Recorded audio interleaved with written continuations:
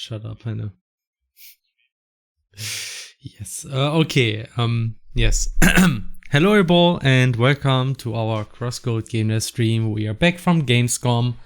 It's a weekend. It's Saturday, so we will stream again. I'm Felix, aka Luxen. I will do the game development, and with me in the voice chat, as usual, is Henne, aka Geflügel. Wait, the Gamescom was already last week? This week? Yeah. Seriously? Have you been so busy playing gacha games that you just missed the entire thing? I guess. Yeah, that happens. Damn. So that's why I was in Cologne. Yeah, it's weird, I know. But Felix, speaking of gacha games, I told you that that I missed my important quests like this one day, right? I think, yeah, you mentioned that. I didn't care, but yes. Yeah, Felix, I was so tired after Gamescom. I even missed doing the quests the day afterwards. That's how it should be. You should go to Gamescom more often. Anyway, today we will do game development. We will work on new quests. Still a few remaining New Game Plus dialogues because we actually submitted like the recent state to our beta testers, and they made a few suggestions, and I will go through those and add a few more dialogues. Not a lot, but I think that's something I will mostly do today. And after that, we might do a drawing. Still not sure what exactly. We can do a shoutout drawing because there's another game we should make a shoutout for. I can show that later. And we can do a drawing for that. That would be an idea. Otherwise, yes, if you have any questions about whatever, just write at @ReadyGefishGames or @Geflügel in the chat, and we will probably answer that question unless we miss it. That happens sometimes. But yeah, we will try to not miss it. Okay, also I will already start the streaming mode before I forget it. This is the soundtrack, which you, by the way, can buy on Bandcamp. And also... By the way, yes, you can buy it on Bandcamp. Let me just find the... And we have a music bot. Also, soundbot is unfortunately still broken. Please don't leave the stream. There's still no soundbot, I'm sorry. Is the soundtrack just in Terra VGM? Yes, in Terra VGM. I mean, you can just click down here and here. You can buy that fantastic soundtrack on Bandcamp. You support our talented musician here, who now lives in Japan, and he needs all the money because Japan is expensive, you guys. Anyway. Yes.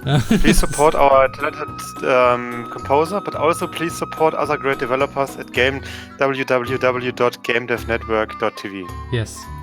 It's too bad we don't have that song anymore. No, this isn't a song from CrossCode. This is our normal playlist. Yeah. Sezui has an interesting question.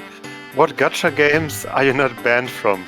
I mean, officially from none, I guess. I mean, I'm banned by Felix from all the gacha games, but you know how it is. I'm very sneaky.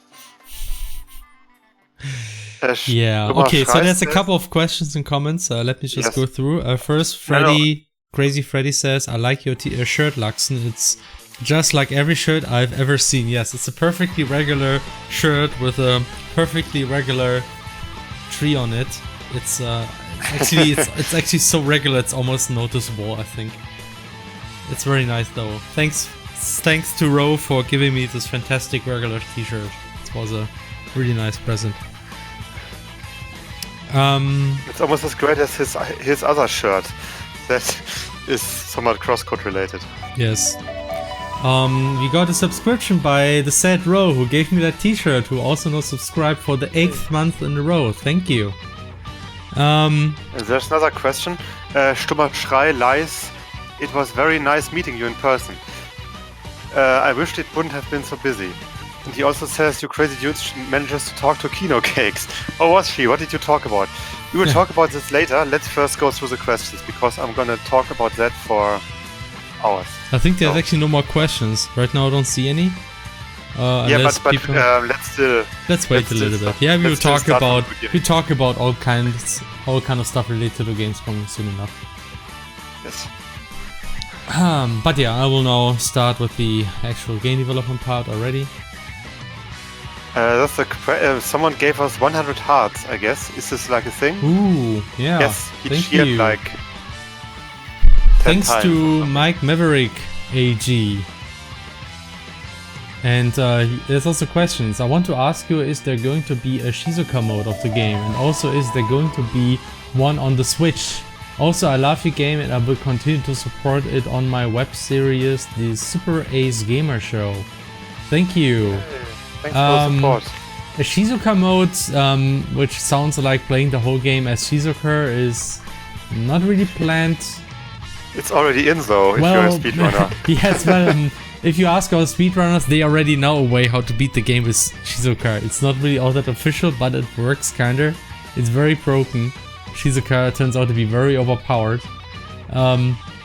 But other than that, there's no plan for that, because like the proper Shizuka mode would be a lot of work. Would also be pretty boring, because like in canon, Shizuka wasn't really able to do that much over the game.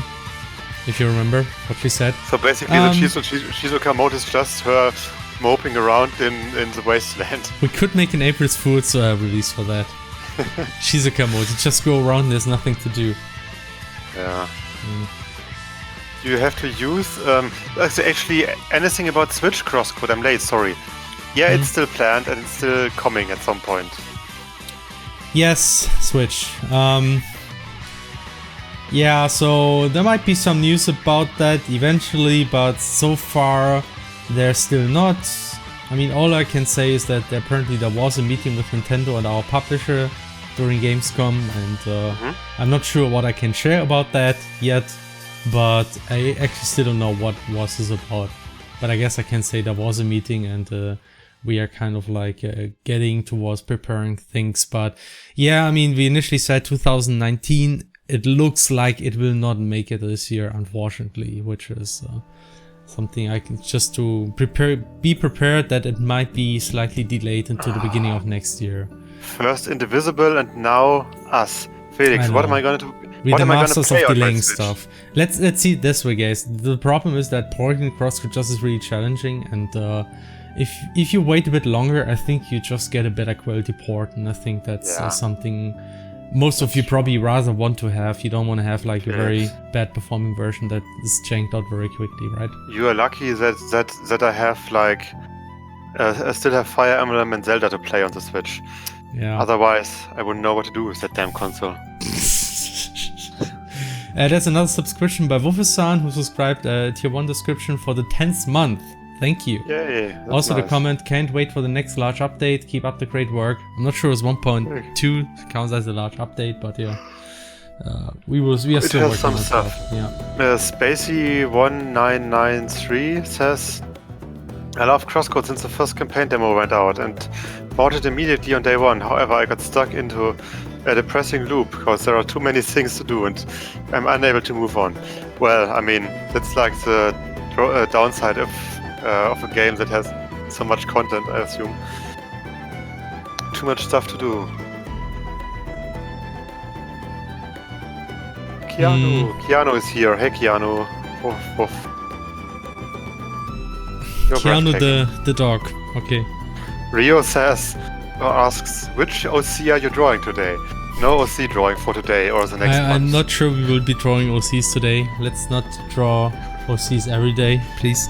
Let's please, my hand will not be able to take that. Stretch out the OC drawings a bit so it's not... Okay.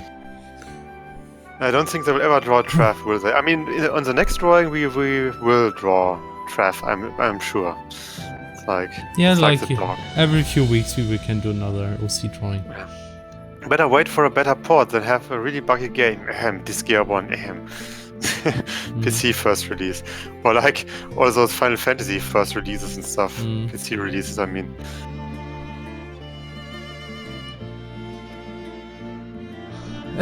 Rose says Felix will draw Hibiki, Emily, and Tsubasa Leia. Oh gosh. Is this a Symphogear? Yeah, the Symphogear crossover. That would be an option. It's not so far-fetched. It's very close lying. Yeah, the color scheme is essentially the same. Make it so when you when you are level 69, Apollo says, nice. I understood that would be very childish. and we will not do that.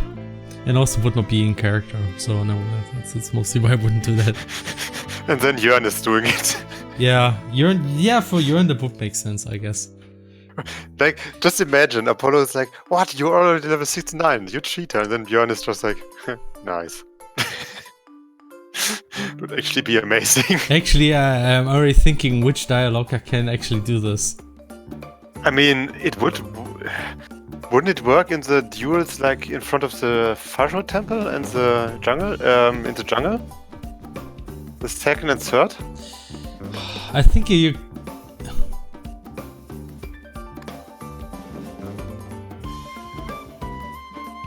You may be able to do this on the first encounter, actually.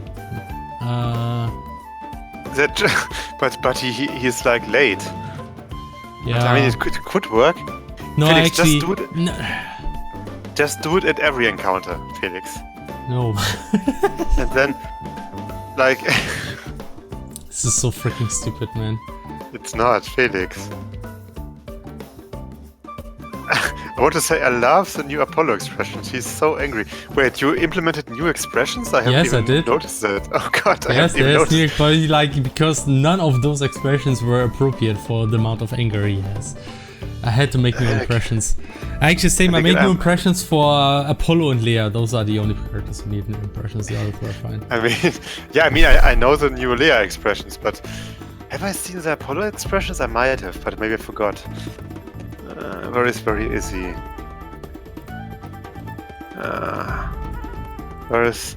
What's his name again? Fancy Guy? Oh, of course it's Fancy Guy. Yes, okay, I see. Great. Why doesn't he have red eyes, Felix? What red eyes? Why doesn't he have red eyes, Felix? You mean Apollo? Yeah. That's too much. Okay. I think. Where are the new Leia expressions? Oh, okay, there. Oh man, they're great. It actually kind of doesn't work. Dang it. Never mind. I will look at this later. Let's not spend too much time with that. I wanted to work on the stuff that I actually planned. Wish I could have been at Gamescom. I so want to have a Leia plush for Ludi. Oh yeah. Yes. I mean, Leia plush. Do we have plans to actually sell the Leia plush at some point? There's the plan to maybe do that for the remaining ones. Yeah. And we will let you know when that happens. There was a question by Craig and Key. So what are you guys working on today? We will work on a few remaining dialogues for New Game Plus, like the last few probably, that we hopefully still get translated in time. But yeah. No worries. Our publishers will kill me. Probably, after I update the document once again. Look, there's another few hundred words. I'm sorry.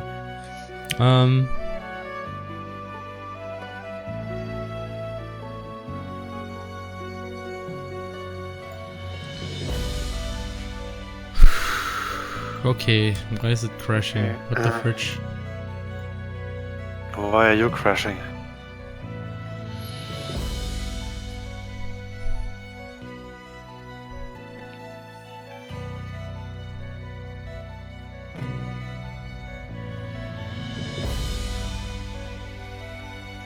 Oh yeah, you probably sent, what was his name? Forgot. But I can imagine who it was. But yeah, we have been actually gone most of the time, unfortunately. That was because standing around at the booth all the time is actually really freaking exhausting and boring. So we were pretty happy that our publisher did that for us this time. Yep. So we were just walking around doing other stuff at Gamescom. But we tried to be there sometimes, and we mentioned that on Twitter, but then again, probably could have stayed a bit longer. Yes. Exaboss asks, will Rumble Square have more content, e.g. the beach south of the Residence String Day Harbor? There are actually plans to do stuff like that for the post-game DLC. We have to see if we get around to do all of that, but that's at least an idea, something we want to do. Yes. Also, Cleft Sender says, been playing the heck out of CrossCode this week. Love the game. Much love. Thank you. Very glad to hear that. So...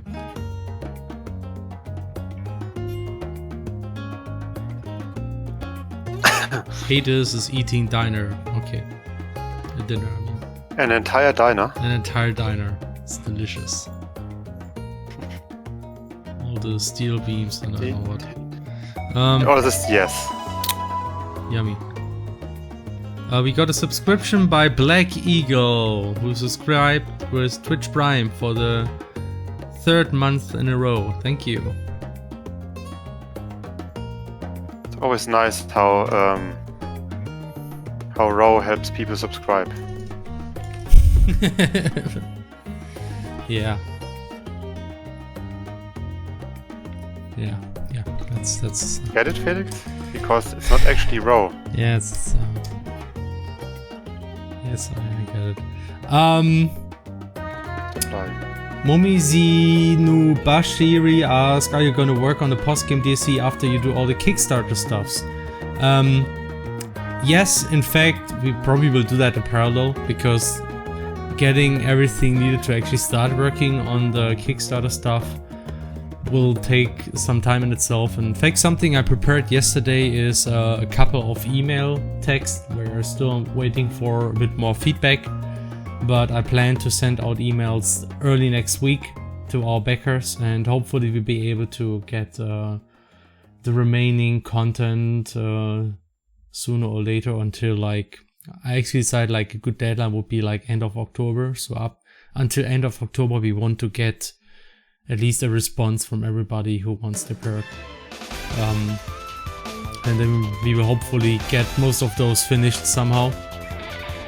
And then we still have to do a kind of like the post-game DLC, and then also work on the next project. And I still don't know how that's supposed to work, but yeah, we will see.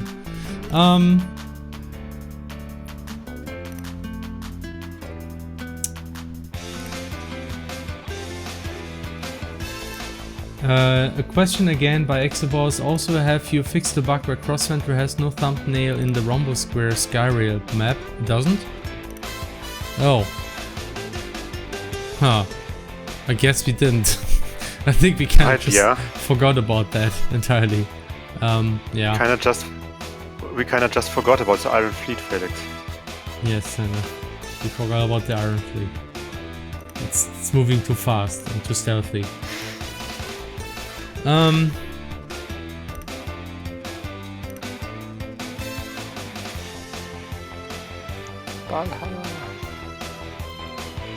Yeah, Valhalla is another one of these things. Yeah, fun fact, we actually met one of the developers from Valhalla at Gamescom, and I ran this by him again and said, yeah, we're still gonna work this eventually, so we will let you know when something happens finally. And he still seemed cool with it, I think. But yeah.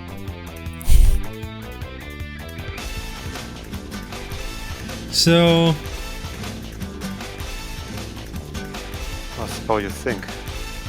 Did you buy them a drink? I actually didn't. That was probably a failure, but well, I think Sisui did actually. He was there too. So, or at least Dan from Dungan did. So it felt a bit redundant.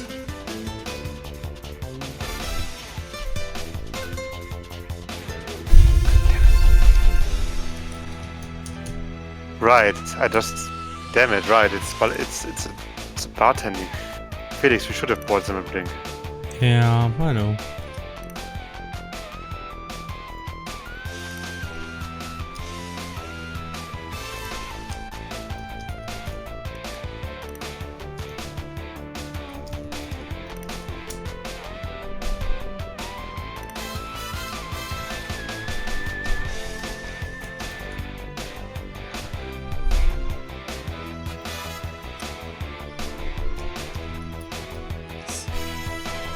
That's what is quick expected.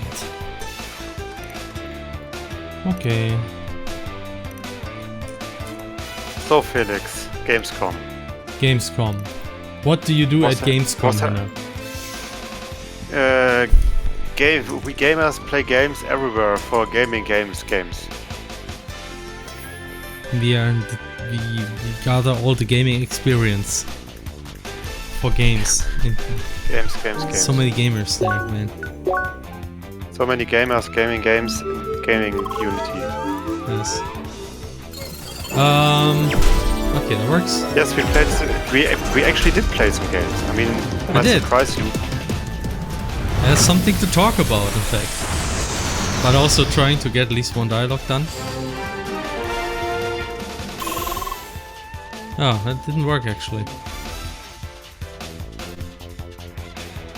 Well, that's stupid.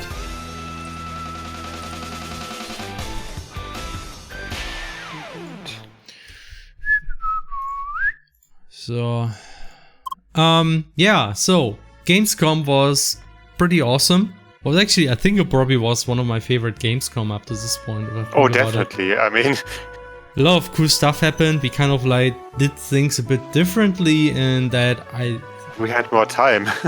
well, I mean, the last two Gamescoms we also didn't have less time if you think about it. I think we always did it the same way, like Tuesday to Thursday. Not having a booth. That was the same for the last two times too. So I don't know exactly what it was, but essentially, like for me it was, I actually spent less time at the booth overall. Like, I mean, last time there was like, actually I never did that the last two times either.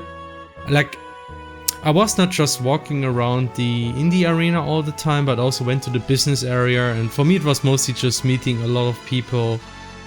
Like meeting again a lot of people that I've met before, and I kind of realized I'm starting to get a bit of a network actually in the German game developer community. It's kind of weird. Yeah? It actually kind of happens. Yeah. I'm not very good at networking. What, Felix? But yeah. And what? What? Nut work? Nut? Nuts. Delicious nuts. What does it have? What does anything have to do with nuts, Felix? I don't know. It sounds delicious though. I heard it's very useful to have a nut work. I mean, it's very useful if your nut works, Felix, that's true. Or if your nut work. Seems very relaxing. See, Felix, gacha games are great. They help you to relax and not work. Okay, so yeah, so anyway. it was very nice. I think the first day we mostly, at least for me, I was mostly having appointments because there was again people from Saarland going to Gamescom, and I wanted to meet up with those and do some of the events they had. Second day was I spent more time at the indie arena actually playing other games. And a bit more of that on the third day, and another meeting I had pretty much. I mean, actually the first day I also played actually some actual AAA games. That's actually something I also didn't do in any of the Gamescoms before somehow, because I was never that interested in playing AAA games. That's true. And two games I played were first Trials of Mana, the remake. You could actually play that one. It was very easy to reach. Yes. You played that one? Yeah, you too, Hannah. You were next to me. No, Have you been playing gacha games in your head? I've actually been playing gacha games. Damn it, Hannah. No. No, I also played it next to you. But Trials of Mana actually played really, really well. And Hannah and me both have been a bit concerned about that. It might be bad to play because when we saw the footage that Nintendo was showing, it kind of felt like some attacks were a bit hard to pull off. That, but apparently that's only because the person playing really didn't know what to do. Yeah, I mean it was more specifically it was that's the air attacks. Yeah. Or the jump attacks felt a bit or looked a bit clumsy, and the character was very had big problems actually hitting flying enemies a lot. But turns out those game journalists. Yeah. Am I right, you guys? They're just not game good at journalists in gaming. Jesus. It's no, like... I mean, the guy who played it was like, he only used the heavy attack. That's just a downswing. Oh, Stefan is here. Wild Stefan is here. Yeah, hey. Yeah. Wild Stefan appears. Yes, but if you actually use the light attacks in the air, you can actually like control yourself in the air and hit the enemies much more easily. And it's really not that difficult killing flying enemies, so it was really good. Come at a good time, Stefan. We are now talking about the games we played at Gamescom. We just talked a bit about Trials of Mana that we actually tried. Oh, okay. We tried Trials of Mana, like the remake. And we gave Trials of Mana a little trial. Haha. Yes, haha. I was waiting for that. A Trials of Mana trial. Anyway, it was really good actually. So it plays really well. It's much more polished. The interface is actually really well polished, I think. Oh yeah, it has a really good interface. From what I saw, and like there's a lot of juiciness in it, like in terms of effects and everything. It also plays surprisingly well. Like everything moves really quick and fluid. So it's a whole different thing compared to the first League of Mana remake. I can already say that now. Kind of changed the system. But I saw a gameplay walkthrough from the Gamescom stuff, and like it looked like, especially like fights are in kind of this Tales of thing where you have an arena around yourself. I think kind of, but it's kind of like you can always escape whenever, like it doesn't really transition to another screen, but I'm not sure how. It's the same for Tales. Okay, I didn't play Tales. For the newer Tales, the newer Tales are also like this, I think. Yeah, it might be or similar. like Rogue Galaxy. It reminded me of Rogue Galaxy. Yeah, but the interesting thing is you can actually do attacks wherever you go, not just in combat. That's something I noticed. That's actually interesting because not even the original ST3 had that, I think. I mean, it was the original ST1 had that. I do remember that's true, yeah. I do remember that you could actually kill NPCs just randomly. Also quick, we got a subscription by iRobin591 saying hi, and that's the 10th subscription. Thank you. Yes. And Felix, I don't think it's iRobin, I think it's iRobin. iRobin, okay. iRobin 591, okay. In any case, thank you for your subscription. Yes, so yeah, you can jump around and use your attacks even in towns, and you can use that to like Zelda-like destroy not bins, like vases and stuff to get stuff. Alright, there was stuff in that actually. Yeah. There was stuff in it, there was money in it. There was no stuff in the cans that you destroyed in 5.7 remake. Yeah, I'll get to that later. Yes, that's also a thing, but we get to that later. And also a thing that... Oh yeah, wait half an hour before you get to that, because I only am here until 9. And I don't want to... You don't want to hear anything about the remake? I'm on media blackout from now. Oh, okay. Even though, I mean, what we played is what you saw already at E3. There was nothing new about it. Yeah, but it's... I'm too hyped for it. Okay, we would only say that it's... Yeah. But yeah, quality statement, it's really good so far. Yeah. Even I really like it, and I was never a fan of Final Fantasy VII, so... yeah. Look at me. I'm a hipster. I don't like it. Yes, I'm a hipster. I don't like the most popular JRPG of all time. But about Trials of Mana, I mean, you've already seen it in trailers, but finally they also have stuff you can find in the environment, like chests and things. And at some point, those chests are actually very well hidden. Felix, did you find this one chest that was behind a bush in the harbor, for example? I really liked no, that. I didn't. I don't think I didn't. I really don't think that. I did. Yeah. Yeah, and that's also, that's just.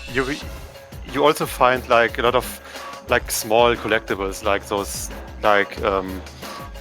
lights that are just lying around for materials and stuff like that. And also the most important part, guys, Reese looks fantastic. I'm doing a thumbs up right now. You know the spear girl, she looks great. She looks great in 3D. Which the spear girl? You mean like Riese? How's she called in? Riese. Riese. No. The other way around. She's called Resi. Resi. Yes, Resi. In German. I'm not sure how she's called in English. Is she also called Resi? In the English version? I'm not sure. I don't know really. Yeah, that's a correct question, Greensburg.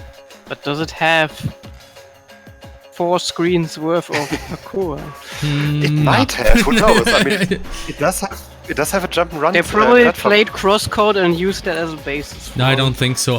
Honestly, it still feels less open than CrossCode, because CrossCode has this kind of thing where wherever it looks like you can jump on it, you can jump on it, and SD3 still isn't there. Like, you can jump, but sometimes you go at a place where you think, yeah, I can jump up there, but there's just an invisible wall. There's still that stuff.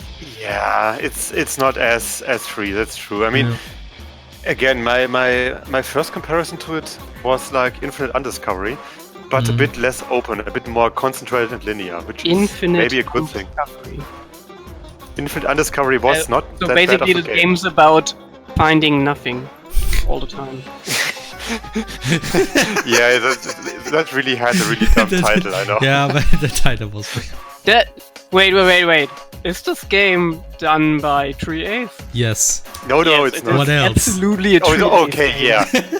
Undiscovery was a Triace game. That name is... It's like the divine power of communication or stuff like this. Like those... Come on, that's more for Sakuraba. Or Resonance of Fate. Fate there might be... Maybe Sakuraba didn't come up with those titles, but Triace actually did. Who knows? Yeah, it might be true. Or like, what was it? Star Ocean 5, Integrity and Faithlessness. That one, I don't know. I still believe that they did this game bad on purpose. Like they didn't want to make it, right? They had to make it, and who sat there and said, yeah, Integrity and Faithlessness, that's the best subtitle a game could have. Okay, I mean, for Vervin some says, games, like, I people keep telling me about the typo I did. Oh no, what was the typo? There's a spelling issues, he says, as quick as accepted. Oh, I said accepted, expected. Okay, I will fix that. Okay. I got it. Just took me a few minutes. I mean, one thing I'm a bit disappointed, but only a bit, is that I was hoping that the fighting style of the characters would be a bit more different, like even in the basic attacks. But it turns out they do seem to play basically the same, like at least from what I've seen so far. I mean, the problem is that, of course, we only had Duran, Rezi, and Charlotte, so you didn't have any of the double weapon guys in the party. So maybe those fight a bit differently, and maybe you get more combo attacks or something later that differentiate the characters a bit more. But otherwise, it plays really well overall. And I mean, as you might have already seen in this trailer or in the gameplay video, the boss fights are actually way more engaging than before. Like, you can actually evade attacks, and you have to make sure that you attack the boss from the right direction and attack the weak points and things like that. It's really good. I mean, the only problem in the boss fight was that the boss really liked to move very close to the wall and then put his face to the wall, so you couldn't attack its face. It was like really annoying, but I mean, maybe they will polish that a bit more. And that's basically Why do people now add me several times just to confirm that I just fixed the typo? The typo is now fixed. It used to say accepted. Okay. Talking about typos, did you see the localization to German? Yes! Yeah! Fräulein! Stornierung! Beschädigung! Oh yeah, I posted an off-topic, right? Yeah, that's amazing. Oh boy, that was... Stornierung is amazing. What was Stornierung again? Cancel. Yeah, canceling. I just love this idea now to make some accounting RPG where you actually use this kind of words. Like Stornierung. Stornierung. Like you have like epic bureau fights, and every time you cancel an enemy attack, it says Stornierung. Yeah. Stornierung, and also Beschädigung is also like the worst word you can use, because I mean, it fits if you fight in a mecha game or something, or in a tank game. Yes, I fixed the typo. But to be honest, that's not as bad as the German translation of "Gotta Go Fast." Did they actually say "Bruder muss los"? Did they actually do just that? look at the trailer. They deleted the video. They deleted the video. Alright, the video got a little, but it is true, and it's not a fake trailer. Like that was actual. I will search for it later. Is it actually the same trailer where everybody complained that it was horrible?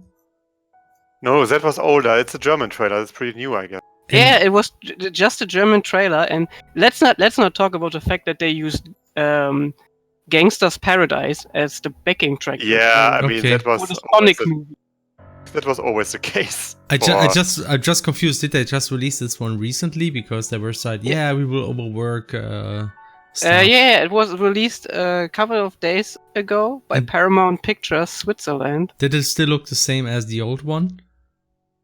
Yeah, it was just the same, just in German. It's interesting. But it had like the German voice actor for Jim Carrey, and maybe they just wanted to see if the German have the same amount of outcry that the English audience had. Man, I mean, Bruder muss los. That is just not a good translation of "Gotta Go Fast." It's just it's the meme translation. Like, so the translation, what they said in German was basically, "Brother has to go." It's basically the thing that we had in this one stream drawing with Schneider. Yeah. It's a meme. It's a meme. It's just a meme. It's one of the. It's something teenagers say in Germany. Here and. Yeah, totally. Only teens. Alexa, stop. Right. Alexa, stop. What? My Alexa was reminding me of my food. Okay. Alexa. So that's another meme. Alexa, stop.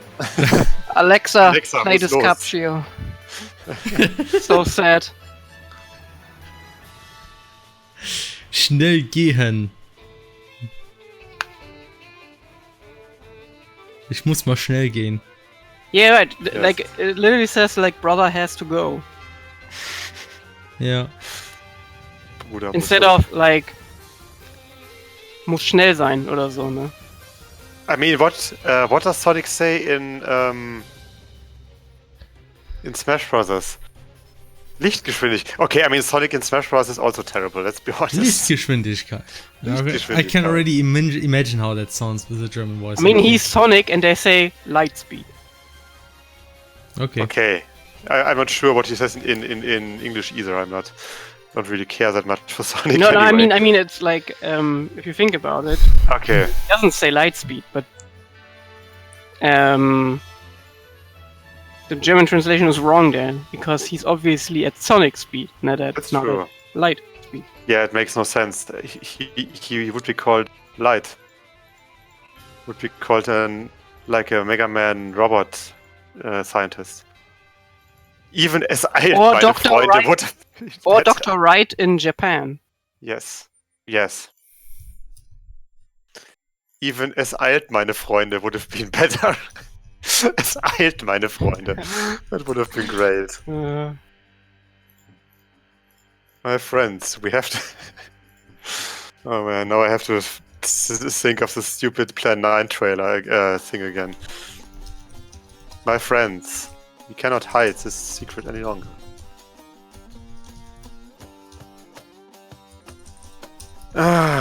Movie Sonic confirmed OP.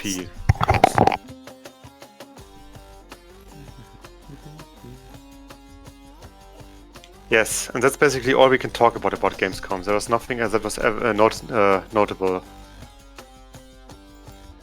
Yeah, totally. Absolutely everything. Nothing else happened. Nothing else matters. Happened. Yeah, I already noticed that it's really difficult to actually talk about Gamescom and also writing dialogues. Yeah, so let me talk a bit more about Gamescom. Yes. Talk about stuff that you played, Hannah. We played. Actually, we will not talk about Final Fantasy VII itself, but we will talk about how good we were at actually getting to the game. Yes.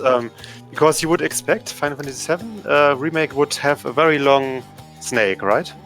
A very long line. A very long snake. Longest snake. The longest snake. Wow. It would have a very long line at Gamescom, and it's true. I mean, we were arriving at the first day, at the business day, which of course is not as crowded as those public days, but still it was crowded. It was still crowded, and it still had a very long line when we arrived. But then we said to ourselves, guys, bros, girls, we will wait a bit. Maybe the line will be shorter later, like in the evening or something, after the first wave has played it. And we were right. Later at the afternoon, we only had to like wait 5 or 10 minutes or something. Yeah, the first business day is interesting because there's only business visitors, like trade visitors, and there's still enough of them that most of them go to the interesting stuff like the remake, and there's a huge line. But actually, there's no infinite supply of trade visitors over the whole day, so it will die down. So the end infinite supply. Yeah, so at the end it was like the best time. We could stand there for 50 minutes, which is like ridiculously short for a game like this. Maybe 10 minutes even. 10, yeah, it was like really short, yeah. And just got in there pretty quickly. That was awesome. 10 minutes plus those 5 minutes for the trailer that was before that. Stummerschrei. Just had to go there at, I don't know, what was it? 6 o'clock? 5 o'clock? About that? Something, at 5 o'clock I think. It was 5 o'clock. When all the trade people needed to go to bed. Yes. That's like our work time is over. They had like those normies, you know? Wake up at 6 and go home at 6 o'clock or 5 o'clock in the evening. Yes. Normie. I do that too, come on, man. Yeah, you normie. Freaking normies. Okay. I mean, in any case, before the game itself, there was also a small, wouldn't call it a trailer. It's more like a tutorial introduction video of this one girl character now, which was also like 5 or 6 minutes, and it was of course one of those really great videos. With that is like, oh yeah, you have to press X to do this, and you have to press the circle button to, like, you know, do this and this. Press a button to execute an action. But I'm wrong actually. It's German. It was German. They also presented the German voice acting of the game. Yes, exactly. Square Enix is so bad at choosing voice actors.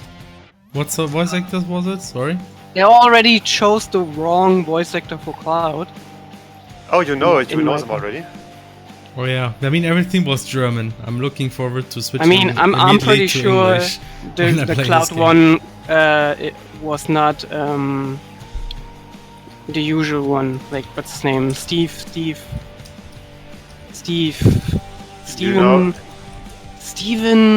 What?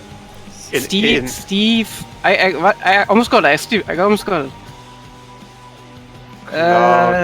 German voice. Steve Burton is the voice actor.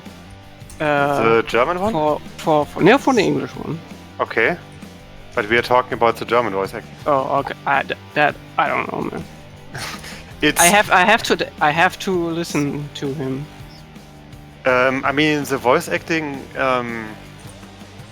It's not the worst. Let's put it this way. It's not. And worst. What I meant was that for the new one, for the remake, I think they chose a different one. And I don't know why. Like, why? Okay. I mean, every Final Fantasy game so far had like Steve Burton for Cloud, and then for these big games they always choose someone else. I feel like, and it sounds to me he sounds the same as Noctis, and I really didn't like. No, the voice actor for Noctis was like insanely bad at his job. So mean. I mean, like, talking about German or English voice actors? The English. Oh, English. The German voice actor for Noctis was also bad, but the whole cast was bad. So. Oh boy. Okay. Yeah, I mean, for the German, it was like. I wouldn't say it's bad compared to other German localizations. It's just that, like, I mean, the voice actress that did the tutorial video was pretty bad. Like, it was like very generic. That was Jessie, was it? Or what was her name? Jessie, yeah, the other terrorist girl with the bandana. Yeah. I mean, she looked nice, but her voice was like your typical spunky teenage girl voice, and it's really annoying. Yeah, in any case, I will most likely just try to get English voice acting anyway, because so far it's not hard to do, considering it's always international anyway. Yeah, just my console's already in English anyway. Yeah. I wonder if they chose the same one as they did in like the fighting game? The Kingdom Hearts games. Those. Oh yeah, that one. Who knows? There's a question here. Are we ever gonna get an option to play as the April Fool's version of Leia when she has the back of her face with the picture of herself on it? No, that's not really planned, because it's unfortunately a bit more work to update all the expressions that you have in the game with that. So it's also really stupid. Yeah, I mean, it would be a bonus code, so stupid is fine, but it would be too much work. Stupid is fine, that's why you... Maybe you have Caramel Dungeon as an option. What?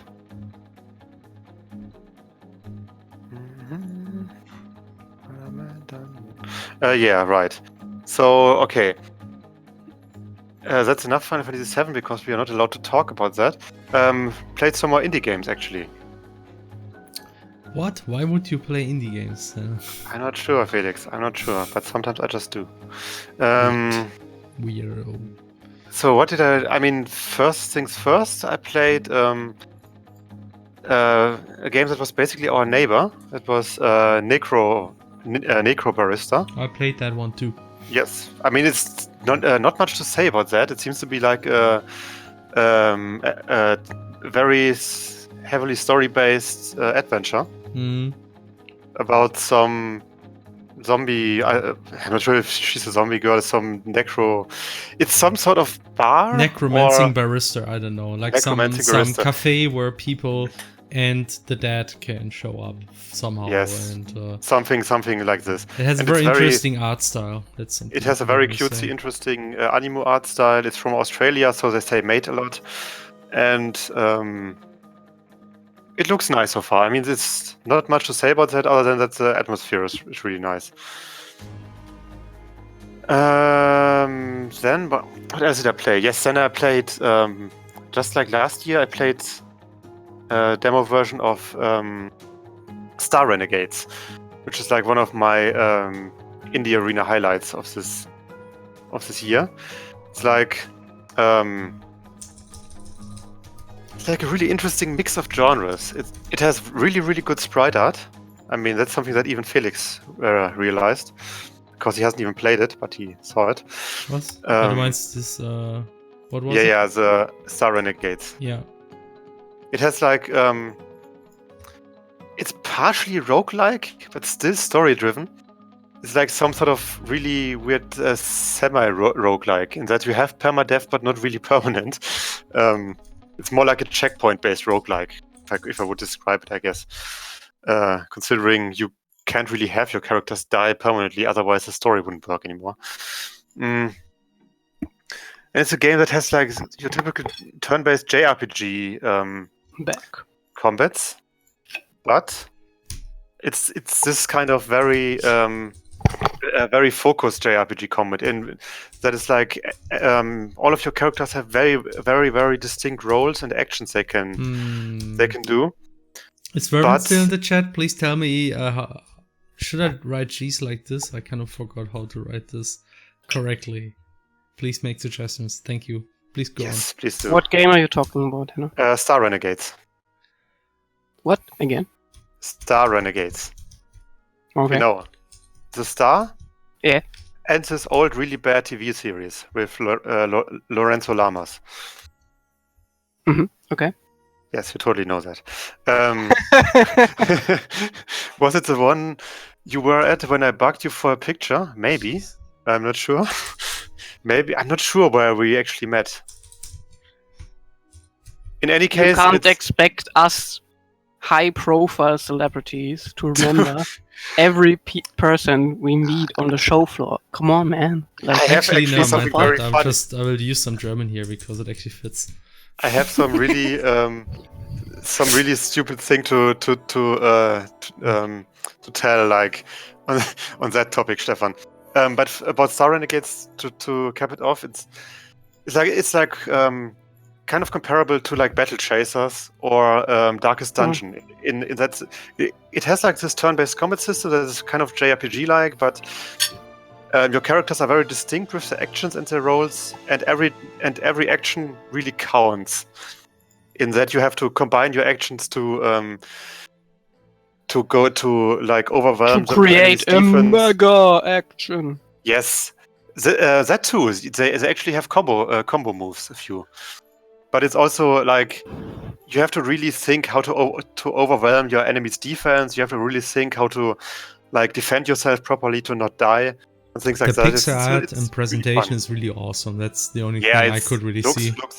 It looks pretty really amazing. Yeah, it's really similar to Duelist, despite them not having the same graphic artists. But the animation also style looks kind of similar. Yeah, animation style is similar. The color palette is also somewhat similar, I think. At least to some color palettes in Duelist. And it also has like this mix of sprite art and HD UI that works really well. Mm-hmm. Fucking flies. HD UI. Come back HD here, UI and, fly. I'm gonna kill you.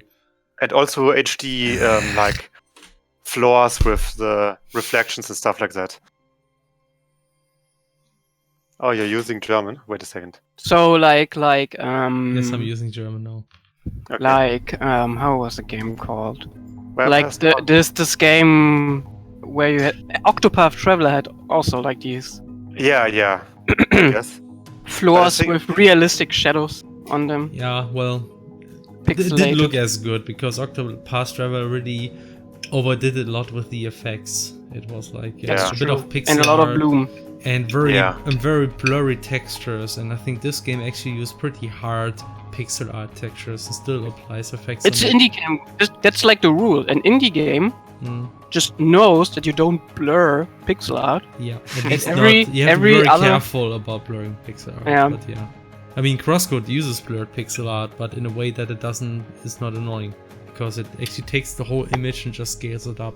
That's actually fine. The thing what's really critical is if you use tiles and you connect independent graphics and then you do a blur on that, that's when it starts to look ugly.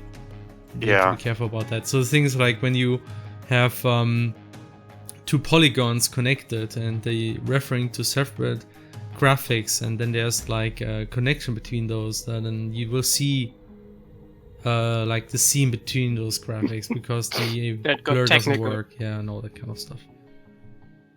And actually, we do have an idea how we might be able to use to do like a very subtle blur for the next project, without having that issue. But that's something we still need to experiment with. But Flora and the new Grinder, I think you mean Grandia. Grandia. I mean, yeah, it could look better. For some reason, every time you start a fight in the first one, the screen has a black flicker. You mean the the HD remaster or what? Yeah, and there's a strange music loop where the loop begins too early. Okay, interesting. At least, I don't know if it's on all tracks, but I noticed that. But even then, I don't know. This game just has the charm for me, right? Like it just has so much nostalgia in it. Yeah, the thing is, even if a game has horrible graphics, if you get used to it, you actually can still get into it and just ignore it. I mean, that's usually how it is with graphics. It's just for me, the first moment when you have like Justin and Sue, and she just comes. Yeah, she's not even on the screen, and she's like, Justin! Oh yeah. Justin! Are you okay? That's like my childhood, man. I mean, so many people are like, man, this game has such a cheesy and unprofessional voice acting. But I always thought, like back in the day, this is so like It was PlayStation 1. It was ahead of its time. Yeah. It really was in many ways. Just the combat system. Oh yeah, I mean the combat system still is amazing. Like they had zooms, and like the characters would run around, and you could cancel. So, it was so by the way, there was some game that has a similar thing with the combat system. I would love that. I still think you can make a modern game with that combat system. Of course. I mean, I don't see much better than a lot of other things you have today. And which reminds me, we also played a JRPG. And well, yes, we did. And I don't really want. I actually wouldn't rather not should talk too much about it because it's a fellow indie game and it's kind of like. But it was like a JRPG that felt like a very, very traditional JRPG, and that was a little bit of a letdown to me, because like it looked really impressive in a lot of other aspects. Yeah, I can still give a shout out, so I guess that's so people can have a look at it. It's called Edge of Eternity. No, wait. It's actually Edge. I actually noticed later that it's apparently a very well-known indie game because it had a very successful Kickstarter. Is it Edge of Eternity? Edge for Eternity. Edge of Eternity. Not Edge for Eternity was something different. Edge of Eternity. Yes, this was End of Eternity was the sender. End for Eternity, Felix. End for Eternity. Yes, Edge of Eternity is a game. So I mean, that's a game we played. The demo had like a 1 hour time limit, and I actually played the whole hour. Hadn't played a whole freaking hour of this game. Yes. I mean, the reason wasn't because it was such a good game. The reason was rather. I mean, I had a nice talk with one of the developers, and then I was like, "Okay, I'm playing it now," and I didn't want to be rude. No, I just wanted to see like because it was a game that. Yes, I mean it's a game. It's like doing way too much for its own good.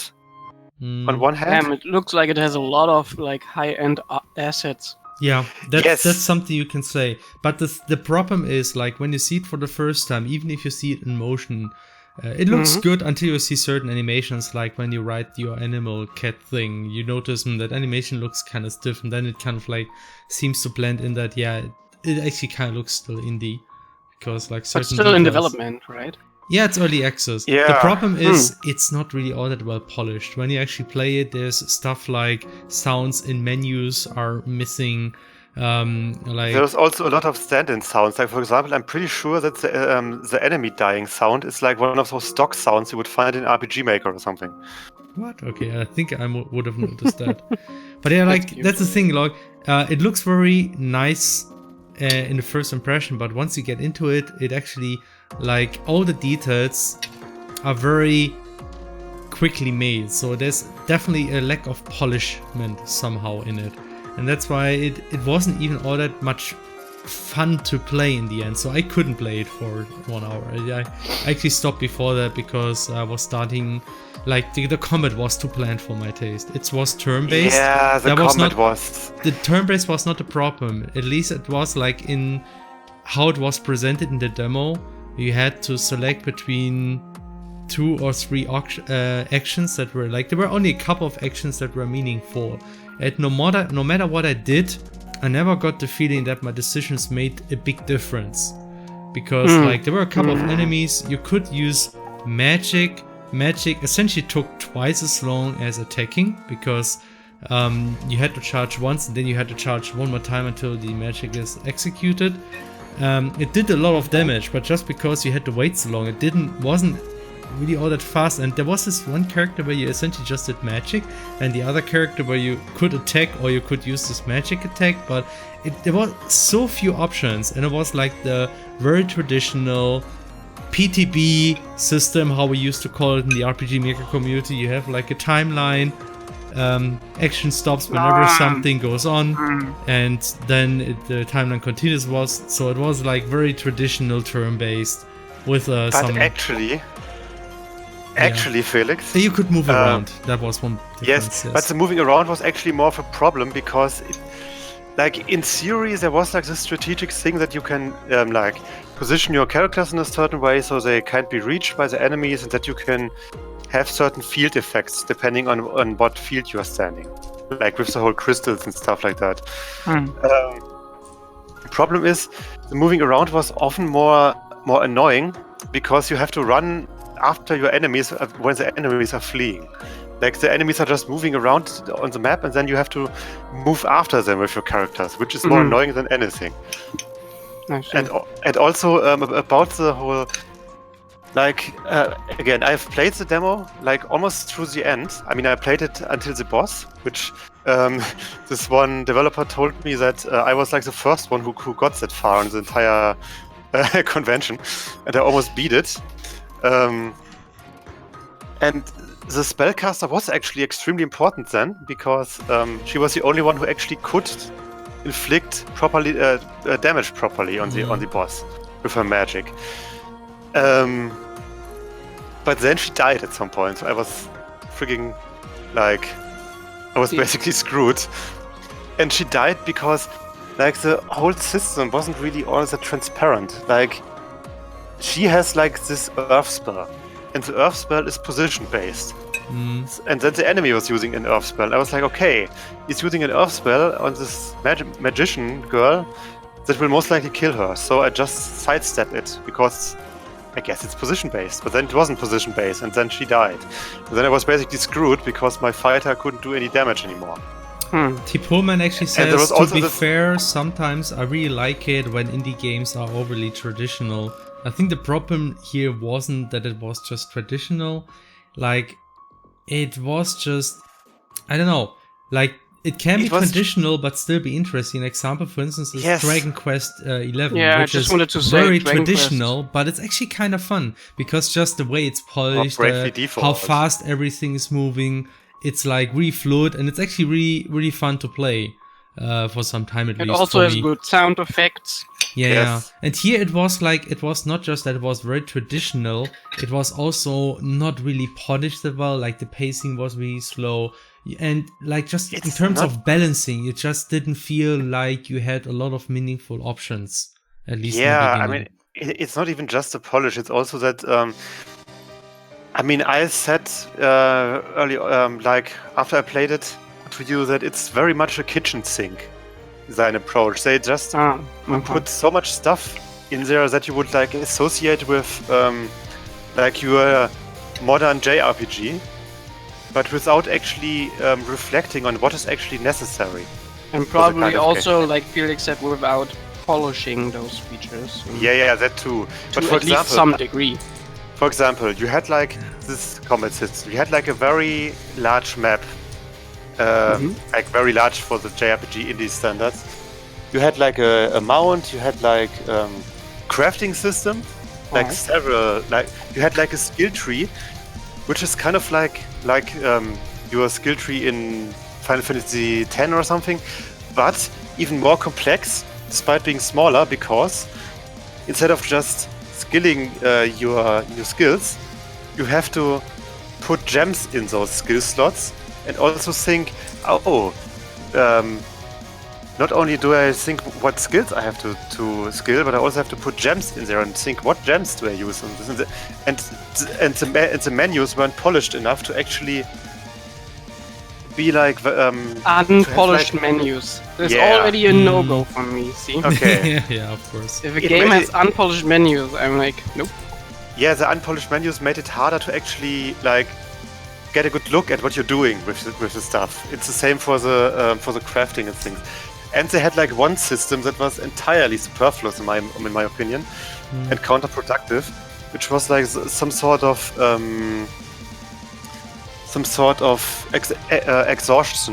exhaustion system.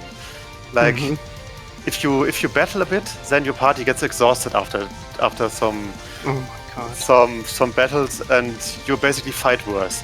Which it's the same like Final Fantasy 15 did. Maybe in Final Fantasy 15 you could I don't know if you really. Oh yes, I think it is. You needed to eat food to get buffs, and then exactly those buffs go away after a while. It's like you have like your resting points where you can rest, and you can rest in hotels or at like campfires. and the hotels can give you better buffs, and the campfires just get the exhaustion away. The problem is, in my case, I was going into the dungeon, and I was like halfway there or something, and then it told me, oh no, your party is exhausted, and I was like, man, I think I have to like get back before I go to the boss, otherwise I'm exhausted and I will die or something. I'm sorry. And then I had to go back out of the dungeon. I mean, there were like teleportation thingies. Go out, rest in front of the dungeon, and teleport myself back in. I mean, it wasn't like a huge time waste. It was like 5 minutes or something, but it still wasted time. That didn't really add anything to the game, to be honest. And also, all the enemies respawned, and since the dungeon looked the same, like basically everywhere, I didn't know which way I had to go to actually progress, which was really frustrating in that situation. I mean, it just was a very superfluous system, in my opinion. Yeah, it sounds like something that I don't know what like you have to ask yourself as you're developing this. What do you want to accomplish with this feature? What's the goal here? Is the goal to have the player go to the campsite to like in Final Fantasy 15 it was clear like they wanted to show off. Question by Ellie, so all New Game Plus dialogues are highlighted in red? Yes, most of them, because for me that was just a small hint so people recognize the changes more easily, because otherwise you tend to just read very quickly and you don't notice those things. That's why I made them red. I thought that would be funny. Yes. And so in Final Fantasy 15 you kind of like they wanted you to have like bonding, like you should bond with your your boyfriends, and you would do so over the campfire, and they would do high rendered foot, which would probably cost them 1 million, and cost well done. That's an interesting question, but according to B, what do you want to accomplish Radical Fish Games? Tell me all your secrets. I crave them. That would be nice. What do we try to accomplish, people? I don't know. World peace. Of course, nothing less. Or at least universal basic income. No pressure. Felix, it's too early for your Yang talk. Nah, let me. Yang. Okay. Peace in our time. Recover all the burnt Amazon forest trees. I know. Yeah, right. In many ways, the game felt very much like one of those modern JRPGs, which I guess it tried to emulate anyway. In that, like many modern JRPGs, also have this problem that they apparently put a lot of like systems in there, like, and not all of them really make sense to be in that game. Like this is a problem that, for example, I think Xenoblade X also had in some points. Yeah, it's the only game I could think of that really had this like too much features going on. But I think like JRPGs, like the ones I played at least, they felt like the right amount of features. What games were there? Like I mean, Tales of Berseria. I found that game very entertaining, although the story was like, maybe some Star Ocean games do that too, like Star Ocean. It kind of like it depends on what people like. Some people also think that CrossCode has too many features, for instance. And but CrossCode just has a lot of menus. A lot of things you would normally go to Wikipedia to look at. You have like in the game as an option. I think it's more like CrossCode is kind of like combining Zelda and action RPGs, and some people coming from Zelda think I don't want those action RPG details. I just want my traditional Zelda experience, and for those it's too much features. So that's how it might end up being. I mean, you get RPG features until you like it. Yes, exactly. I mean. In the end, we do the kind of games that we want to have, and you gotta like that. There you go. You gotta like that. Okay. Right. And the last thing I want to say about the game, the characters and the voice acting were like really like. Oh, there's voice acting. Yes, of course there is. The characters, the voice acting, they existed, but they were really, the characters were like, seemed like very big stereotypes, and the voice acting really reinforced that, because you basically had like your somewhat grumpy main character sword dude, bodyguard sword dude. Like, think of the main character from Grandia 2, but less witty, more of a grumpy, edgy boy. Basically, the writing is not really. Yeah, and the voice the voice acting does its job, I guess. But the problem is the job isn't very interesting, and especially the mage girl. Mm-hmm. It's like your typical, oh, by the gods, I will do this and this, and I will now cleanse you by the gods and like, soul. That was also like I will cleanse you by the gods. About dialogues was mean, really unimaginative in this game from what I played. It was all like really traditional, nothing surprising. It reminds me, what you're saying, or it's like reminding me all of how I used to write my characters for my RPG Maker games. You know, like very one-dimensional. In like. Yeah, I don't know. Like, it's almost. People, I mean, it's not unusual. Slow like Spoke, by the way, subscribed for the 4th in a month and says, "I need a Leah plushie." Leah Smark. Yeah. I'm not sure we can just send this for the 4th subscription. You you get one for 1 million subscriptions. 1 million subscriptions, yes. Yes. So anyway, now we still talked a lot about it and were really negative. But I mean, it's not. Criticism. It's criticism, yeah. We're not saying don't buy this game. Maybe it's still your thing. So yeah, you can try to check it out, look at the videos, and you can make your own decision.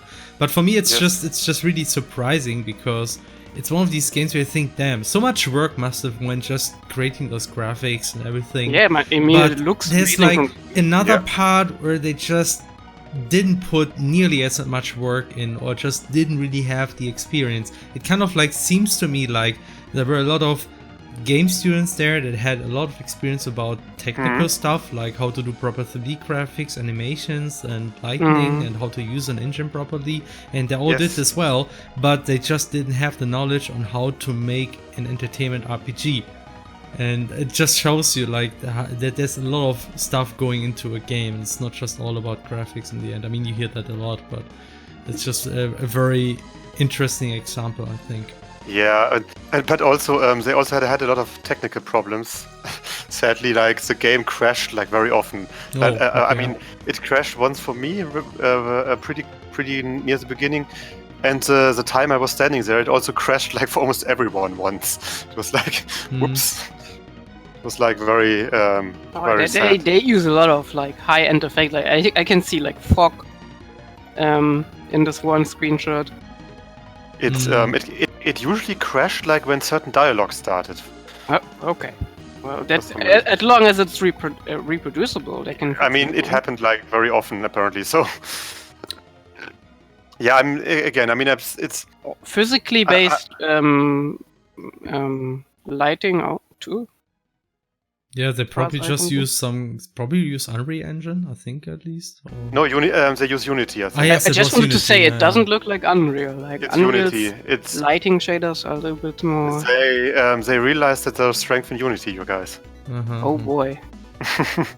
No, they actually had. Congrats to them for doing like this in Unity. They had like a very they had like a Unity symbol on the banner. Yeah, I mean, again, it's like a very ambitious game, and a lot of work went in there, and I'm sure. I mean, it does emulate those type of RPGs very closely, and I'm sure that there's a lot of people who have a lot of fun with that. It's just that I personally think that it's a bit too unfocused for like for me and for. Or maybe like too ambitious. Too ambitious, even. Yeah. I don't know. I mean, like how thing. like.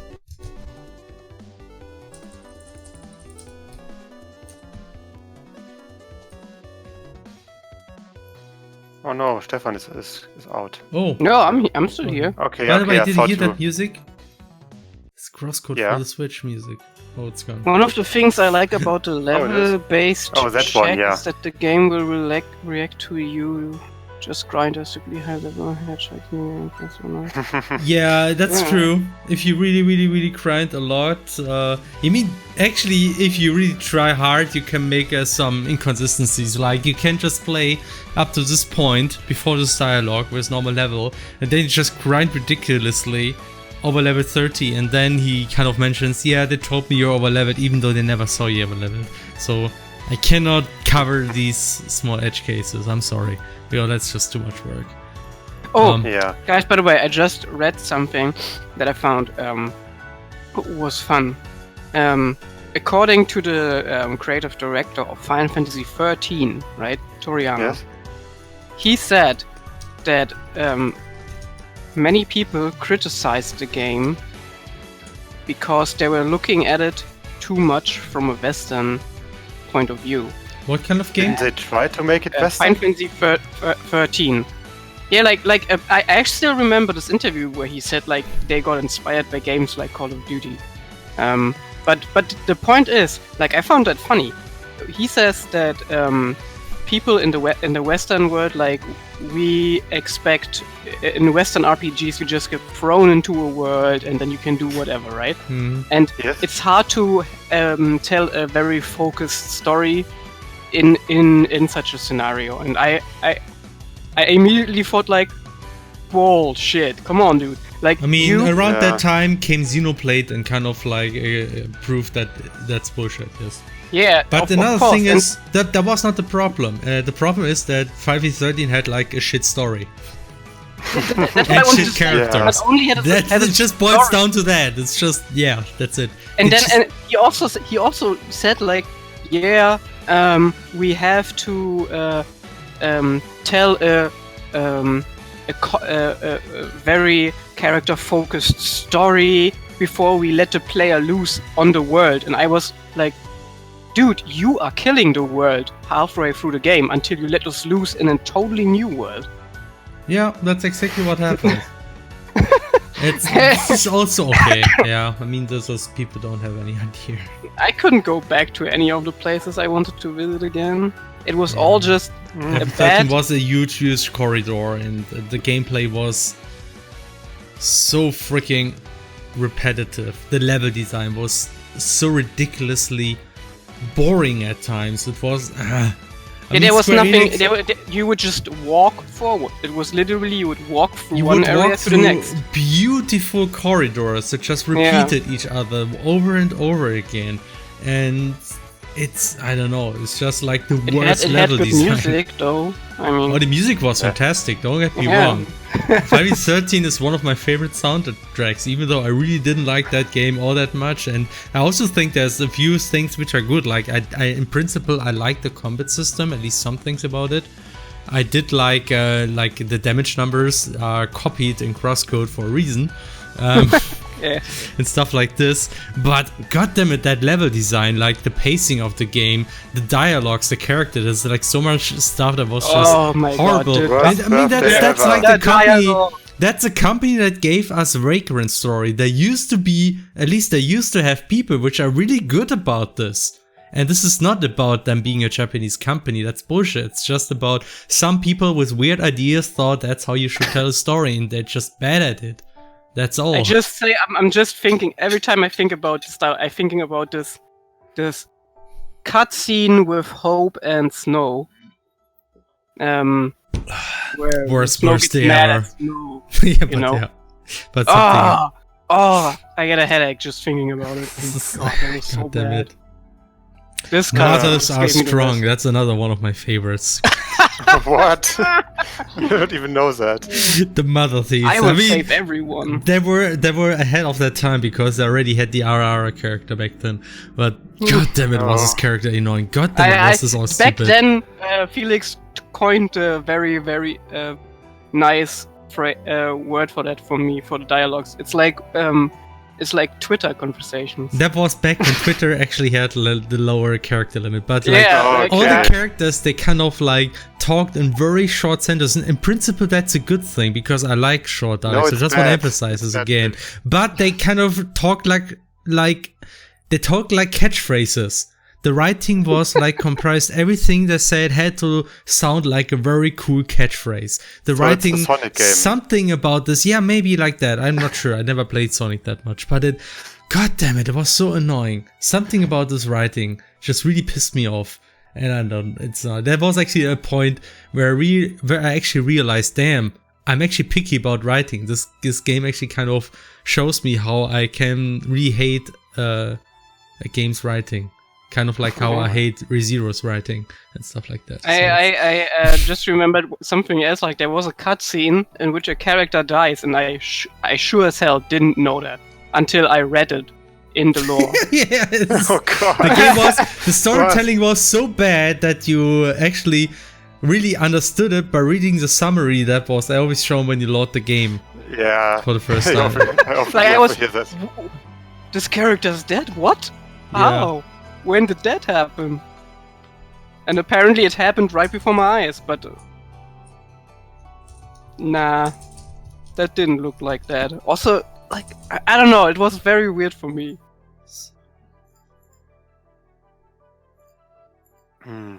By the way, speaking of Final Fantasy 14, Final Fantasy 14 is great, right? Yeah, like, and, well...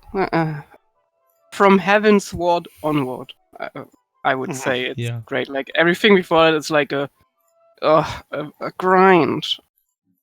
A grind of not shitty writing, not at all. Like lots of world building, everything's there, but like the quest design isn't for me. It's like this typical I see. MMO, like kill some monsters here, go there, fetch that item for me.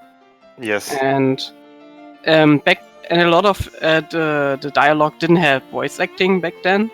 So I had to read through this text box, and in cutscenes it was like clamped to the bottom of your screen and very small. Like I couldn't look at what was happening on screen. You constantly switch between looking at the text and up, and I was like, come on, I don't know, I'm out. So it's basically like watching anime. It's not like for CrossCode, right? You have like these faces big on the screen, and then the text is in the middle. But you have like in the background everything is happening, and in the foreground you read this small text about the Yasvelga invading the south district of Helvetii territory, and I was like, just tell me the monster I need to kill and let me get to the good part. Oh boy. Because once it's kind of more like revealed to the end, like it gets very intense and much more interesting. And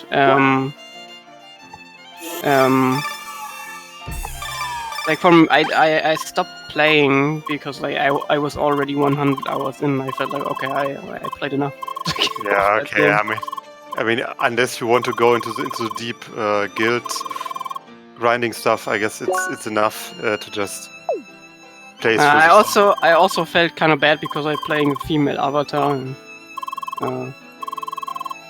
you don't want to look at her. I felt like I got a lot of guild invites. Oh no! Oh no! With questionable messages. Why is this still a thing? I felt like almost like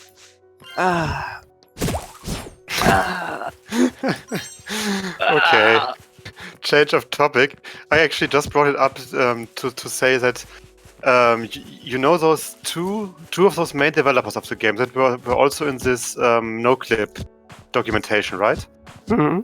I forgot the name. The one with the gray hair, the one who says that he was a weak god, you know, and the main guy, the one that basically rescued the entire project. I actually met them in the business area. Like met them, quote unquote. They walked past me, and I was like, wait, what? Really? I told you, right? I didn't. What? I forgot about it. If you told me. I think I mentioned it, but you were so distracted all the time. Okay. You don't have any time for my feelings, Felix. It's always the same. Yeah. No, it was. I'm so sorry. I mean, yeah. I didn't talk to them. It's just I walked through the business area because I wanted to go to the German, to our free food and drinks area. Oh, the Gameverband. Long live To the Gameverband, right? And I was Gamesverband. Gameverband. I was der deutschen Gamebranche. guys. I'm sorry. I was walking through some other hall to get there, and I think it even was the hall that had Square Enix in it, and they were just walking past me. They were like, wow. Those two, and I was like, oh wait, I know those faces. And then I basically just stopped, turned around, and stood there for like 10-15 seconds and looked where they were going. I'm not sure I even would recognize them, I have to admit. Yeah, I mean, I only recognized them because of that documentation. I mean, did you see it because again you're recently? a huge nerd. What? See again? Felix? I think I just did you see it recently or what? Because I saw that. No, I just remembered the faces because they both have absolutely no chance. I already forgot to play their faces. They have I said, Hannah's just a huge nerd. He remembers that. But I mean, you have to admit they have very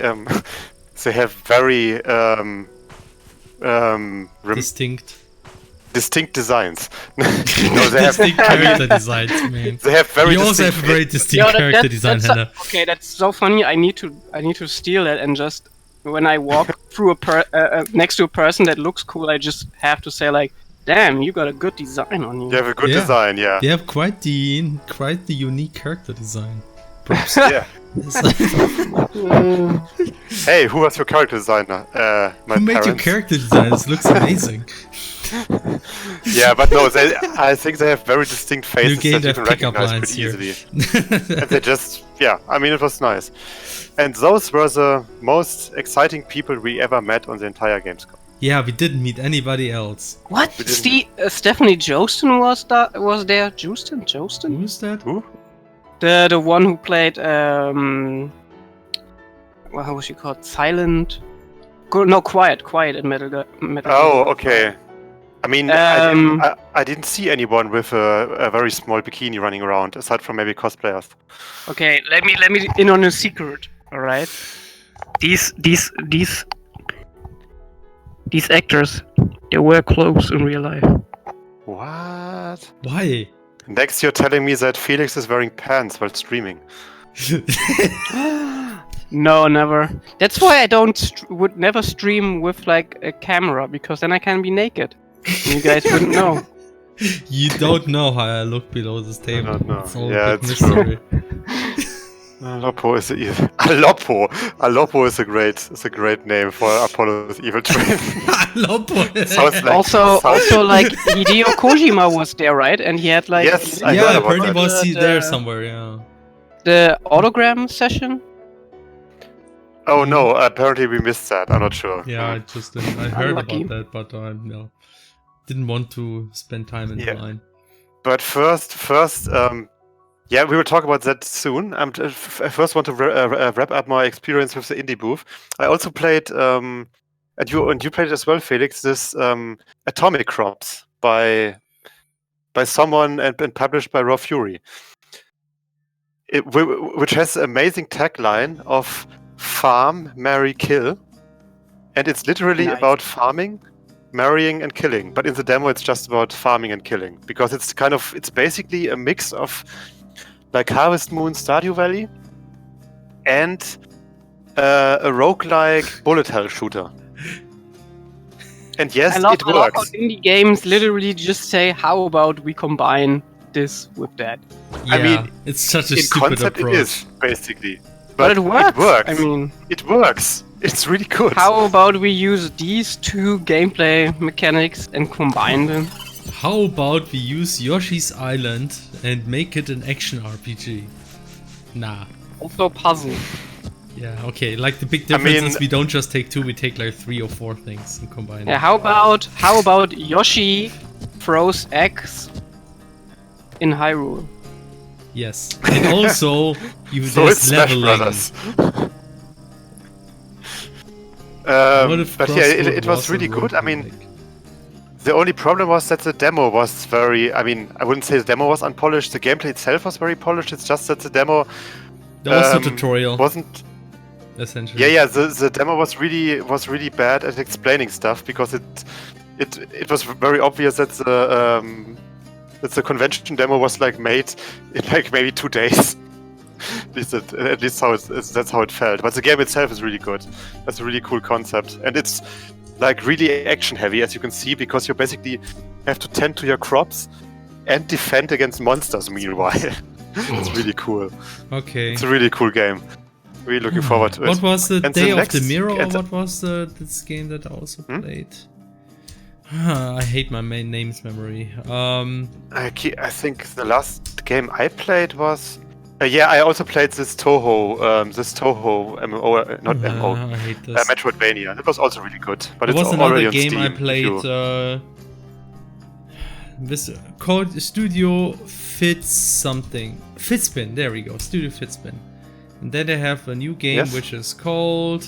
Give me a moment. Which is Mirror something. Currently giving Felix a moment. Yeah, it's a Studio Fitspin. Yes. The Inner Felix, World. take They this did the moment. Inner World. That's a game they did. But they also did another game, which is they don't have it here, and they presented this. Oh, that's an interesting name for a game. They don't Another have- game. What was the game? Oh, something mirrors, or mirror. I don't know. Ah!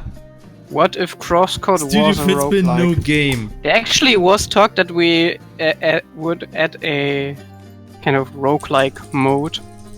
But it was very briefly, and we said like, okay, maybe that's a little bit out of scope. Tell me this We're game kind you're of inspired working by on. Grindia. Where's That's this Yeah, game? it was very grindy inspired, yeah. Where is this game, Jeebus? Don't ask I hate this. religious entities. I said Jeebus. That's not a religious entity. It's something in Alright. my fridge. So Enter your mind palace. Jeebus Think is back a the moment- vegetable. Jeebus, it's a vegetable. Was it Mirror Days? Oh, Yeah, till Felix is finished, I just want to say something. Okay. Stefan, you mentioned how we are basically rock stars, and we barely remember all those fans that we have, right? I mean, I feel that way. I'm not sure. Yeah, Okay. it's kind of the same for me actually. I mean, I have difficulties remembering all the people that come to me, like that came to our booth like a year ago or whatever. Okay. Sometimes even people that came to our booth like the day before. I often forget them. I'm And that caused a very potentially very embarrassing scenario when Okay. we were standing at the Scaleboy booth. We should talk about that too, by the way. Yeah, Scaleboys? They have enough attention. Yeah, we were at Scaleboy. It was basically they had their own. They were at the Nintendo Switch indie booth. Very cool. We stood there, we talked about something, and then this one guy came to us, and like I was giving him my hand, and I was like, "Okay, who are you?" And then Felix says to me, "This is," and I didn't understand him because it was loud.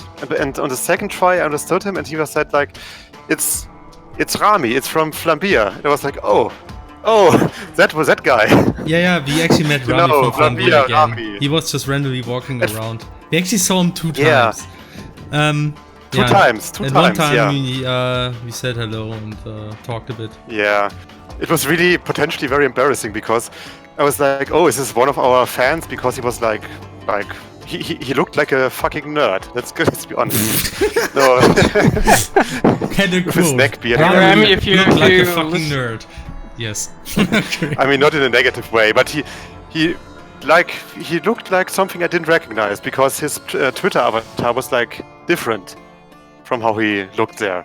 Because he had more hair and more of a beard and I everything. think his I Twitter actually wanted to is- ask if you met him again this year. Yeah, we met him at GDC and we also met him at Gamescom today and talked again. Felix, you're exposing I think he may have even Felix, recognized us because we met now 2 times. you're exposing your Facebook contacts. I am. Okay, I guess I am. Whoops. Never mind. You still have Facebook? Yes. Yeah, I also still You have know, Facebook. it's kind of important if you want to stay connected with some people. Yes. So sadly it does. Okay, so now... if you want to stay connected to people... Minute of Islands, that one. Minutes of Islands. For some reason I thought it had the word mirror in it, but I was wrong.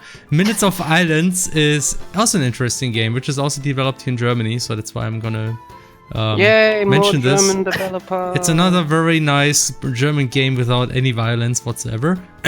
But it's actually... At least for it's actually really interesting. I actually like it. It's it has a very strange setting, and it kind of like is a strange mix of things looking organic and mechanic, and you're not exactly sure. And you're kind of like supposed to be mechanics repairing things, and you like it's a bit of platforming, a bit of repairing, and it has like I think the graphic style is pretty interesting because it looks really hand drawn everything, but it has some perfectly seamless integrated 3D where you actually really don't see it is 3D, and that's actually kind of cool. Also, now that I hear it again, there's actually have been a few subscriptions. One by Eternal Sotem for the 3rd month, and another one by Typhon for the 3rd month as well. Also saying, oh hell yeah! Hit that subscribe button, follow us, like us, comment, subscribe, everything. Däumchen werden Träumchen. Also, we sold out. And we will now play advertisement every 5 seconds. Yeah, it's time for the next advertisement. Please don't forget to use Amazon Prime or Twitch Prime for. Also, chat, did you know? Not so long ago, in the strange land of Amazonia, when it was still wasn't burned yet. Before the great burning, yeah. I mean, the forest is burning all the time, kind of, but I was so excited more the last I was year so excited than ever been before. Because I thought when I heard about Amazon burning, I was like, oh yes, finally capitalism is getting destroyed. And then I heard, oh no, it's the environment again. Damn it! It's just a forest. Dang it! But Amazon is always burning. Yeah, but that's the thing, right? It's kind of like burning. It's kind of like saying if you have like a huge farm of hard disk, there's always a hard disk dying. Yes, of course. I mean, the risk of something burning is pretty high, but it's more about the rate of things burning. There are like thunderstorms all the time. There's a lot of burning, but I think the main problem now is that like the institute that kind of checked these fires like found out that it has been on fire more, like 80% from the last time they checked, and it comes together with this new president in Brazil, right? Who's like very conservative, or what was it? Yeah, and he was basically saying burn the whole forest to the ground, whatever, right? Conservative in quotation marks, because he's not very good at conserving people, but that's the conservative. And we also got a subscription by Yellow Camel. Thank you. So I think the Amazon burning is like a bigger issue behind that we should talk about. That's right, just saying it's on fire and we have to do something against it, which is funny, right? Like I remember when there was a church burning, right? And many people rushed in with all their money, and now the literal plants that give us air to breathe holy are shit! Burning. Hannah, look at this image that I just found on Twitter. It's a youth, it's a guy that won a Leia plushie, and he's like the king of plushies. Look at this guy. He has all the plushies. He even has a... oh man. What was the name of the character again? Damn it. Megumin? Megumin, yeah. I'm horrible. Damn it. Nice. Yeah, he's a king of plushies. Now he also has like a Leia plushie. Where is he? Wow, look at these plushies. Jeez. Haha.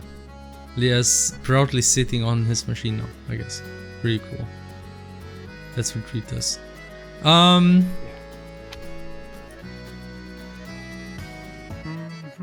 Oh, you know this one, bro? That's very cool.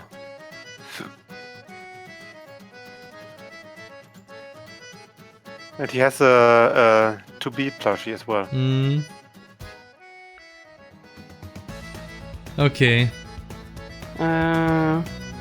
Much tweeted about the Amazon fire and would be healthy and normal and take code. Well, it's not That's the point. It's not healthy if it's 80% up for not enough more natural causes, right? Like there weren't more thunderstorms in the Amazonas, and that's the point. Like these fires are man-made. God. We made them. We burned them to the ground. Yeah, that's the problem. Why did Notch become such an what the fuck, guy? What did Notch say again? He always was, and we just now noticed because I guess he's a celebrity. Jesus Christ! What did he say again? I think that this is what happens when you. What did Notch say? He said that it's totally fine that the Amazon is on fire because it has always been burning. Yeah, because of and the Earth has become hotter once in a while before, so it's always I mean, sure it has, but that's not the reason why it's literally up 80%. Like, you know how huge this thing is, right? Yeah, like 80% is a lot of ground. Clearly, we had our hands in that. But I would love if, like, when we give so much money to the church to restore their churches, we could also give some money to restoring our air. I think that would be nice. Yeah, I think breathing is overrated. I mean, but you know, like the climate is overrated. We don't. Climate. It's perfectly fine if everything heats up, I guess. I still remember when I was a child here in Germany. We had winters where we had snow, like really, really high snow, right? Like I couldn't build snowman. I like ever since my adult life, I didn't have that. You just have to go in certain places that you have enough snow, and people say, probably more with higher ground. Yeah, just go to the mountains. There's still snow. So but we had this in Brandenburg, but nowadays you don't get this anymore. Yeah. That's how it is. Which is probably good for like we don't have to like take care of the streets, right? Like, have to like clean up the streets, shovel the clean up streets. But it also sends the message that maybe something that we live on gets a little bit warmer every year. There was like I saw this video once ago where they said there has been like an episode in Earth before where it heated up a lot, and it turned up that like everything was molten, like there was actually no polar, like South or North Pole anymore, like there was no ice at all. There was actually like very tropical climate up here in this area, and there was like old desert in the center. Now, so that was a natural thing. So some people kind of like say, yeah, look at this, it's perfectly normal this happens. The only difference is it happens like, I don't know, 10 to 50 times faster right now than it used back then. It's like, it's not, you can't really compare it. Like at the rate things are changing at the moment. It's like ridiculously fast. And also, it's still not something. Yeah, it's still not something that we would want to do because it would cause like billions of damage. Like, if you can even calculate the damage this could cause to the human civilization, basically. Anyway, Notch's response was real, but doesn't look like Kojima was. If you tag Kojima, I don't think. So like, was it about like people faking? I mean, people start to do this now, like just faking responses by developers to make an outcry. I've heard that before. Yeah, it could happen. But I don't people are so mad. Fake news all over the place. It makes me so sad. By the way, guys, why are we talking about politics now? We still haven't finished talking about Gamescom. Yeah, we still have to talk about Gamescom because there's actually a lot of cool stuff we can talk about, and some people still want us. Let me say goodbye because I actually want to go already, but it was so interesting. So you don't want to hear how we have met a very cool person? We met like one of the Indivisible developers. Yay! I guess. Yay. I bet I have met more cool persons than you have. Always 2 times more cool person. But you have met 100% less people that worked on Indivisible. But I have met in the flesh with Felix. I remember those, Felix. Do you remember that? How we met Shimomura. Yeah. Oh yeah, the show. She was there, and I was the happiest guy. I had my Kingdom Hearts shirt on. It was perfect. And she is so small. It's cute. Yeah, that happens. Emma almost as small as you are. She's even smaller than I am. And I'm wow, okay. But is she smaller than Zeni? That's a good question. Anyway, yeah, so... But let's first talk about, let's talk about, Indivisible, right? Alright. Because too much guy really wants to know more about that. So... I will go now. Okay, goodbye, Stefan. Okay, bye. Okay, so we met... Is she called Marielle? I'm confused. Marielle, yes, it's Marielle. She's called Marielle Albright, I think. Oh, okay. Albright? I don't even know her name. You see how big of a fan I am. Yeah, I'm actually not. It's mostly Hannah who... It was let's make a bit of a build-up. So, we actually heard on Twitter that she was at Gamescom, right? Yes. But she alone. No one else on the team. It was just her and nobody else, so she was, responsible for all the PR bullshit. Apparently. Because you have to remember that Indivisible is coming out in 2 months or something, so they have a lot of work to do. Yeah.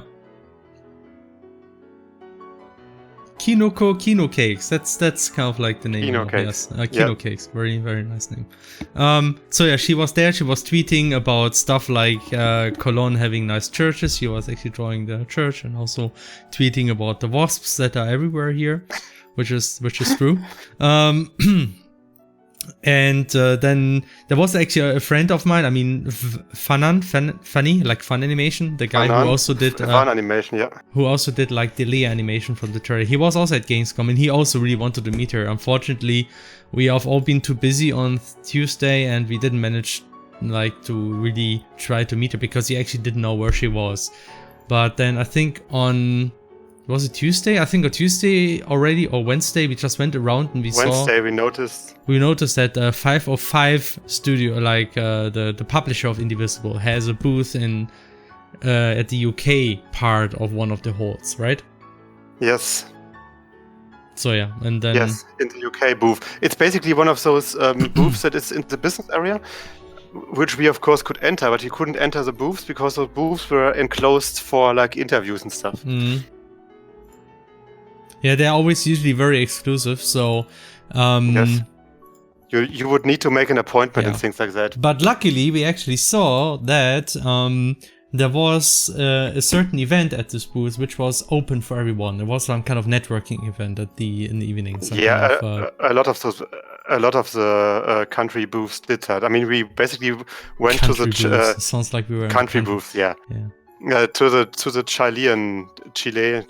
Yeah, we went to the Chile booth and they also had this kind of I think it's called reception or something where you just go and they networking reception event or something like this. So there's free food and drinks. So that's Felix awesome. stole a lot of food. Yes, I ate a lot of fruit from Chile, which was really cool. Actually, I should have made pictures and sent it to Camilla saying, "Hey, look, I'm eating Chile food. It's good," but I missed to do that. Also interesting, at the Chile booth, we actually met a woman who had an Indivisible bag. Right, that was actually a very strong hint for us because she said, she just did kind of a review of Indivisible, just played it for a review, and so they're actually here. Yeah, and that's we saw that there was a bag, and that's also why we really wanted to go there because it was an awesome bag. I mean, we wanted to go there anyway because we already suspected it beforehand. That's why we actually took some time in the evening, or reserved some time in the evening for those booths. So essentially, then at 6 o'clock in the evening, we just went there to the UK booth, and yes, you could enter. There was a free cotton candy and a lot of beer and very UK Waldmeister drinks. It was a very authentic UK experience. Not Waldmeister, Jägermeister. Jägermeister, I'm sorry. Yes. Which is very, very British, I guess. Just as British as Ready to Fish games. Yes. And she was there apparently. We didn't go to Gamescom just to see Marielle. We just reserved some time at that evening to go to those booths for networking purposes and also. Yeah, that was we just went there for different things, just mostly just networking and meeting people and. It was just a nice opportunity to and meet playing the games. To meet one developer of the game that we are really looking forward to. So yeah, like I think she was there and she was about to leave because she didn't want to attend the event. Actually, I think. But it was rather. I mean, the thing is, she was alone. We stopped her from leaving, and then we kind of like trapped her in a booth, and she had to talk for us for up to 20 minutes, and we wouldn't let her go. And actually, I intentionally kind of like left her some space just in case she wanted to go out because I felt kind of bad about this almost. Yeah. I mean, I also like asked her all the time. But she didn't look like she was actually annoyed. So it was very, very fun talk actually. Yeah. I mean, she said so on Twitter that she would love to like talk to some people if she had the time because she was basically trapped at that booth doing interviews because she was alone from the entire team and she had to do some like press interviews and things like that. So she wasn't really able to meet with fans a lot. Yeah. It's okay. Momi Srinivarashi says it's Muriel, not Mariole. Okay. Muriel. Okay, and sounds a bit like cereal, only with Muriel. Yes. They also said, I've seen her also. Where did you see her? Like just on some paths or what? Like Momi Srinivarashi says that they also seen her at some point. Oh, well, I don't know. Yeah, I mean, she was probably walking around. So I mean, she was walking. I would assume that she was allowed to go to the toilet once in a while. No, never. She had to stay at the booth. She had a bucket and that's it. Back when she worked on Skygirl. So okay, back then, okay. That's like years ago. But yeah, so how was the talk? I mean, I know, like we said hello and like explained that we were big fans. What then happened? I know. We talked a bit. I mean, we told that we were also CrossCode developers, and she remembered that game. Yeah, she actually heard of CrossCode. Not sure if she was just polite, but no, I'm pretty sure she actually heard of it. It's just, so that's cool. I mean, let's be honest, Felix. CrossCode is kind of a big deal at this point. Kind of a big deal. It's kind of a big deal, you know. Yeah. Just like one tier under Indivisible, or maybe half a tier. So yeah, we actually asked some questions about Indivisible. So we have some very exclusive pieces of information. I'm not sure I can share, but I'm gonna share anyway. So like, you remember in the last stream we kind of discussed like Indivisible, like will there be towns or not? And I said I hope it's not gonna be dungeons and fighting and that's all there is. So I actually asked, are there actually locations like towns where you only have NPCs and stuff? And she confirmed that yes, there's gonna be that. And that's like, for me that's very important. So I don't really need like a complex RPG system, where she also confirmed there's not gonna be a lot of RPG system with a lot of items and stuff. Which is okay, but as long as there's at least some towns and stuff like that, that's cool for me. I mean, I also told her that I was expecting that it wouldn't have a super deep RPG system because you have so many other the game already has a lot of complexity, but just by different characters, I think. So like with the platforming and the way they integrated the combat and the platforming together, and I mean, it doesn't need a super complex RPG system aside from maybe some small things. Yeah, which it will have. So yeah, and we talked a bit about like that she's a creative director now, despite all starting as a character animator and designer and stuff. And then we talked about who the best characters are, and that it's great that they have like the Naga rider and the dog. The dog is of course her most favorite character. She insisted that she was responsible for putting the dog in the game. So. Oh really? I didn't really. I thought she like the dog is her baby or something. At least it sounded like this. Okay. I mean, I do remember that at one convention they showed the dog plush that they are gonna sell. Oh boy.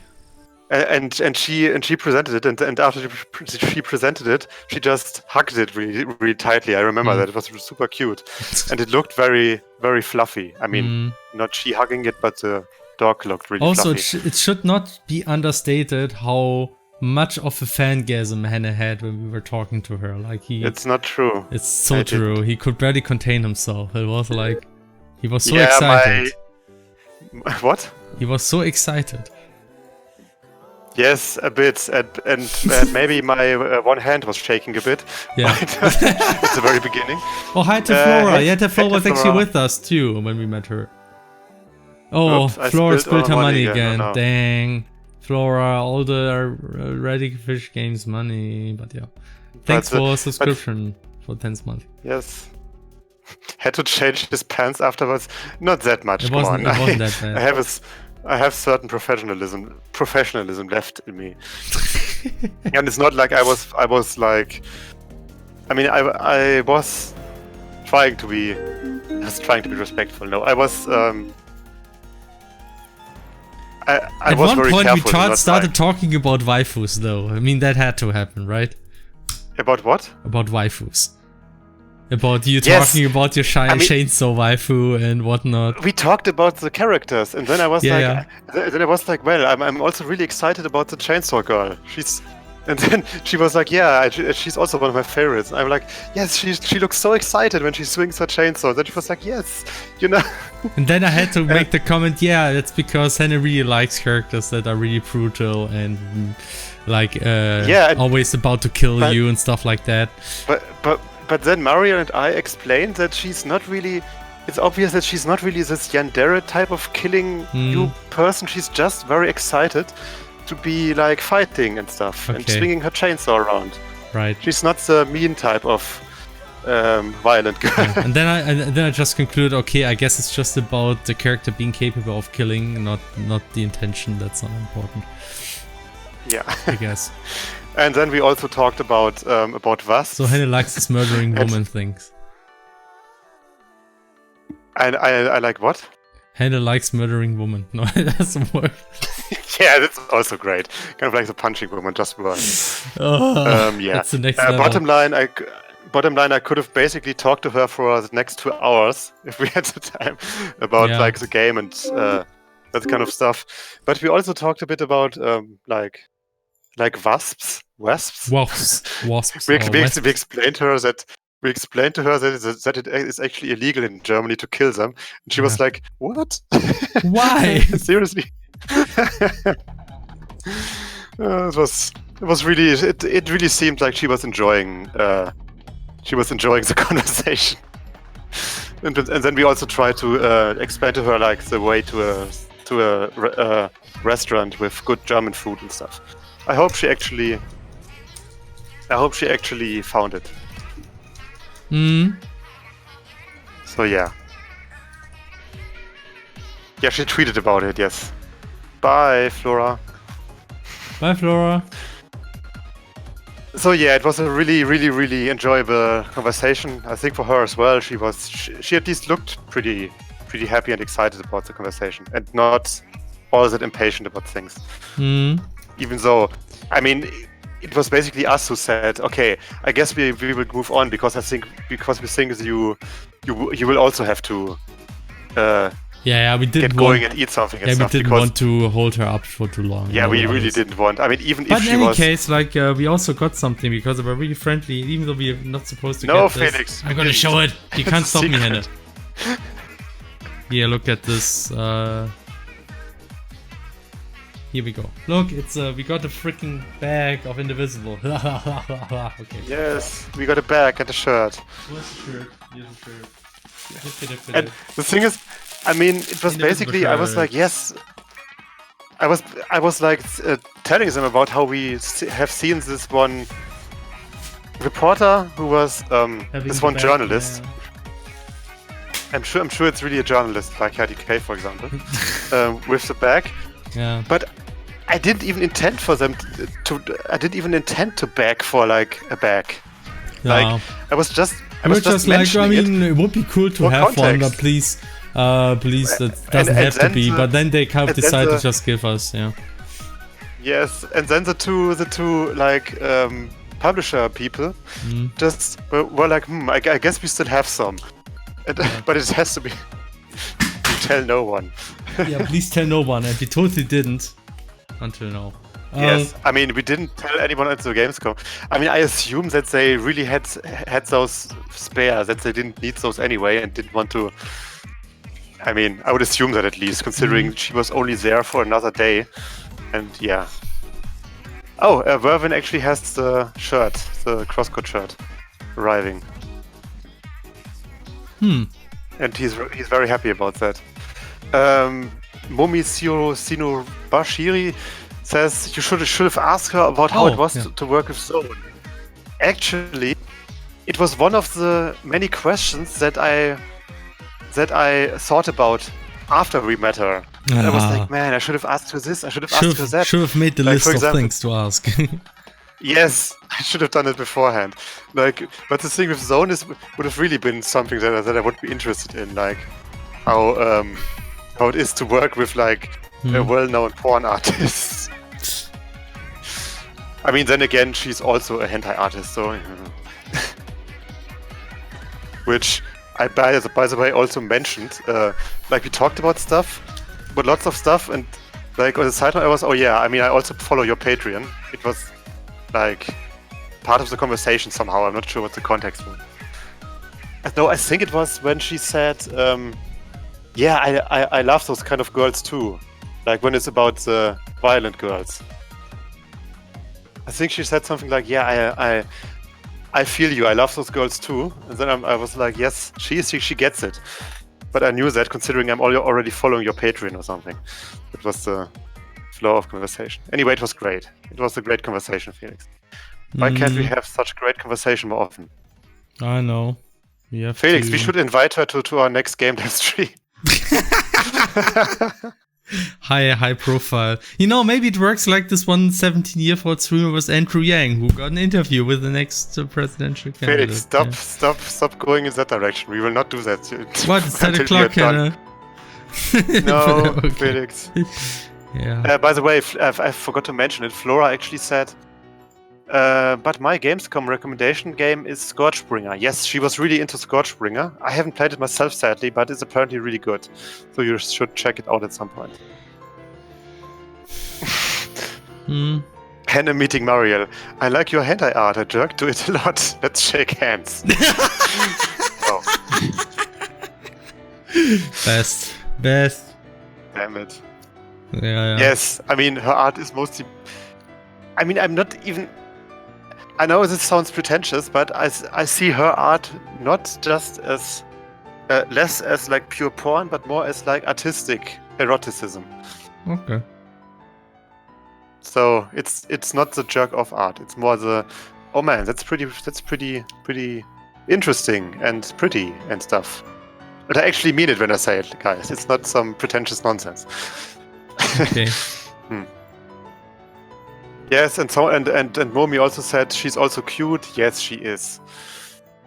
Just to like, but I guess you already know that if you've seen her once. Yes. We always have to emphasize this. You always have to emphasize this. But no, I mean, it was really interesting to talk to her because like she has a very nice perspective on game dev as well, and like, yeah, I mean, we should have talked to her more, but you know, wasn't possible. We should have actually talked to the publisher a bit more. It was something like, that... Hey, so maybe you want to publish another game, like, you know? Yeah. No, but actually, like a friend of mine told, they actually didn't accept his game, so they apparently are crap. 505? Yeah.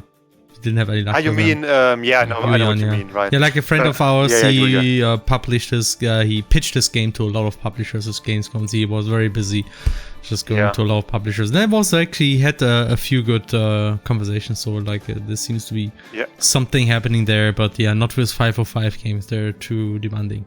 Apparently. Yeah, but then again, 505, they are... I mean, I would assume that they would be very picky with publishing German games. Then again, depends. I mean, who knows?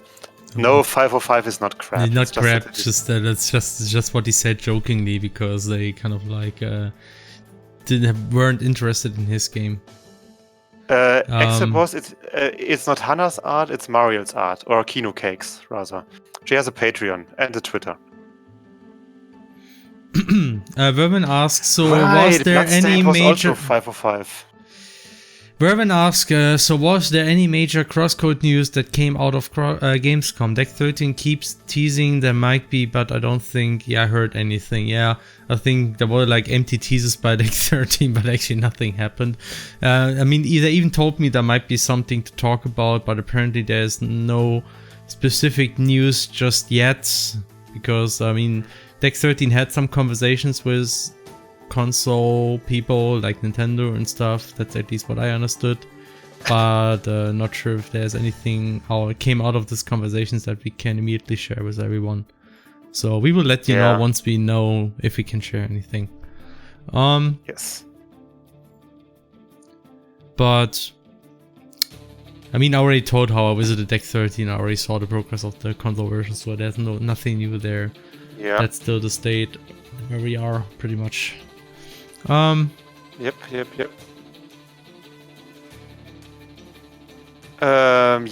But what I actually thought about considering 505 is that we basically said hello to them, then we got the stuff, and then we only talked to Mariel, and I'm not I forgot how you actually say it. And then we said bye to Mariel. I'm not even sure if we said bye to the publisher guys.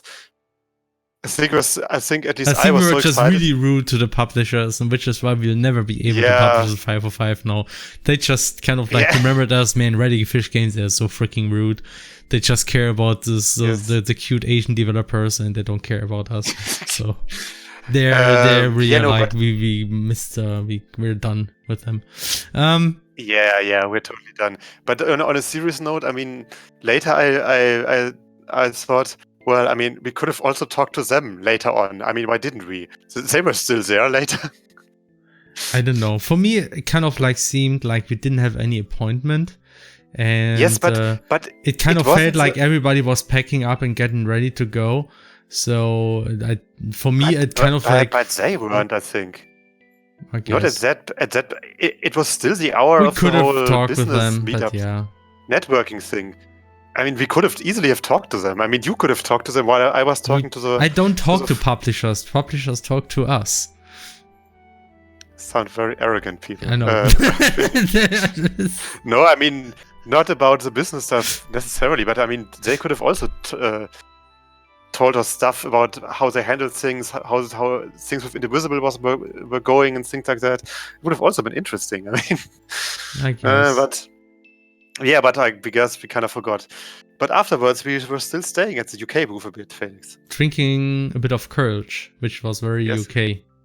A very traditional, UK Kölsch, traditional UK, British Kölsch. British Kölsch. I mean, UK stands for unique Kölsch. Yeah, unique Kölsch. Yeah. That's the thing. And I saw like on another table like Kölsch. Yes, yeah.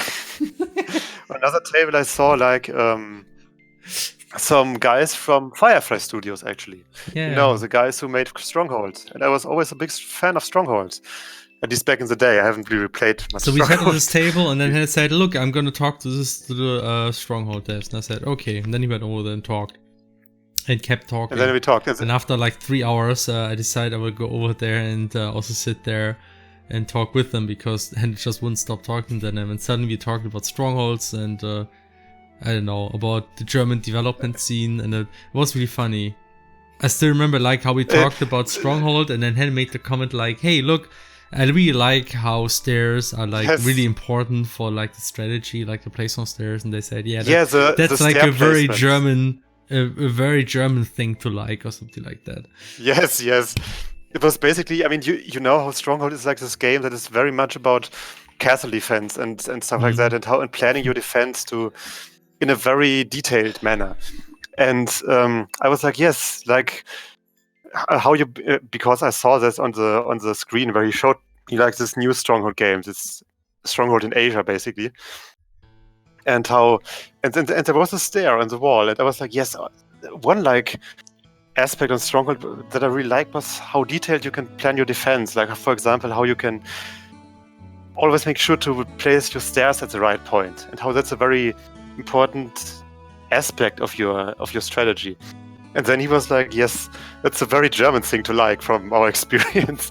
And then he explained to us that they just recently learned the German word Wuselfaktor. Yes. Which I'm sure a lot of most German watchers or listeners might recognize. But everyone else will be like, what? What is the Wuselfaktor, Because Wuselfaktor is basically a word that was very often used by German game journalists when talking about like building and strategy games like The Settlers and Anno. Can I shortly interrupt you because answer the question. Yes. Answer like, hey guys, I was wondering how you came up with the story for CrossCode. Asked Catchmiss, and where did the idea come from, and how did you go about cultivating it into the story you have now? And the answer is not Sword Art Online. That was not the inspiration. No, no. It was more like .hack, honestly, because we are too old for Sword Art Online. I mean, CrossCode development started before Sword Art Online was actually a big thing here. The idea was .hack, like this game inside the game. The story kind of like was derived from the gameplay foundation we had. We had this weird ball throwing thing, and we kind of like wanted a story where like throwing balls and doing weird puzzles kind of like makes sense. And we couldn't think of a good setting, so we decided to make a game inside a game, because then you can't just hand wave every kind of setting, because it's just a game inside a game, which is stupid. Which was a double-edged sword. Yeah, it was kind of like a double-edged sword, and no, Kirito is not my waifu. Or is it Kirito? I don't know. Yeah, SAO is, I heard it's crap. I just know that this one spin-off with the shooting shit is also crap. It's really good. It's crap. The spin-off is really, really crap, good. Hannah. But, so, your taste is crap. So, Felix, have you learned nothing from Mario? What? I'm sure that violent waifus are great. No. That's I mean, you can think so. That doesn't mean I have to agree. Anyway, so. Anyway, the Wuselfaktor. Where was I? Wuselfaktor? No, I was actually explaining. Yeah, the story. Yeah. Okay. .hack. A lot of thinking, different things go into it, like a bit of Xenogears, a bit of Game of Thrones or Song of Ice and Fire, I think, inspired things, and a lot of other stuff. And it's a bit hard to say, but also a bit of Tartort, I insist, because I didn't want to have a crazy JRPG story. I insist a bit of Tartort inspired me to not go for... I'm not joking. Like, around the time doing the story development, I saw a few Tartorts and thought, okay. This is actually nice. Like, some of these stories can be nice and they work really effectively, even though they're not really ridiculously high stake. And I thought, maybe you can make a story which is not about like destroying the world and the universe, and instead you just have like one guy doing a business and having very bad business practices, and that's all there is to it. And that, true. I mean, that was really intentional. It was kind of like an influence which came from Germany, so to say. But yeah, that's like a mix of that. I mean, I've heard that the Bridge series of SAO is apparently really good, from what I heard, but I mean, never watched it. Is SAO actually worth watching, by the way? I always hear crap about it. I would say no, but apparently the first season is a lot of fun for many people. The spin-off is really, really good, though. Watch SAO Alternative Gun Gale Online. It's really, really good. If you like lolis really and see ridiculously young girls playing games.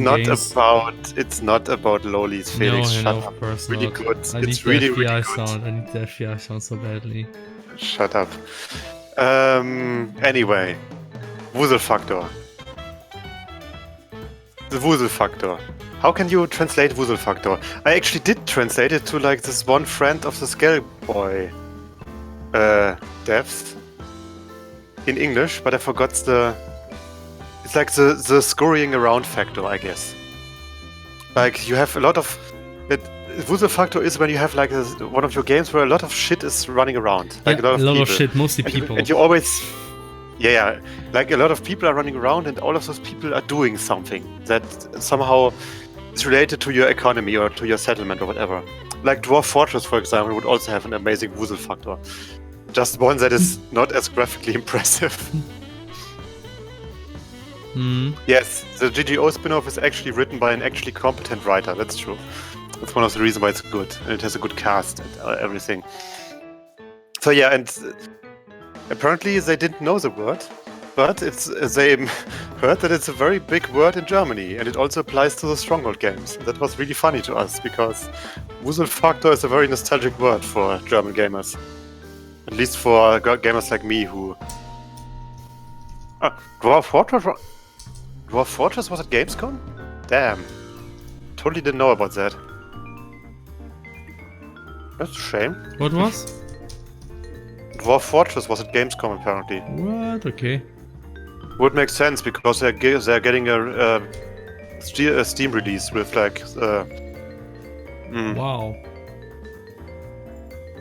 With like the version that has like the tile sets in it and stuff like that. So yeah, and then we talked about some other things like what's so special about the German market and the German game development, and then we got to talking about Brexit.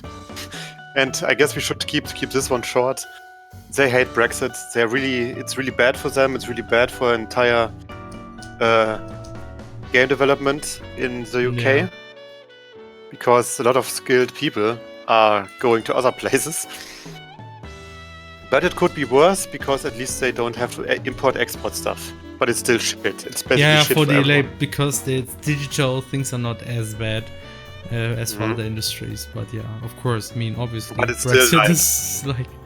It's very frustrating for basically everyone with like some like job with responsibility. And many others as well.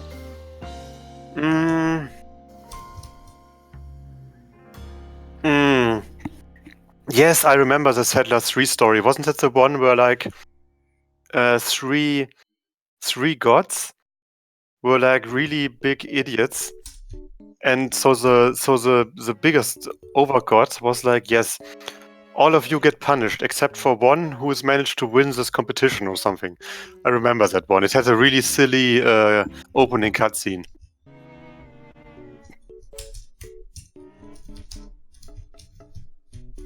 And it has been so many years since I played Settler 3.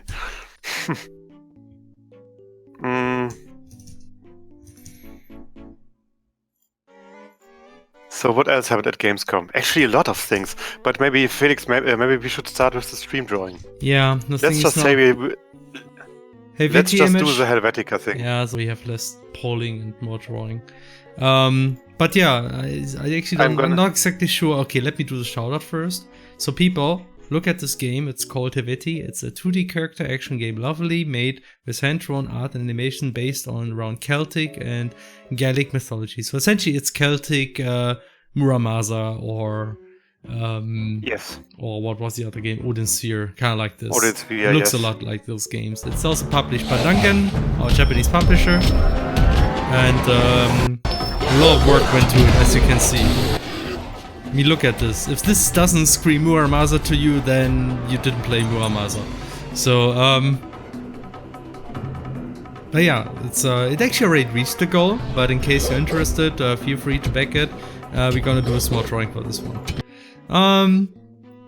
Yes.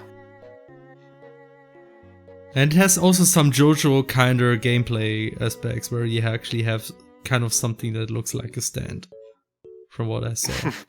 Right. But I actually don't see this. They have to emphasize this. They have to activate the JoJo fan base. Why don't they do that? They have to emphasize the JoJo aspects. What is this? Because they have to. They want a quality fan base, not a quantity. Chips. But you can buy things from an all. Isn't that awesome? Nice.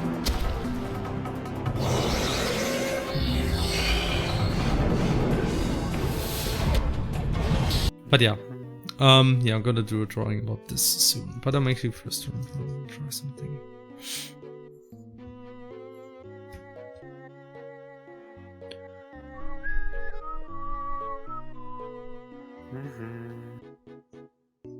So have any of you played .hack GU Last Recode? Nope. I haven't. What else did I play?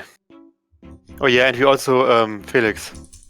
I'm not sure if I mean, I did tell you, but I haven't really, I've really talked a lot about that because it happened in the last day. I was sitting at the game booth, our free drink and sitting around and WLAN booth. Yeah, that. And I actually got into some spontaneous networking conversations, or two at least, with two people. One was like this one aspiring game developer. You mean like his name? Julian?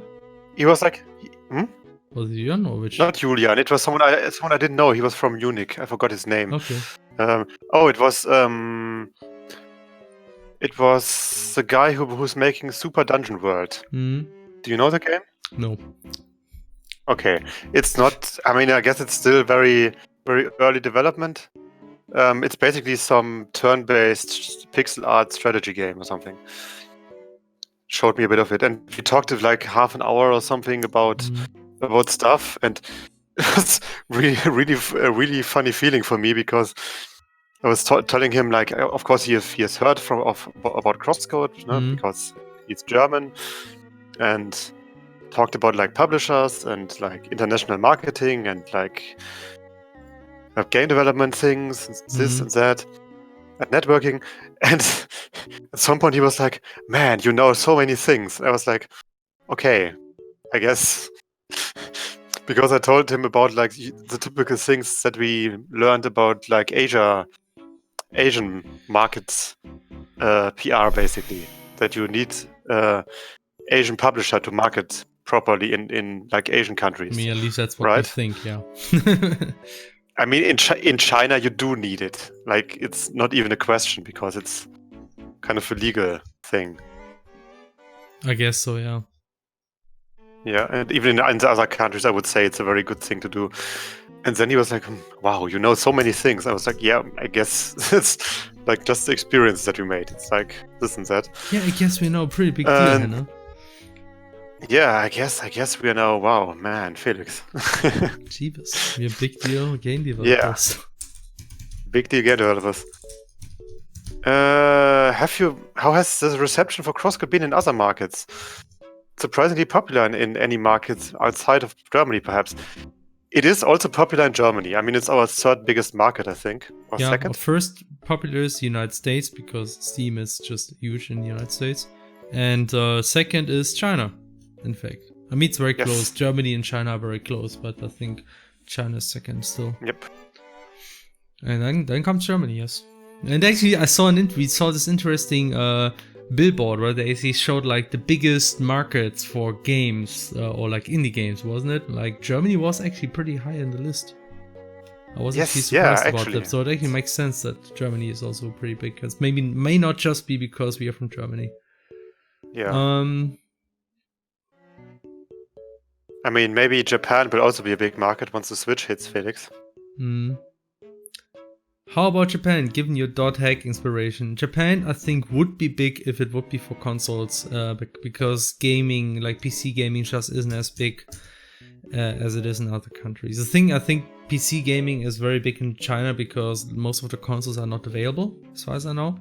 Yes. So that's why China is really, really interesting. So if you have a game which you think might work in the Chinese market, I think it's worth it to, if a publisher is ready to work with you to do the Chinese translation, make it available there, because as far as I understood, it was also like a huge market for games like Dead Cells. I think they also made a huge amount of profit in China, so I can recommend. We got like initially I thought, damn, those Chinese, they really tend to complain a lot about details, but it turns out it was just in the beginning, and by this point I think it kind of like evened out itself a bit, so I guess it's not really that bad after all. And might just be because our game is too hard anyway. Who knows? Yeah. I talked to that guy, and then like a few minutes later, I also spontaneously talked to another guy who's basically sat to the right of me. Because the other guy sat to the left of me, and then he left for some pitch meeting or whatever. And oh, by the way, I think we mostly also talked about how he was frustrated because he basically wanted a publishing deal. Like, I mean, it was like we also talked about like how most publishing deals in Germany are more like not money based. Like they don't finance development. They don't just support you with marketing. Yeah, right.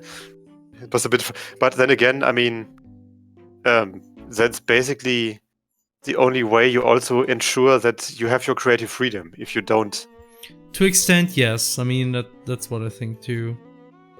I mean, depends on what kind of deal you do, and I mean, you can still have a nice publisher that pays you, but still gives you a lot of creative freedom. Yeah, it's true. It gets more difficult as soon as there's almost a trade-off. Development.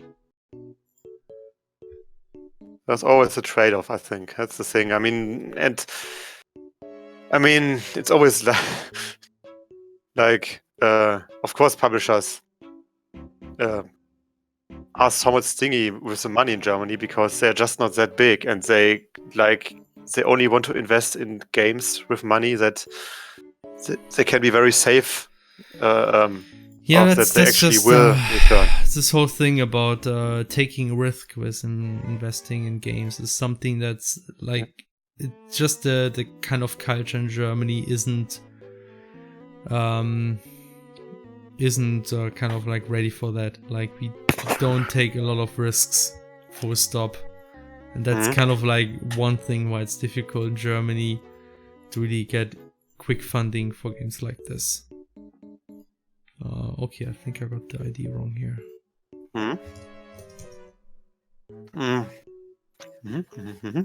And what are you eating during the stream? The worst. The worst. The worst. Felix, You know what I'm eating? What? Tasty, good German bread with Ivan. With Ivan. Oh, that stuff. Okay. You know this paprika. Yeah, I know it. Pepper, tomato thingy. Yeah. Well, the other guy I talked with was actually something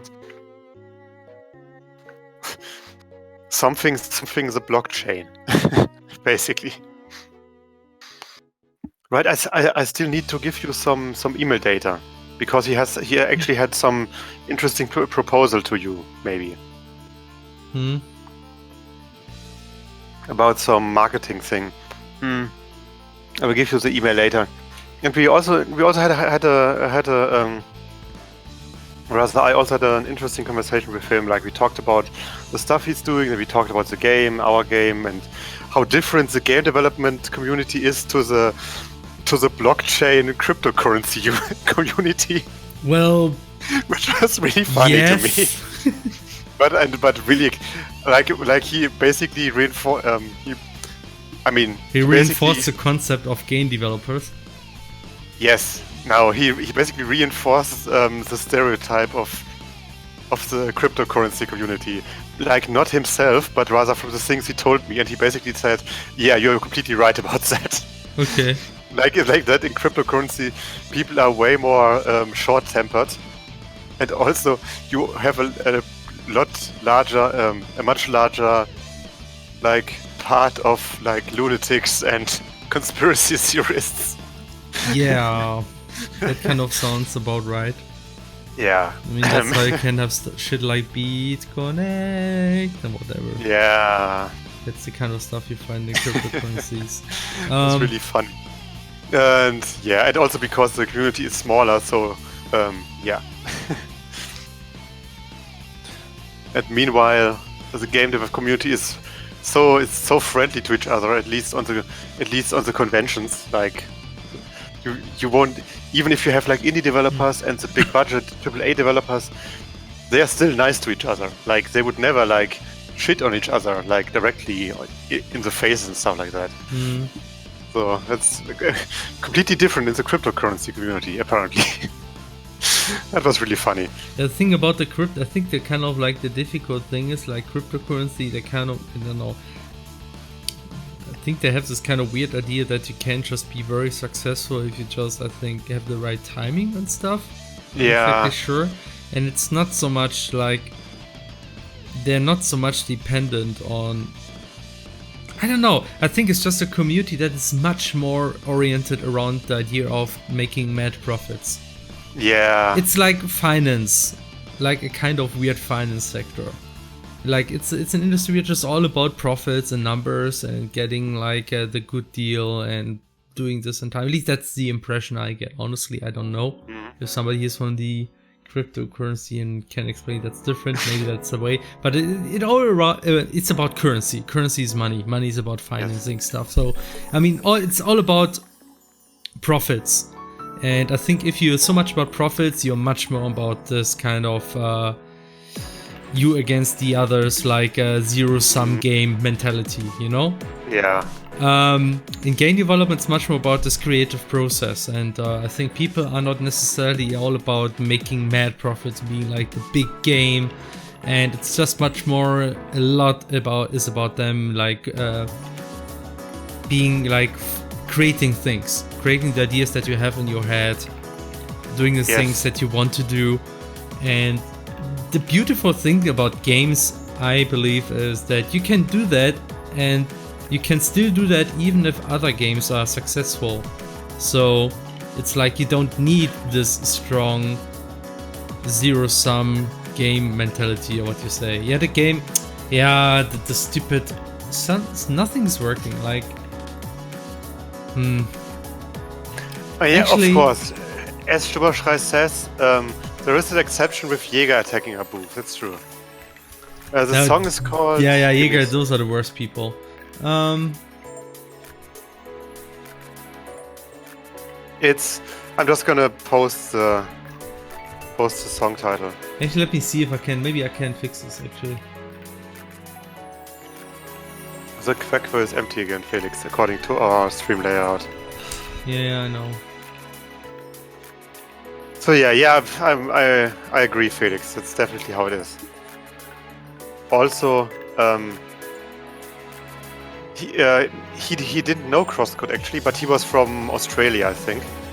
So he was not from Germany, but he was also very impressed by Australia CrossCode, and that it's like a web-based game even. And of course, he worked for Gamigo actually. Yes, that was the thing. He worked for Gamigo, which is like a huge thing. So even he didn't exactly know what all the things that are like part of that thing, which is like a very browser-based, really browser-based company. A lot of browser games and things like that. So he was also very interested in like CrossCode and how the technology is and what would be possible with that and this and that. But he quickly understood that CrossCode, despite being a browser-based game, is a single-player game, very traditional. Okay, it's good that he found it very funny. He found it very funny that, or rather, he laughed out loud when I said, "Yeah, we basically did it as the browser-based, with browser technology because I fixed it. Because the main developer just likes the technology. He thought that was really funny. Yeah, I know a lot of people think that, but I know it's just the case. Like for me, it was like I worked with technology and it was a lot of fun for me to work with it. I don't care about this, what you could do with web stuff. For me, it was just another technology to make the game with. Friendship points. No, we don't do that. Let's not do that, please. But yeah, I mean, there's also the aspect that we can have our own editors that just run in browsers, things like that. It was really nice. And yada yada. Yeah, just making editors in browser. Talking about editors, look guys, what I made for the next upcoming secret project. I made. Look, first of all, look, there's 3D in our editors. You cannot do much with it, but there is 3D. And there's even like 2 different kinds of 3D maps here. It's amazing. And look, I can actually open assets here, and I can change between those assets. That means we do have tabs, and I can even swap those tabs, and I can go here, like in the weird substate and switch, and the substate is saved. And I can save and shit. So, amazing shit. Next project, you guys. Hype. Yeah. That's something I worked on a bit. I'm really happy how those tabs turned out. Yeah. Looks like some very basic stuff to do, but this will go a long way, trust me. Having this now and using this for all the editors is really, really nice to have. So, where was I? Yes. Editors. And talking with people, networking talks. Bounty X Snipe asks, are the characters still going to be sprites or going to be 3D models? The characters will be like a mix of 3D and 2D. Like the idea is to assemble them out of multiple 2D sprites. There will not just be static 2D sprites, because if you have like the whole environment moving and then you have just static sprites put on top of that, I think it might look weird. At least it does look weird in a lot of games that I saw that did this. So the idea is, let me say it like this: imagine characters with parallax scrolling. That's the idea. Yeah, maybe that works. I don't know. It's just an idea.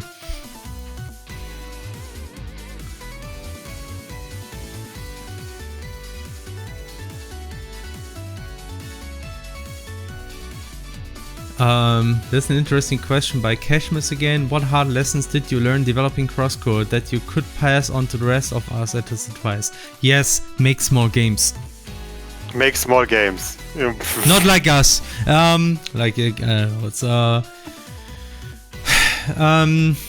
mean, a big lesson that I always keep telling is like, do not just learn about what details are important to polish, but also learn which details you should not polish.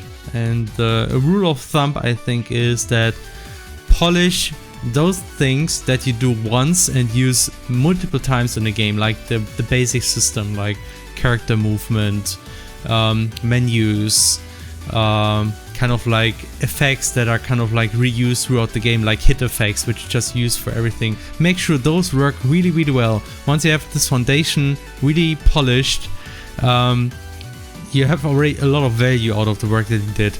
But on the other hand, be careful with details that you just do over and over and over again whenever you create more content for a game. Stuff like making every cutscene really polished and well. It's like a lot of work goes into that you have to do for each and every cutscene again. So think twice before you actually set yourself a very high standard that you have to keep through to the whole game. Or like creating a lot of custom graphics for every single cutscene is maybe something you might reconsider. Like finding the right balance about when to invest in details and when not is, I think, very important in game development. Yeah. Yeah, I mean that this making small games is also not really really honest advice, because we also do like ridiculously large games. It's the thing is, if you don't want to create small games, you should not create small games, because you should make the games that you like to do. But like something that you may want to think about is like, what does it mean? What is a large game that is good enough for you? And think about what kind of options you have that might work for you. Like, let me give you a few examples. If you do an RPG, you could go full-blown Final Fantasy and create a whole world with a conflict between nations and war and all this kind of stuff. And this is a lot of work. Or you could do something like in Aluntra, where you just have one town and a rather small area around this town, and a few dungeons here, a few conflicts in this town, so there's still a lot of interaction with the villagers and stuff like that. But there's not like this huge war, this huge scale and everything, but it's still a very interesting story. So that's like another way how you can make a lengthy game without having as much work and ridiculous scale compared to, like, say, a Final Fantasy game. So there's still, even if you decide not to make like a small game, but like let's say a proper game, like with a decent play length, there's still a lot of variables that you can tune to kind of like set realistic goals. And believe it or not, but CrossCode is not the most ambitious project that came out, at least off my head, by far, because Tara's Adventure was ridiculous, much more ridiculous in many ways. So was Felzabor, and those two games kind of like, for me at least, helped me to understand what it means to set like a scope that is somewhat realistic. And it's a good thing I had those projects, because otherwise CrossCode probably would have been even more ambitious and probably wouldn't have worked out, I think. Yes, Felix. And the thing is, Felix, you forgot the most important part. Yes. Put some violence in your games, otherwise Felix will not like them. Yeah, I guess I could talk about that too. Oh man, it sounds really stupid, but it's like something that's the kind of message. Yes, CrossCode is 100% JavaScript, and I'm actually kind of proud of that, and I'm still kind of happy about this technology. And we plan to use it for the next project too.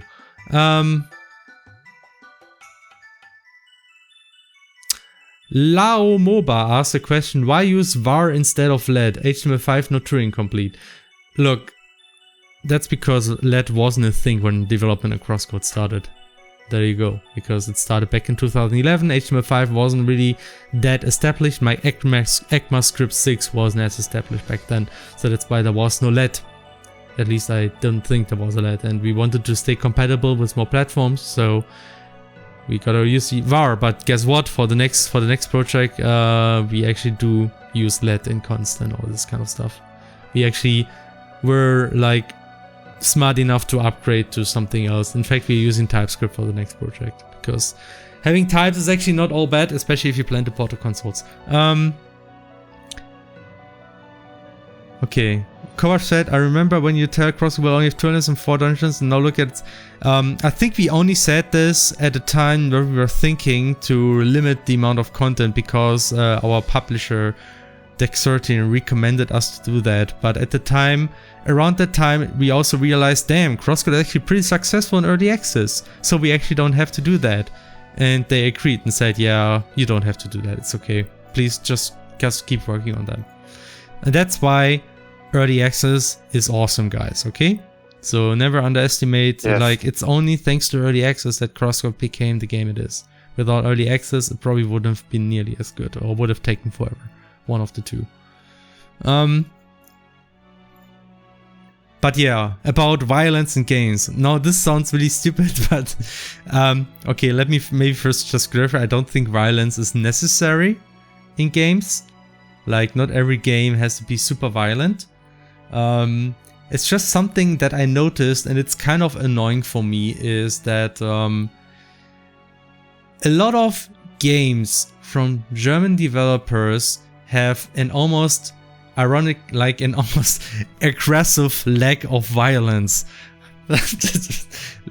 By which I mean, you see so many projects where you just don't have any violence whatsoever, so things are entirely peaceful, which I mean in itself is not a bad thing, but I just think there's like a bit of a lack of diversity, especially going into more traditional genres, that it kind of like, I think that's kind of like a handicap that Germans tend to put on themselves when it comes to this. Is like an impression that I get. I'm mostly talking about looking at all the game projects that you mostly see from people from, I don't know, like certain schools where you learn game development. There's in Trier, there's one, and I saw all of their projects.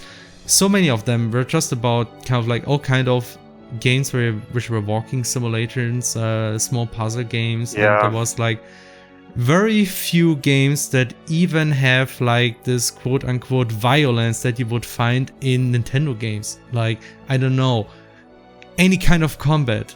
Not very common to see that in these kind of projects. And it kind of like make me think, maybe people kind of feel discouraged to do that. And I just feel this is not really the right way, because, I mean, pacifism is one thing. I mean, it's good if you find like a really engaging game idea that doesn't rely on that, but I don't think you should force this. And I think it's like so much in this industry is still includes one kind of violence and the other, and really trying to not do this whatsoever. It's kind of like, it's limiting yourself a lot. And this, I don't know. This is all, okay, I should emphasize this is just anecdotal. I might be entirely wrong, and there's actually a lot of games which have this kind of violence, even in Germany, even among like any kind of combat, let's say like this. And I'm just not aware of it. It's just the impression I got from seeing the kind of games that come from Germany mostly. Let's just make Zelda games or something. It's not that bad, guys. It's not like video games. I mean, it kind of like gets the impression, yeah, video games, like this whole video games make you brutal thing. I mean, it's not just something you have in Germany, you have this all over the place, but I kind of like feel German, especially German students, are really impacted by that, and that's why they rather be careful about creating games that show any kind of violence. Might actually be true. This is actually some, I don't know, it's which is actually, I mean, there's that, and then there's Deck 13 creating a game where you just, I don't know, disconnect limbs from anything you find, which is like a very stark contrast, and which is also why I was very comfortable having this conversation at a dinner with other Deck 13 developers, because I knew they were creating a game about this, so I mean, you knew that. You knew that they wouldn't be scared by that anyway, because I mean, even if you say that you would like to have more violence in the game, but like more openness to like conflict in games instead of just no conflict. I mean, it shouldn't be an opinion that was unexpected to them. By the way, Loa Mao said, CrossCode was lucky with early access. I don't think it's a good strategy in Q3 for 2019. Also, lots of people see early access like a guaranteed game support from developers, but not like work in progress. I'm not sure I agree. Maybe. I don't know. Hardest fails hard with early. Does it? Does though? Hardest fail? I mean, I'm not really paying that much attention to it, but I would be surprised if I hear that Hades has a lot of problems. But I wouldn't expect it to fail, so to speak. I don't know. Like, I still believe early access can be an amazing model, and I actually do plan to use it again for the next game, because it really depends on how you tackle the thing. Like, early access can be a problem if you have some project that is very early and unpolished, and that will change a lot during development. I can see that this is a big problem, because then whenever things change, people hate it. So you will always get a conflict. Like, I think even like Darkest Dungeon had that. They had an early access. They changed a few things too much, and that's why some people hated that. Yeah, I've heard about that. But that doesn't. I still think there's so much potential in early access, because for once it actually allows you to develop a game for a long time. You couldn't do that even with early access, even with crowdfunding. It's really difficult to get the amount of money you need to develop a game for several years. It's like, it cannot be overstated how difficult that is. Like, people always assume crowdfunding should finance the whole game, but it's simply not realistic to do that in so many ways. Like, because it easily goes into millions. Even CrossCode costed $500,000, you guys.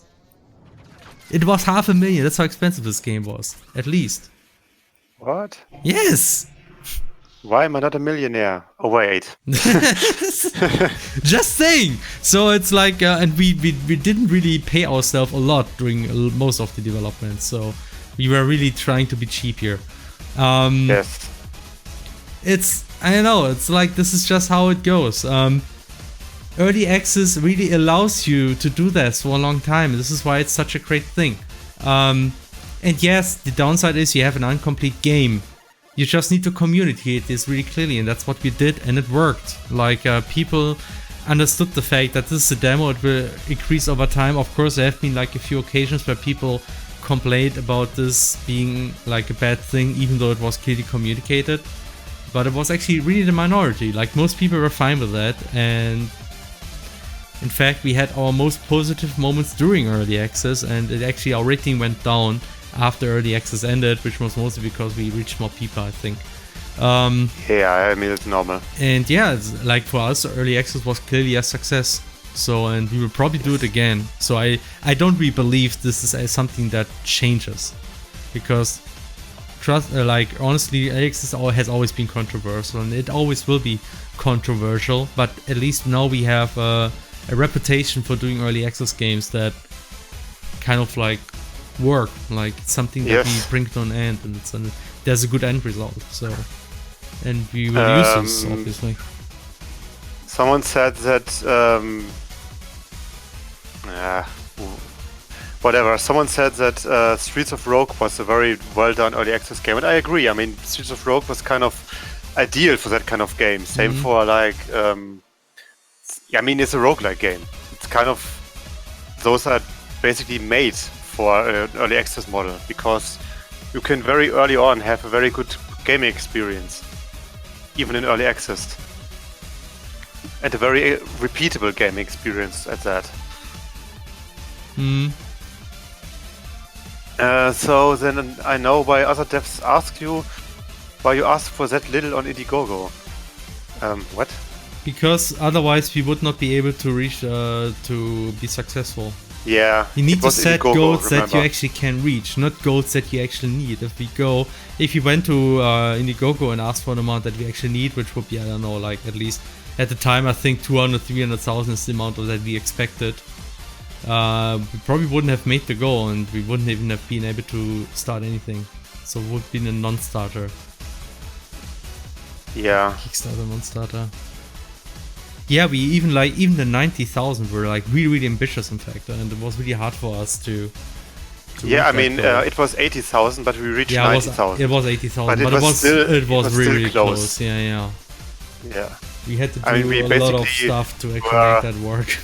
We were, as the cool kids say, literally shaking in the last day or the last 2 days. So yeah, I should Felix, draw. You should draw. I'm not gonna test whatever I did what here. What should you do? Yeah, Helvetii. So, what should I draw with Helvetii? Let me think about something. I will just draw the main character, I guess. Fighting something. I mean, do you think you can... Do you think you can also draw Leia in that style? Yeah, I guess I can. Sounds like something that could take a lot of time. I'm still mad that I can't see any freaking standoff. Please show me a standoff.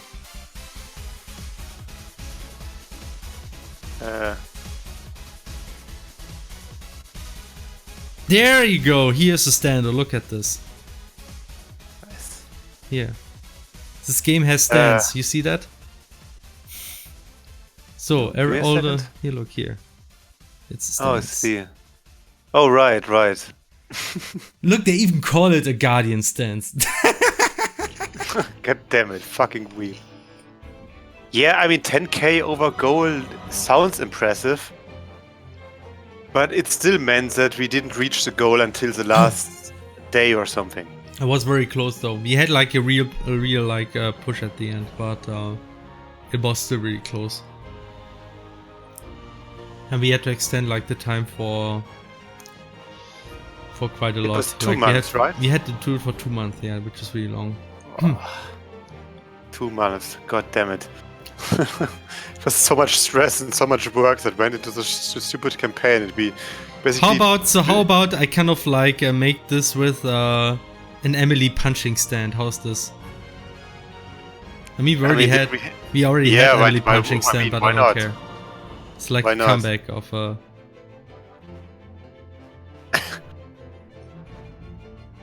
And Emily is French, which kind of fits for Switzerland RPG. And not a Switzerland Dark Souls. Just need a good screenshot.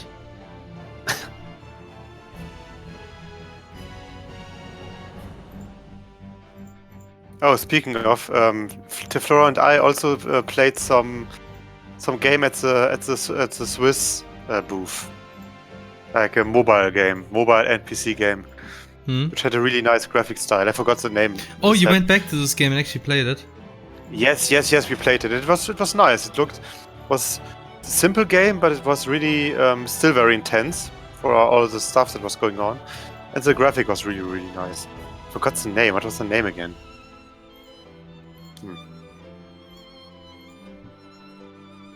No, what's this? What is this? What is Rose and what was Rose Engine again? Oh, Signalis. Okay, I don't even know what game that was. Rose Engine? Yeah, what was it again? It has like a really nice artwork. Classic Engine? Survival. Rose Engine is the name of the developer. Oh, okay. And the game is Signalis. What was it again? Great Hole, Secretly Addicted, Earth Pause, something survival horror experience with... Okay, I have to Google all of the stuff that I forgot. Damn it, why can't I open this? It's just like a fake GIF. It looks like a fake GIF, damn it. Oh yeah, and we also wanted to meet the Children of Morta developers. Because we've talked to them a lot a few years ago. But only the publishers were there. But they were so nice. And they just gave us Steam keys, basically, for the game. Yay, free keys. I'm not sure if now I can sell them on G2A. I mean, to be honest, I'm not sure if I will even use the key, because I kind of want to buy the game myself. So maybe we can when the game comes out, use the keys that we got from them for a shout out or something. Actually, Michael from Deck 13 told me they would give me a Search 2 key, so we could make a Radical Fish games with Search 2, and you can watch me dying in this game over and over again. It sounds very nice. But then again, I hate doing this because I hate dying in games, and I probably would be very angry and scream and all at you. And come on, Felix, you managed to beat. What was the game called? I forgot the name. Highlight. That's true, actually. That's actually kind of true. Was the Finanzamt a bit suspicious from getting so much money from you getting so much money from a website? Just curious. So far, I mean, we're actually still in the process of explaining all this money to the Finanzamt. We actually got a tax advisor who exactly knows about this kind of stuff, and so we hopefully will be fine. Yeah, tax advisors are very useful. Yes, you need tax advisors for this kind of stuff.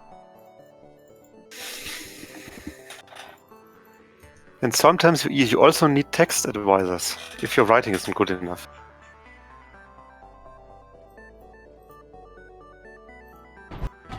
Okay, is there actually anything else?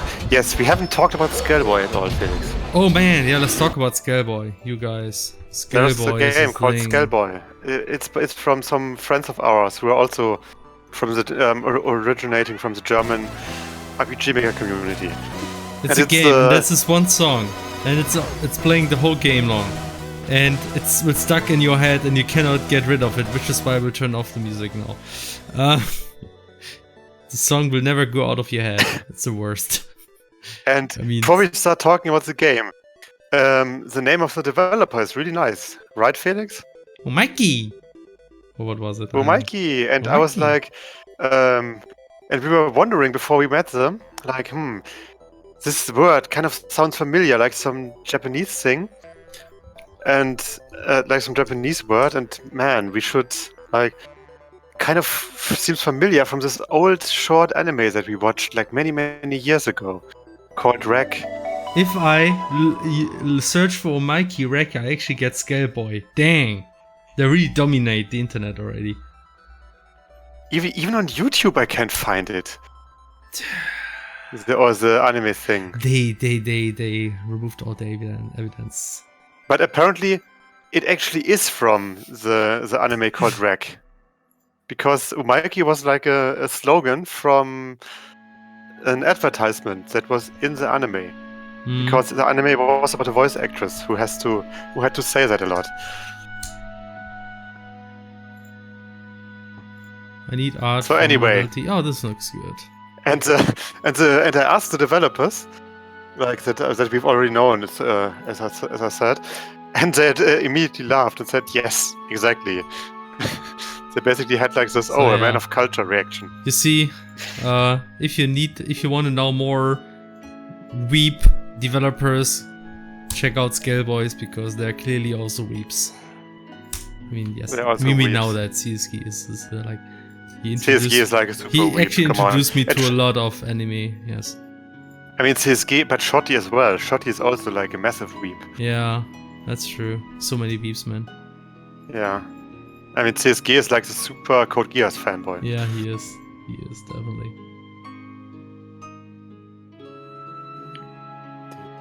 Anyway, Scaleboy is nice. It's a really cute and really well executed adventure, basically. It's an action adventure.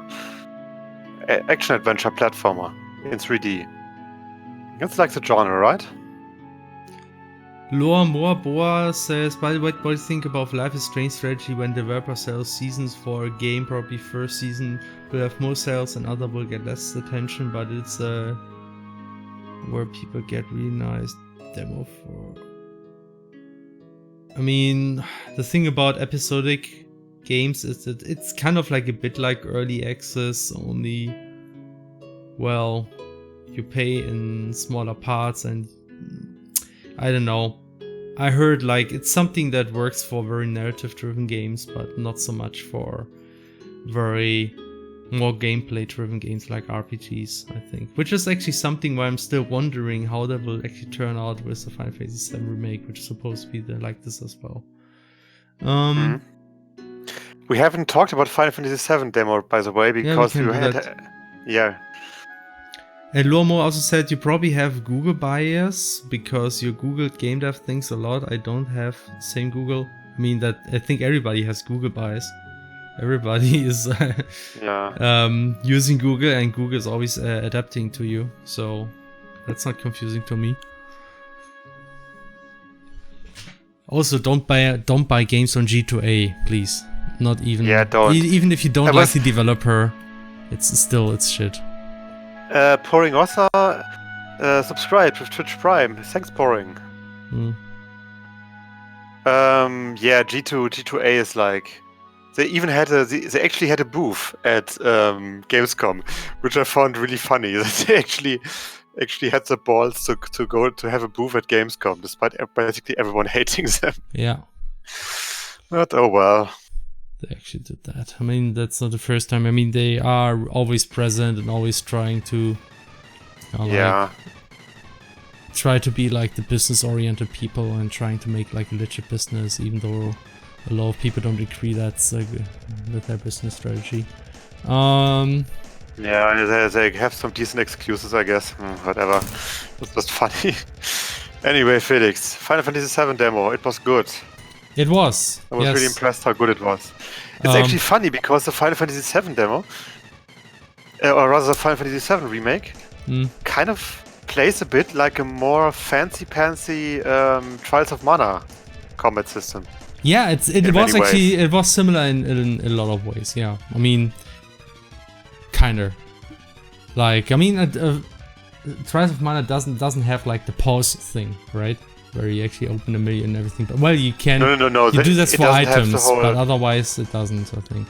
It doesn't have the. But then again, I mean, if you think about it, as a ATB system in the FF7 remake is kind of like a special attack bar in other games, in a way, because it fills up if you attack with your normal attack. Yeah, of course. I mean, yeah. When it's filled up enough, you can use it for. I mean, the main difference is to special attack bars is that you need it for like basically everything.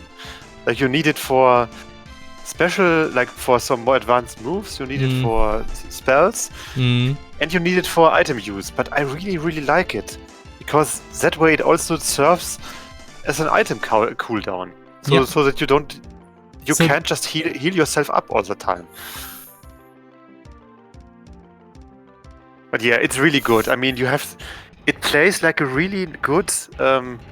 No lore MOBA. Really if you don't need G2A to battle, just pirate this pirate thing, and if you pirate things, you're still setting a statement, but you don't support a company that is essentially being a huge annoyance for every developer out there, even those that may not be kind of like don't deserve to be punished, like, poor small indie developers. Yes. That's true. I mean, it's like, even if you say to yourself, oh no, I'm just stealing money from the big guys, you're still basically, I mean, that's still better than actively stealing money from the indies. It's still better than, it's still like, in the long run hurting. But I mean, you do you. I mean, we can't really tell you what to do with your stuffs. In any way, Final Fantasy VII Remake, it plays like a really solid action RPG, like with like dodging, blocking, attacking and things. Just added really cleverly with like mixed really cleverly with like this ATB system. I really, really like it. I mean, I'm not big on Final Fantasy VII nostalgia. Yeah. But this is really, really good. Yeah, I mean, that's essentially why I'm also excited about it, because, I mean, yes, I mean, it looks fantastic. Games by Square Enix usually look fantastic. I mean, that's one thing that I can do. But, like, just the kind of, like, innovation that they made with the gameplay really looks like something that makes sense. Like, it kind of, like, gives the game more depth. And that's something that I've always been kind of, like, missing here and there. Like a 5v50 in particular looked like a game where like a lot of it was just about looking pretty and doing random things until you kind of like win, and it didn't really, like, the stuff you did in combat really didn't feel like intentional, like controlled, and I didn't like that. So yeah, I mean, that's something like I think my biggest problem with the demo was that I just couldn't get used to the controls, because like the default setting of the buttons was really weird for me. Like they used the lower X button for the menu, which is like the button you use for all kind of stuff. And it's I just couldn't wrap my head around that for some time. And actually, for some reason, I managed to switch characters, and then in between the demo, I forgot how I did this. And that time, wait, how did I switch the character? I just had to press the direction buttons, which makes sense, but I just forgot about that. So I was a bit confused, but I'm very often confused when I play games for the first time again. So that's normal. Yeah. Pretty much.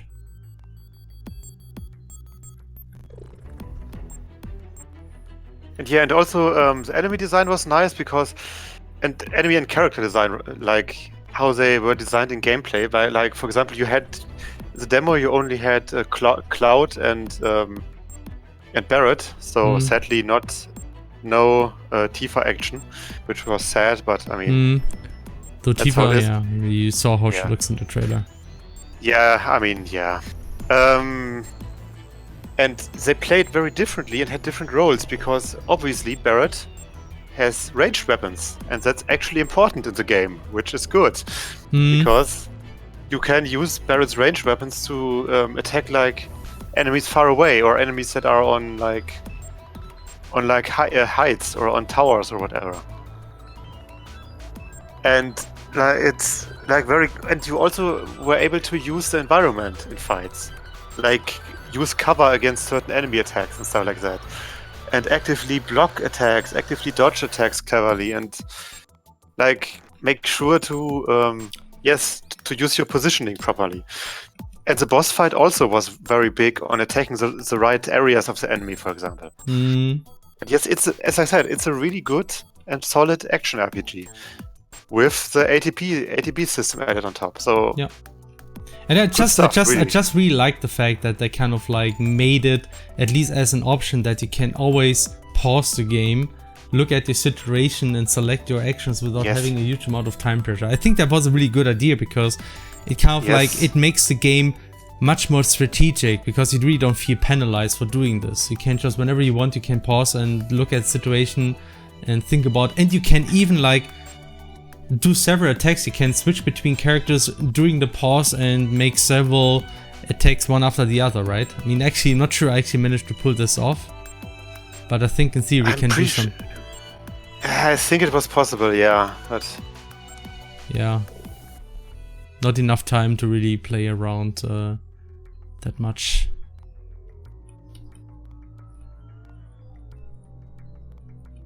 So yeah, I mean, it looked great and it plays pretty much as great. So it's really looking forward to this. In fact, I think it's probably one of the Final Fantasies I've been most excited about since some time. But honestly, I was also excited about 5e13. It was kind of a letdown, I have to admit. So we'll see. But yeah, at least like the first impression is really good. But Felix, it's so lame that they basically stole Lightning's design for Cloud.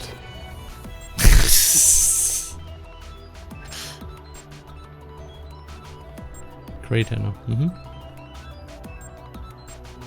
So yeah, it was good. It's good. It's a good game. Good game so far. And we barely had to stand in the snake for it. Great.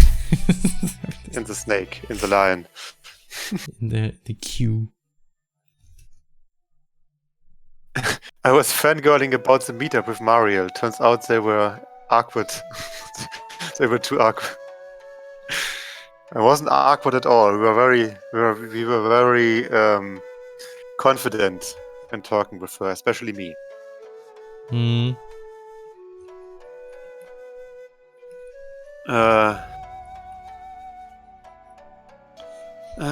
Yes. Why is Batman holding a potato?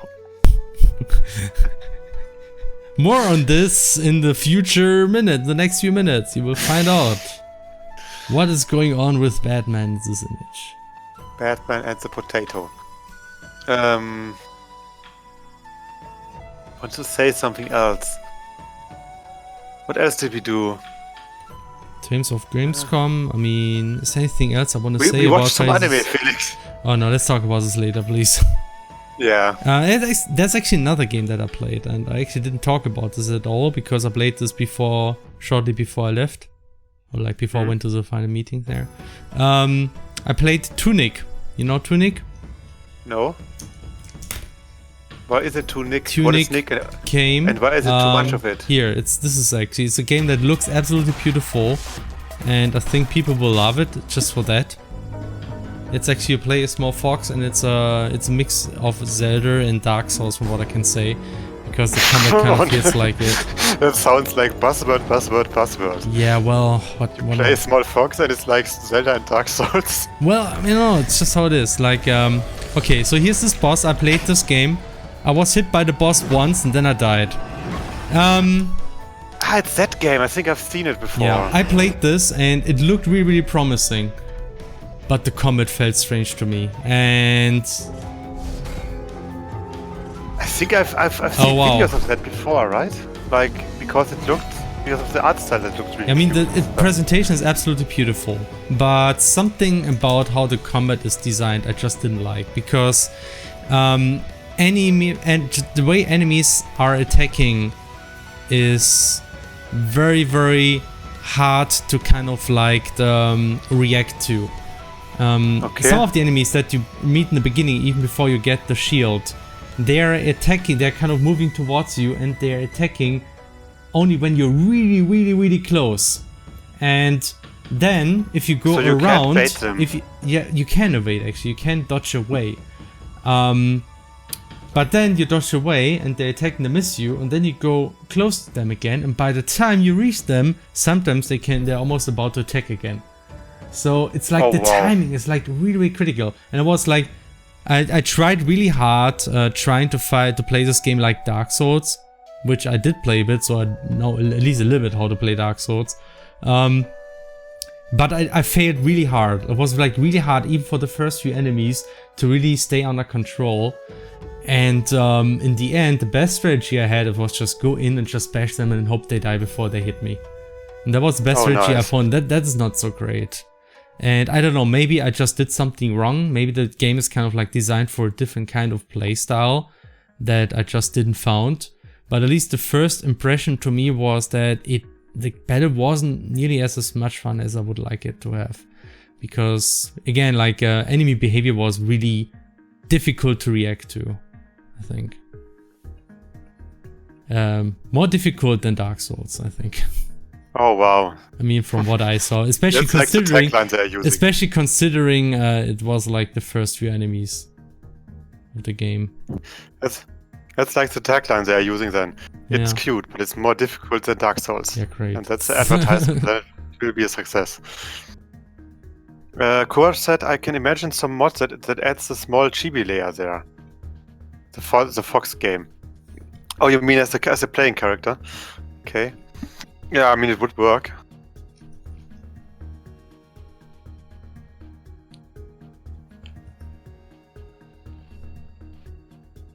It might work. If somebody does the 3D model.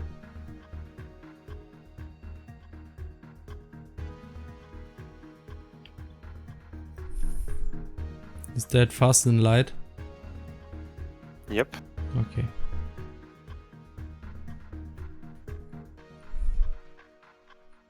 Sounds like shit. Sound like shit. No, you.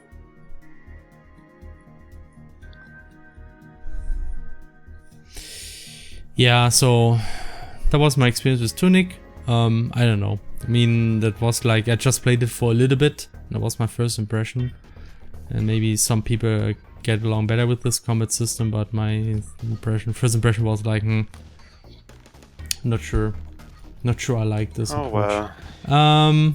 You're just talking down to indie games that might be Yeah, I'm just jealous, and I'm just talking down because I'm jealous of this amazing graphic style. Which might be true, honestly. But no, I mean, I think like, for instance, let's talk, for instance, I know, like, Hyperlight Drifter, I think, played better overall. Like, it had, like, it's much more... Yeah, okay. Actually, it kind of, like, it was a little bit similar in that it was kind of difficult to... Because you could dash, but then you couldn't attack after a dash. So...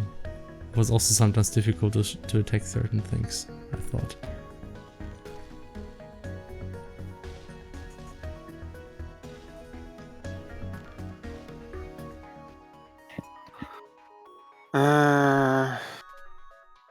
Stummer Schrei, are you tired already? Oh no. CrossCode Dev ASMR.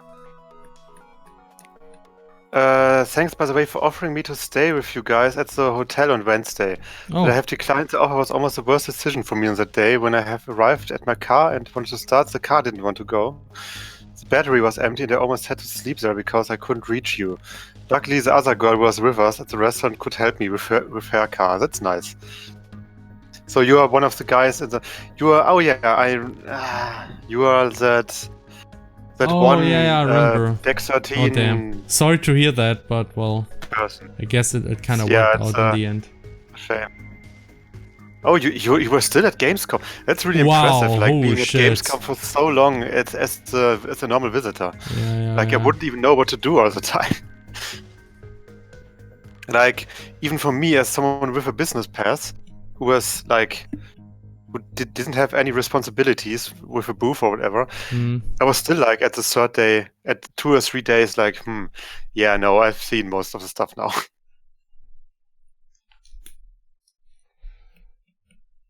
Then again, if we had another evening, I would have maybe tried to go to the UK booth again. Just see if she's still there. Yeah, like...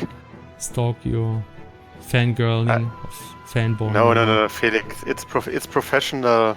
It's professional curiosity, Felix. Sure. It's professional curiosity and curiosity in good tastes of successful game development personnel. Yeah. Success, you have a business success business. strategy. Oh, you have yes, and the blockchain. Oh, you're a trade visitor. I didn't know that, Stummerschrei. I mean, he nice. was there in the first day, so he has to. Yeah, true. That makes sense. I mean, you could have tried to visit her as well if you have been like been there late enough. Then again, you would have. I'm not sure. Are you just a trade visitor? Like, for what reason are you a trade visitor? How did you get the pass? Are you like a YouTube channel person, or what are do you get it from? Tell us more about you. You are a big mystery to us. I don't know actually. Haven't you been kind of like related to Deck 13 in a way? I'm actually not sure. I thought that you at one point maybe internship, or did you actually work for them? I'm not sure. Maybe.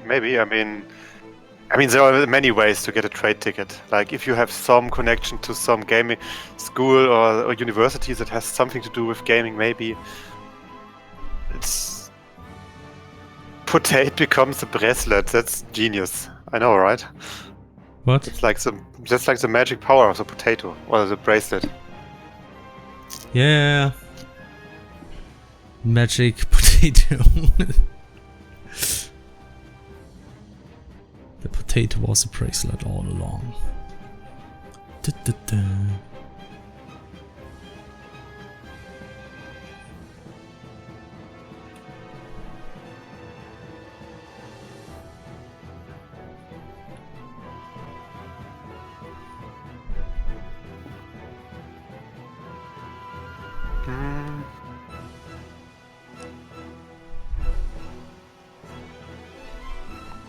Okay, gaming university graduate. Okay, makes sense. I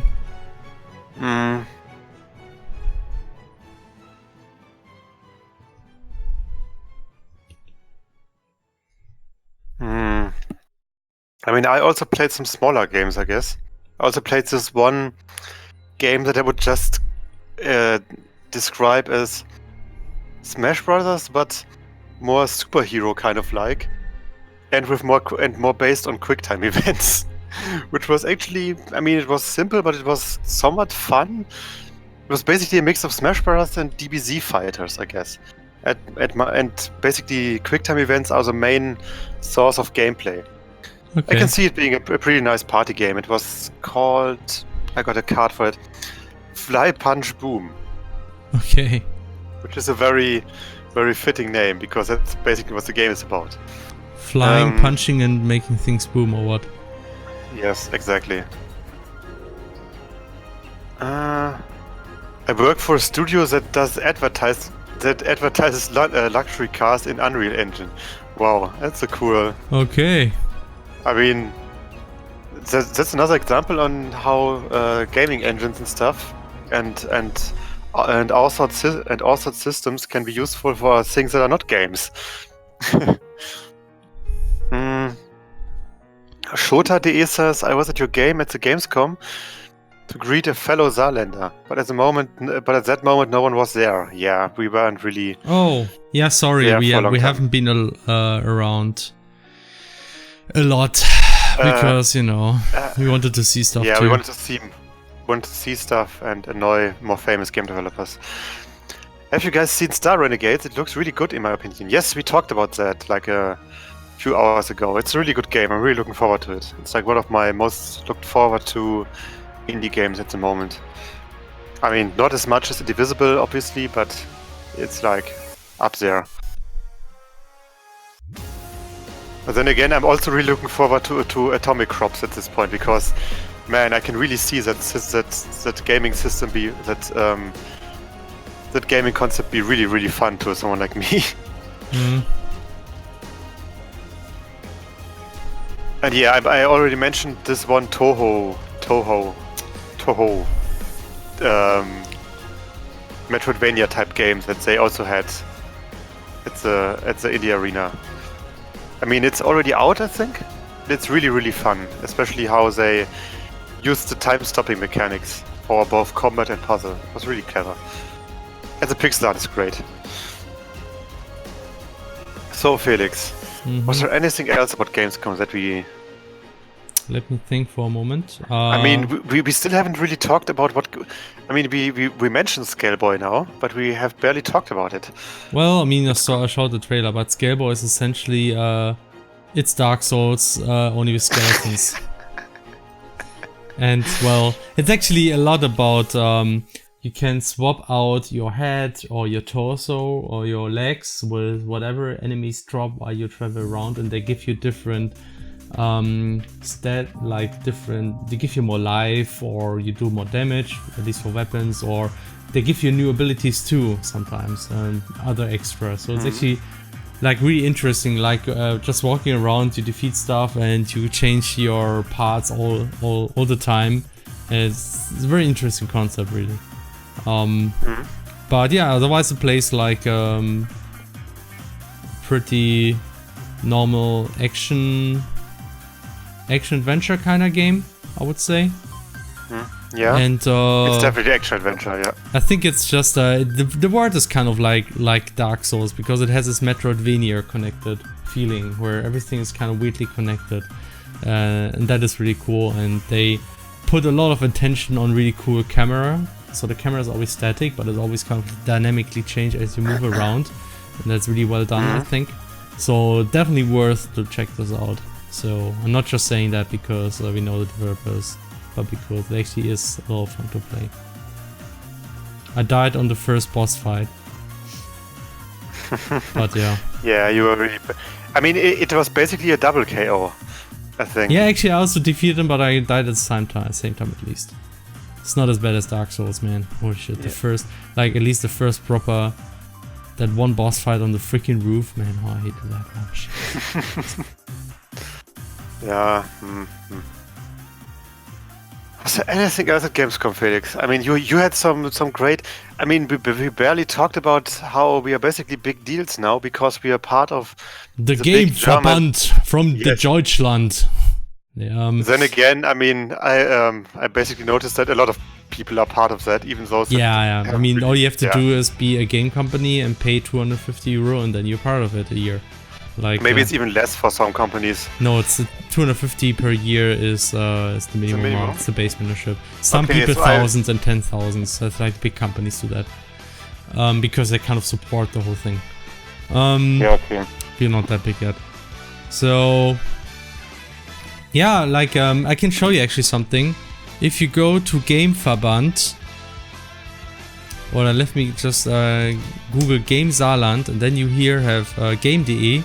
That's this webpage, and we have like they have different things for each area, like Game Branch in Germany, Games Map. No, that's not the wrong. Somewhere.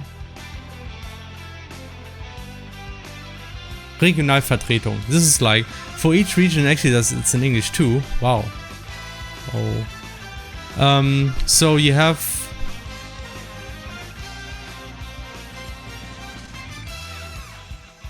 Wow, the English webpage is entirely different. Interesting. Well, I guess it's just in German then. But yeah, you have like a regional representatives, and this is Germany, as you know. And you see there's a lot of like areas, and that is a small little corner there, which is known as the Saarland. And if you click there, you go to the game Saarland, and look there, this is Julian, and look, it's me. I'm now like a representative of the Saarland for game development. So yeah, kind of a big deal, I guess. No, not really. Kind of a big deal. It's just a bit of volunteering work, and the idea is that you kind of like get your fucking photo, Felix. What? Get a proper photo. What? The photo is okay. What's the problem with your photo? Okay, it's alright. Do I really have to go somewhere and pay, I don't know, like a few hundred to get a professional freaking photo? 200? It's like 20. Yeah, it's okay. But it takes time. I have to go someplace. It's annoying. This is good enough. Look, Jürgens doesn't look that much better either. Does it? He looks much better, Felix. He at least doesn't. He at least has like this more business-like pose. That you are like this What? I don't think so. Come on. Yes, like the Felix emote for pose, like the colon I.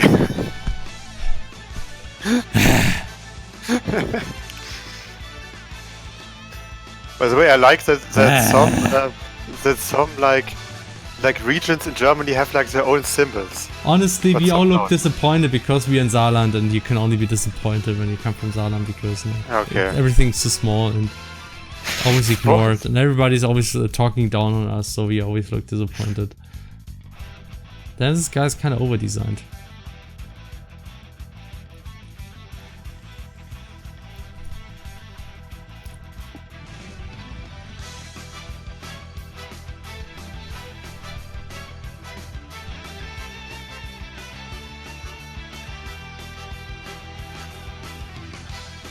I guess I should do like a professional photo sometime, but I'm too lazy.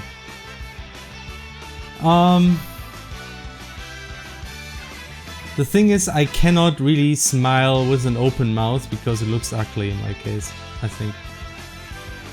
Because my smile is really weird. True. Like, when I was young, I actually fell down from the stairways, and ever since my smile looks weird. So, I guess I screwed up. Yeah, never mind that.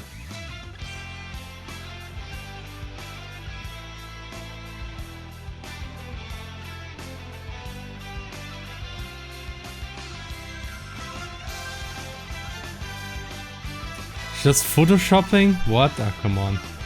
Ugh, I think the photo's fine. Jeez. People are way too picky.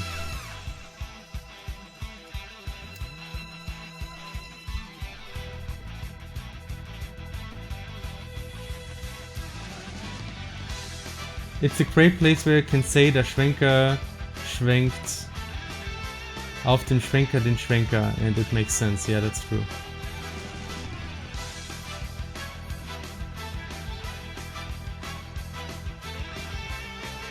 Yes, the white guy awkward smile. I'm not saying that my smile is much better. I mean, I also look terrible in most photos. But that's usually because Laxen is doing them. No, you always look terrible in photos, Hannah. I'm so glad that I at least look somewhat normal and adequate on the photo with Mariel, at least. Because it would be so. Yeah, thanks, Felix. For what? Just okay. If you say so. I have to denounce. I have denounced all waifus, Felix. Yeah, that would. I'm not sure if it would Felix laugh. He would be.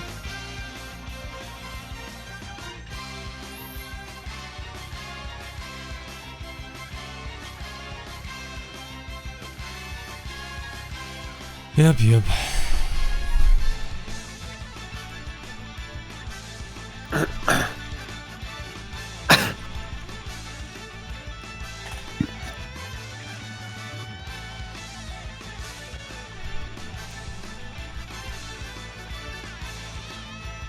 I'm gonna copy this post for Emily.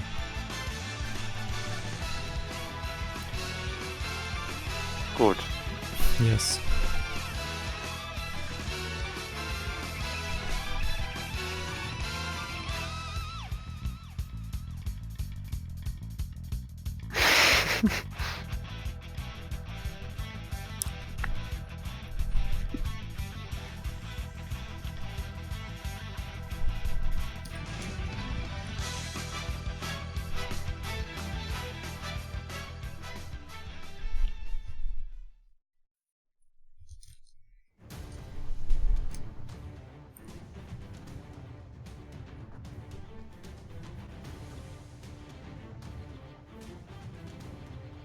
I'm not a tsundere, shut up. Felix is the biggest tsundere of all. What the fuck?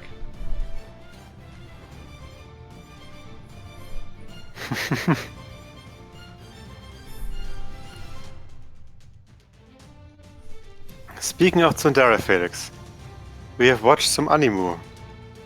No. We did. You even tweeted about it, Felix. There's no... That was the imagination. The old just... So, we watched this anime that Felix really liked, actually. He was really into it. No. It was about healthy workout routines and diet. Felix, tell us about this series that we've watched the first episode of.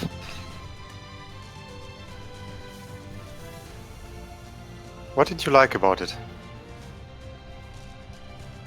I'm trying now, Hannah. Please lead the conversation. Okay, then I will tell about it. So Felix really liked this series that we watched. It was I forget the complete name. The series name is basically "Do You Even Lift, Bro?" or sis. Because it's about girls going to the gym and working out to reach like great biceps and muscles and a good beach-ready figure or whatever. Mm-hmm. And that's about it. It's not weird at all, and barely has any fan service. Yes, it's called Dumbbell Nan Kilo Moteru, right? It's like in the name of it. We always have to watch the weird anime with Hannah. It's not even weird, Felix. What is so weird? It's an educational show. Very fucking educational, yes. I mean, honestly, it teaches you about workouts. And it has, like, characters that actually do the things that they're supposed to do in the series. Working out.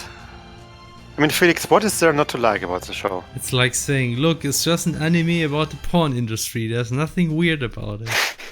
It's just people doing their job. What is your problem? Felix, are you equating getting fit and doing good fitness workouts to porn? Well, I mean, it's like... it feels kind of similar here. Why? I don't get it.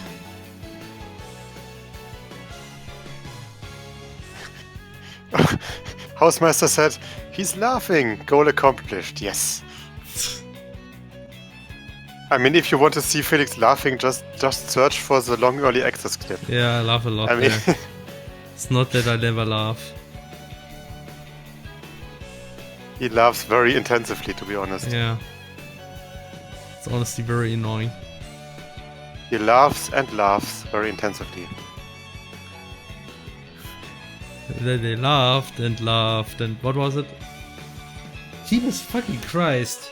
This freaking fly, it has to die. Are you rhyming now? No, it's just... What is this? Why do flies behave like this? You know, it's not even a very good fly. I mean, it's like I could easily kill it. The flies here in Saarbrücken, they're stupid weak, they're easy level.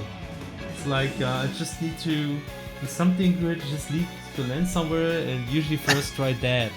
It's not like those flies we had in Sauerland. Damn, those flies, they were ninjas. Sauerland. Yeah, I was at Sauerland with my family at some ranch, ranch. It's Bauernhof, right? It's ranch, I think. Yes. A farm. Or a farm, yes, Felix, a farm. The difference is, a farm is like agriculture, and a ranch is like is cattle. Ah, it's cattle, I see. That's the difference. Yeah, so that was at the farm.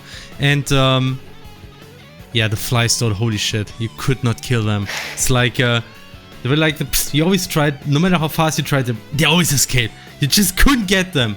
But those flies here, easy level. It's like, they're too fat. I don't know what's up with them. Felix, you have to grind this.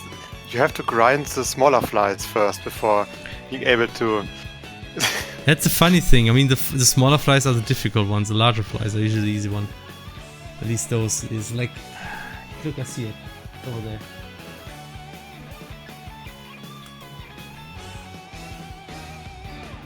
Wow. Now it's accelerating. Which reminds me, you remember this weird bug we had in our flat, Hannah? Which was orbiting around the light of the room? Yeah. I remember it. That was funny, right? Yep. That was really funny.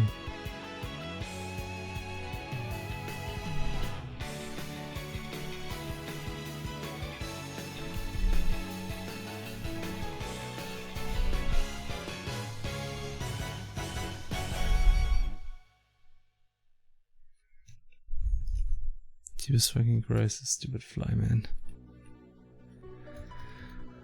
I have to kill it.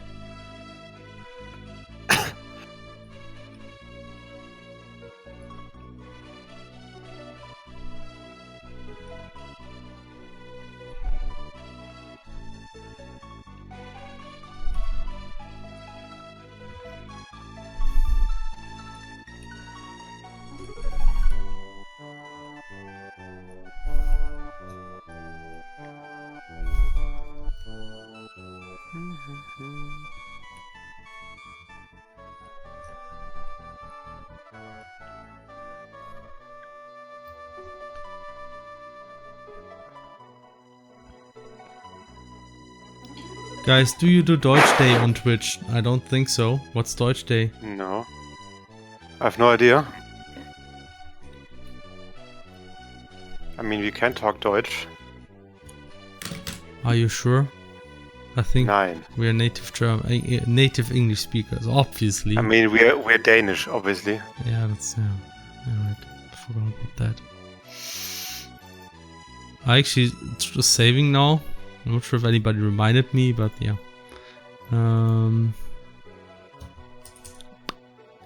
Helvetii. She's called Helvetii. Enough is enough. Okay.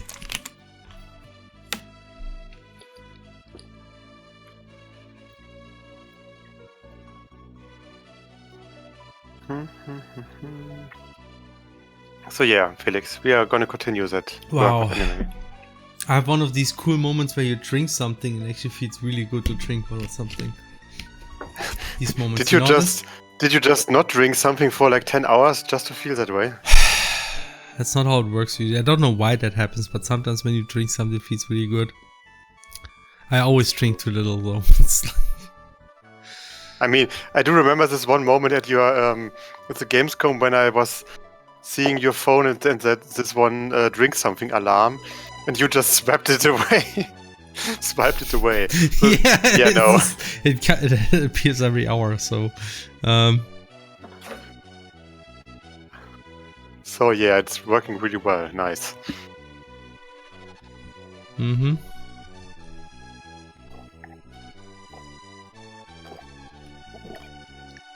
It reminds me, Felix. You did give Maria like one of your cards, right? I think I did. Okay. Not good. sure. By the way, save. I did that just before. Okay.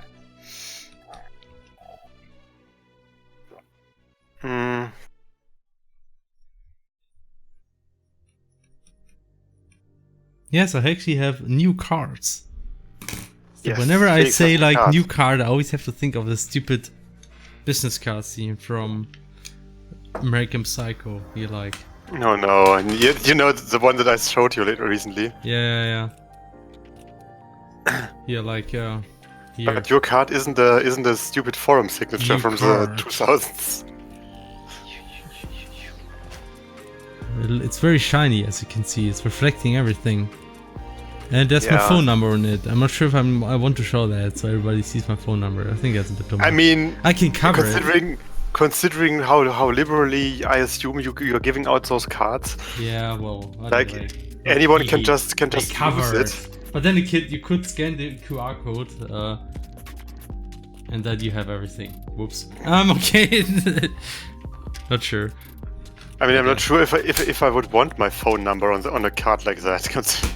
It's a German practice, and I don't know. People are sometimes paranoid about the phone numbers. I don't care. I barely get any strange calls up to this point. Okay, well.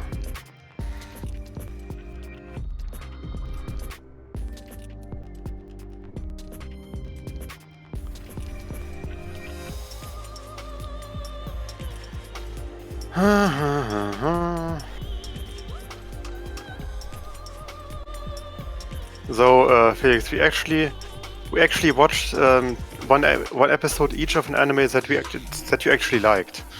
Yes, that is like... Watched more Vinland Saga. Yeah, that one too.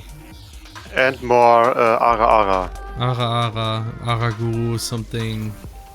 Oh, Maidens in your not perfect, violent. Savage, not violent, what the heck. Savage season. Yeah. Felix, student-teacher crush is still my favorite problematic ship. I need the FBI sound, but I can't do this so cute stuff. FBI open up! I can't do that. My perfect meetup with Mariel would have been tweeting to go to Gamescom, me commissioning artwork, meeting her briefly at Gamescom, fangirling for 5 minutes, take a picture and mail myself back home. But no. So are we talking about our perfect meetups with our favorite developers now?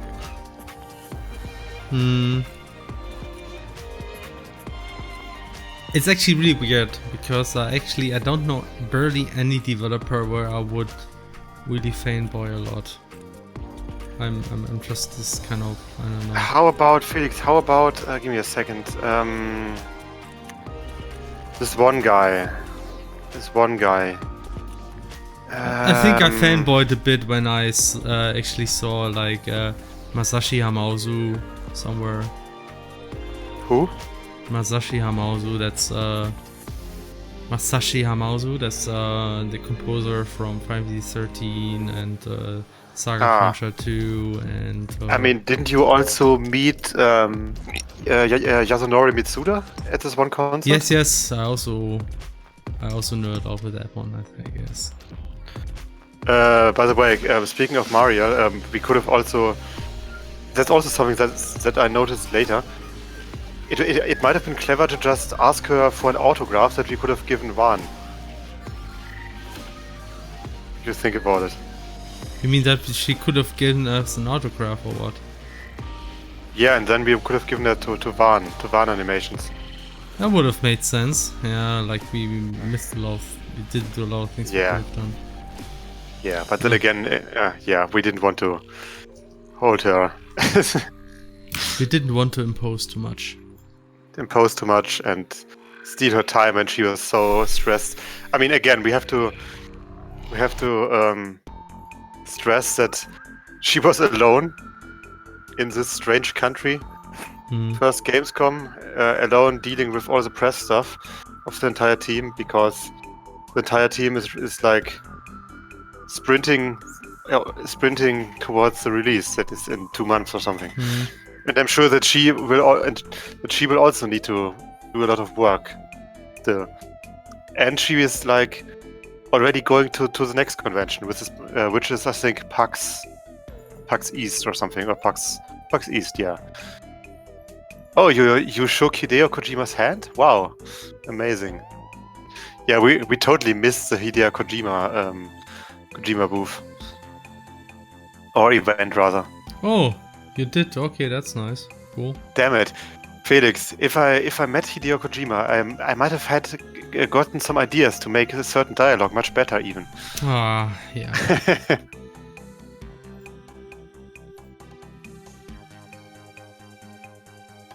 Yeah, I mean, yeah.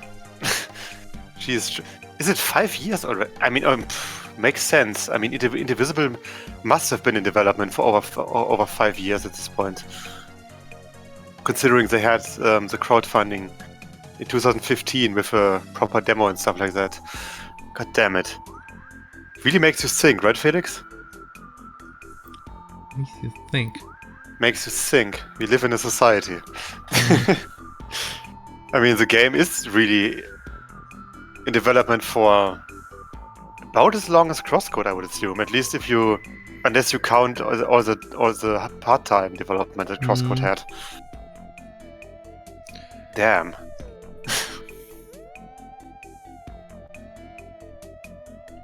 And with more development costs, I would assume. So I guess... Better be good. Better be good. No pressure. Yeah, Skullgirls too, of course. I mean, she's also worked on Skullgirls. But... I mean, that's the thing with game developers. They are very stressed if they actually want to create good games.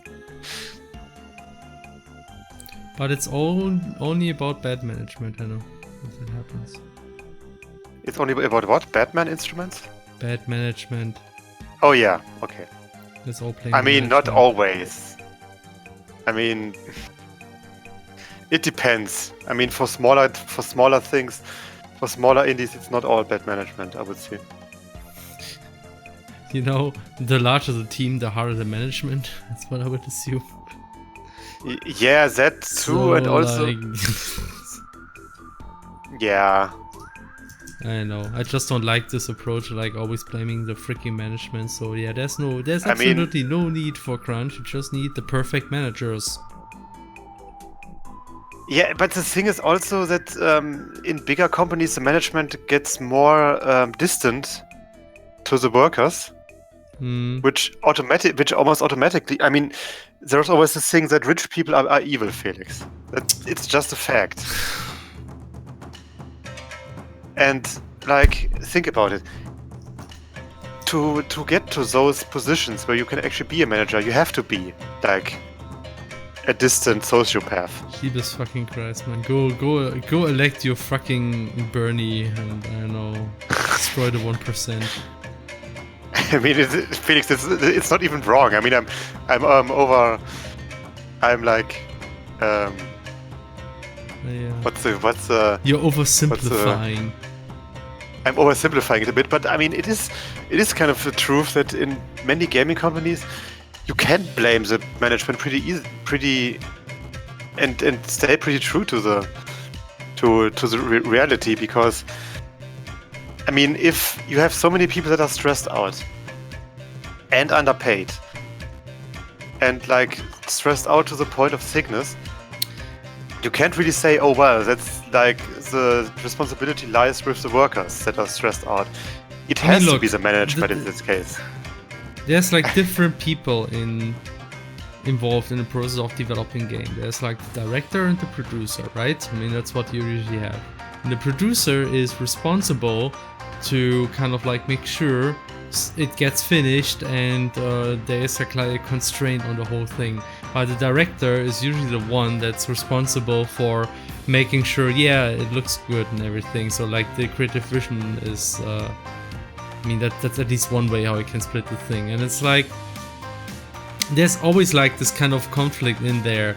And honestly, if something goes wrong among the developers, like let's say there's this one guy who really is good and keeps everything together, and they just said, yeah, I'm just gonna quit, or this guy has some real life problems and suddenly isn't capable of doing work, so there's a huge lack of an important person who was keeping the project together suddenly going away. What kind of management do you expect to kind of like fix this magically? That's the kind of questions I have here. I think people just really like to oversimplify this whole dynamic way too much. I mean, of course, like management has usual responsibilities here, but it's not like the magicians who can always like fix everything. Like you have this good manager who makes all the projects work, and the bad managers that destroy all the projects. It's more like there's like a lot of changes. It's just really complex. There's like so many people working together. And so many things that can go wrong in all different parts of the development. Like, I mean, there was this huge report from Kotaku about this, what was this new project from the Mass Effect developers? Anthem. Anthem, yeah. And like, they describe what goes wrong here. Was it management? I think it was just like a whole different of things, like developers couldn't deciding on what they wanted to do. And, I don't know. Was it like the producers? I think it was more like there was no person suddenly there who kind of like took over and decided how to do things. But Felix, yeah, there were. I mean, Namno the race says a very important thing. Well, I guess a manager should try to not make the whole project depend on one person. Yeah, I guess then CrossCode has pretty bad management. I mean, CrossCode is a smaller project, Felix. That's different. That's different. Yeah, that's different. I mean, and also like it's not just about the project quality. It's also things that managers are not able to like give give their workers proper benefits. For example, when they even when they overwork themselves, it's often that they just don't get enough like rewards and benefits that would actually, I wouldn't say make it worth it. I mean, it's like hard to make it worth it when you basically throw your entire life out of balance.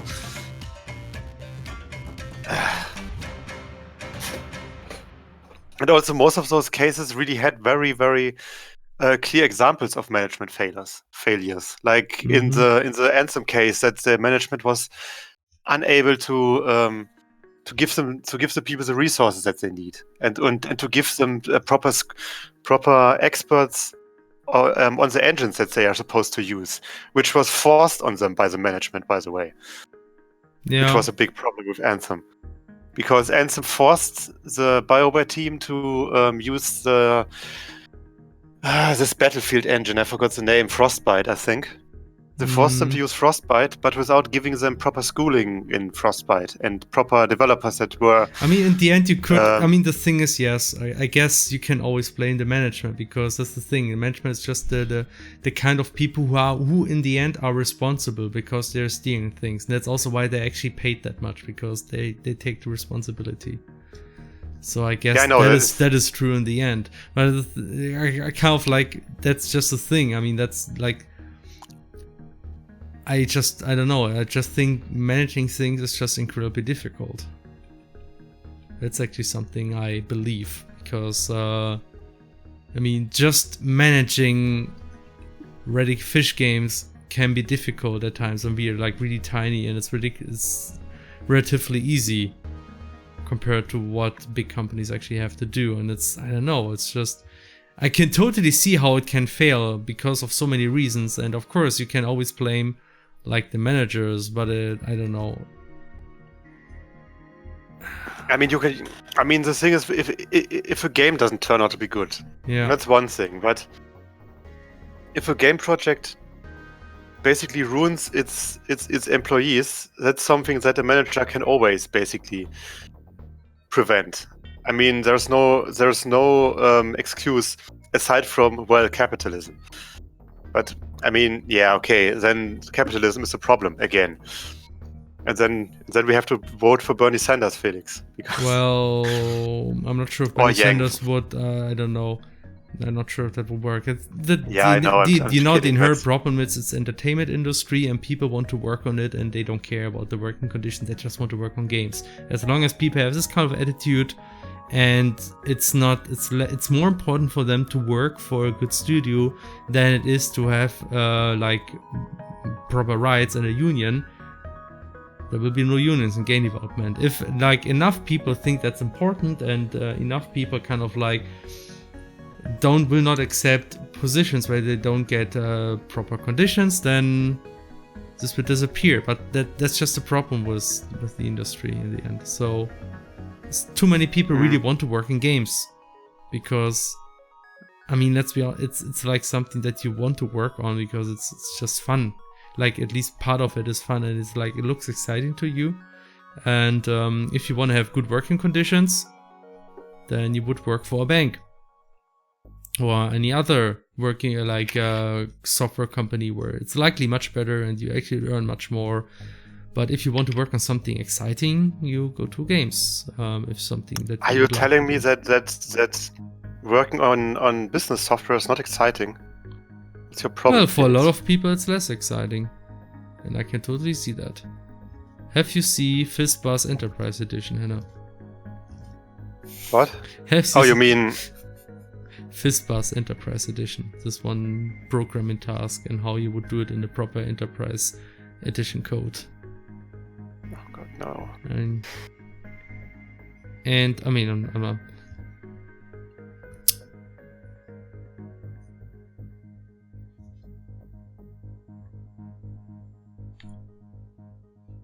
Oh, by the way, Felix, we need to loosen up this tense conversation with more fangirling about Kinoko by Stummer Schrei.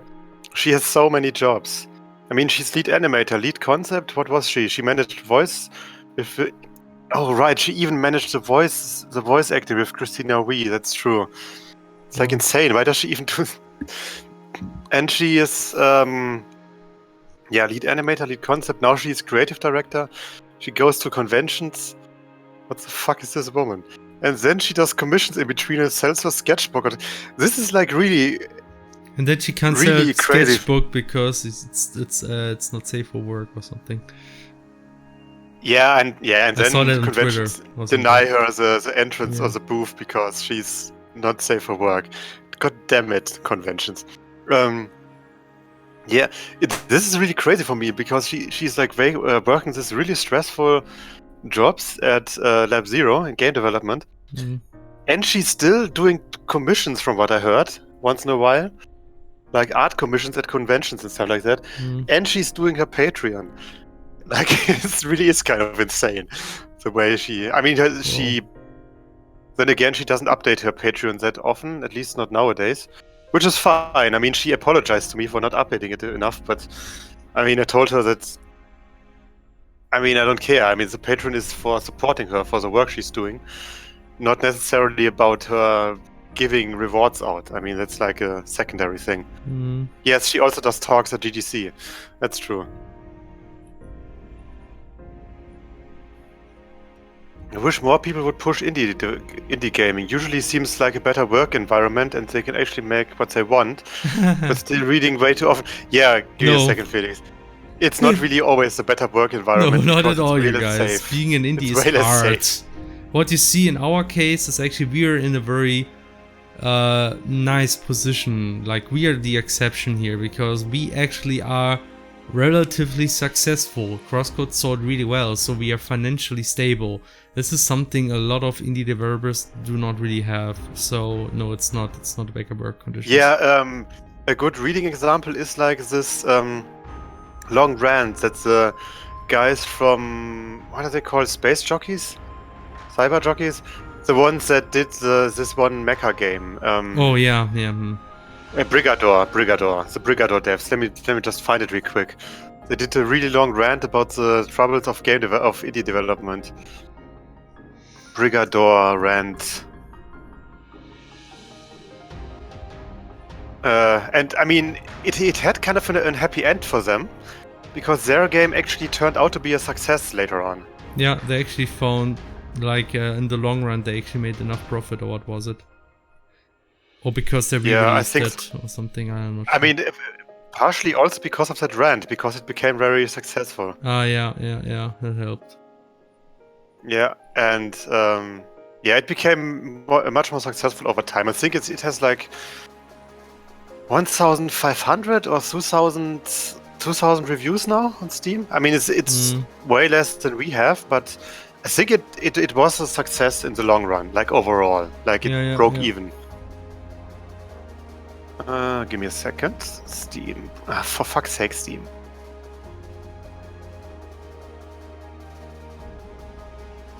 I mean, they even released like some special edition of it, the Armored Up edition. But would you say it's more enjoyable to have this hard time on something you enjoy and like, or something you make as a job for a big publisher and possibly don't even care about? Well, I mean, that's a choice that you have to make. The thing is, even if you work on a project for a big developer, the thing is, I think it's not always that you do what a publisher wants. It's more like, I think a lot of developers, like, they do have an idea, so the idea very often comes from the developer. Then they pitch this idea to a publisher, and then they may or may not have to make compromises with this idea to kind of like work together with that publisher to finish the game. So like, there's more potential for the developer to make compromises, and I think indie developers, the difference is just that it's you have to do less compromises. Like Deck 13 for us only gave us like advice what to do, but we actually decided against this advice and did something else, because they did not finance the development like a big publisher would do, but instead they only gave us advice and helped us with marketing. So the downside is that, I don't know, if you finance yourself, you also kind of like keep the risk essentially. I mean, building something on your own is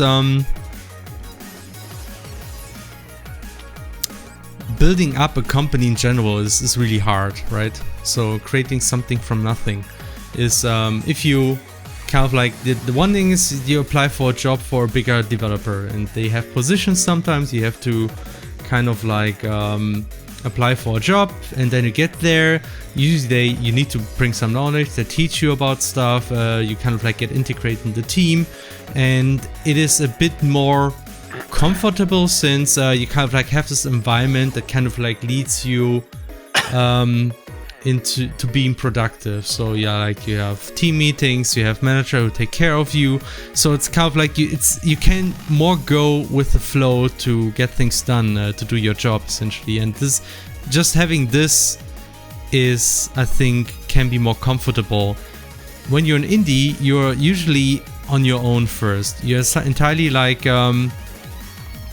this is my idea, I have this to work, and you need to work independently. You have to kind of, you need a lot more discipline because you are the only one who checks that you are working. Nobody's making sure you do the work. So you really have to motivate this from your own, and this by itself can be exhausting, and you need more discipline compared to just having a steady job, I think.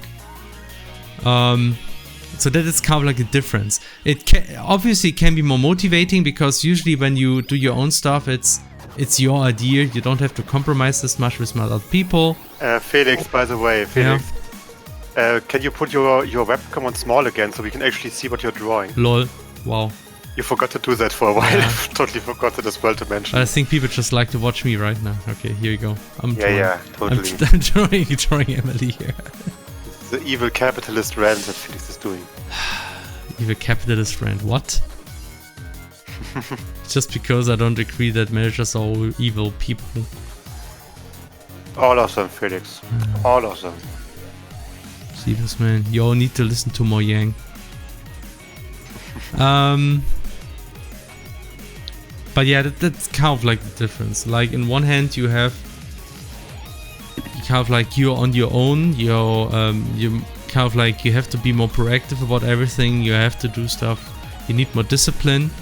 But on the other hand, it tends to be more rewarding because you do what you want to do. So that's like the upside of doing this. So I don't know, it kind of depends on what you're looking for.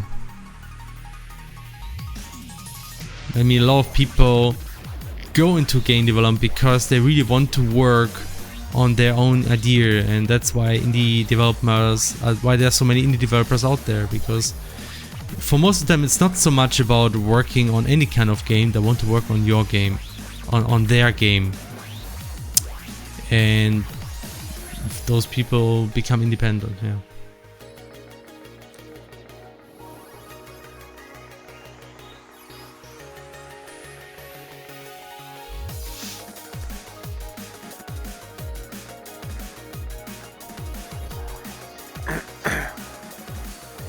Oh yeah.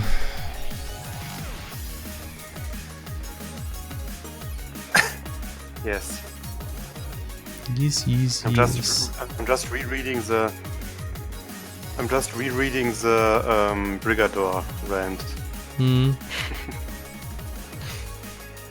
But yeah, like developing, like the thing is, being an indie developer, you don't have people telling you to crunch and expecting you. There's not this peer pressure that leads you to crunch, but you're on your own and you need to develop this kind of discipline. Very often that leads to indie developers to crunch on their own, because this also comes from the kind of like the passion that they have. Like they really want to work on their game, they really want to make it happen, and that's why a lot of indie people are really stressed out and overwork themselves. I mean, including us too. I mean, we also crunched at times. Not saying this never happened for Radic Fish Games. I still can't believe how people manage to work 70 hours a week, because I barely ever managed to do that. Or at least 80. I think I came close to 70 sometimes. 70 hours is like ridiculous. I can't imagine how that's even possible almost. But yeah, I was doing a almost consistent 50 hours for a very, very long time per week. sometimes up between 50 and 60, and it's not good if you do this for a long time. So, but yeah, that also happens with indies.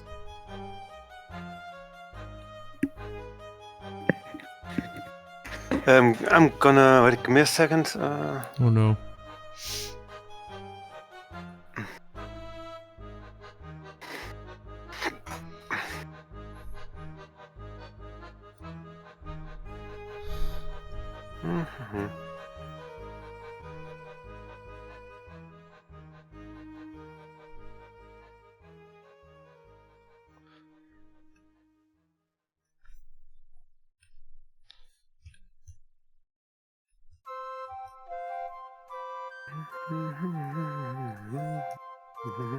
Oh no, it's okay.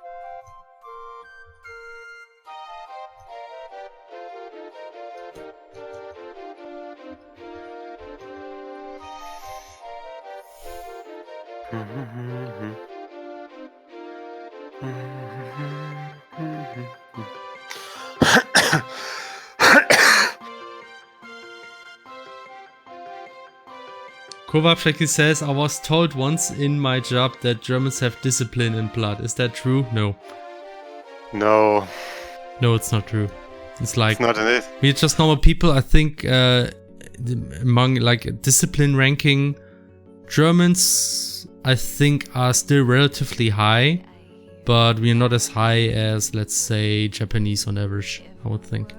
And I mean, like, I would say we are, from what I often hear from people who work a lot with like French people and Italian people, yeah, we are very, very organized.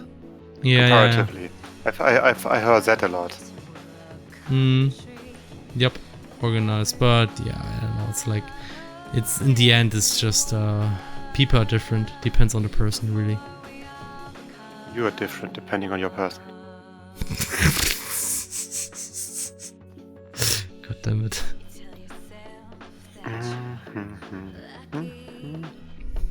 I have to kill this fly. Oh no, not that again. Where is it? Where is it? Felix. Felix. Felix. Felix. Felix. Fly. Felix. Hannah. Felix. What is it, Hannah? Save. Oh, that's a freaking trash. I'm gonna save. By the way, I just realized we could have also done a drawing with the guy from Helvetii and and Apollo, because they both have like Remind this me masks. to use Helvetii when I do the text. Oh, you mean for the font? No, but I think an Apollo drawing. Got for it! the Told you. God First try. Those freaking flies, they're just easy level, Jeebus. I killed a fly! Live on stream. Wait. Yeah, my one boss was like, he takes Germany as his waifu, any other was shit, so I leave to what? Waifu. What? Sounds weird. You mean like as a metaphorical waifu, I guess. The company. Okay.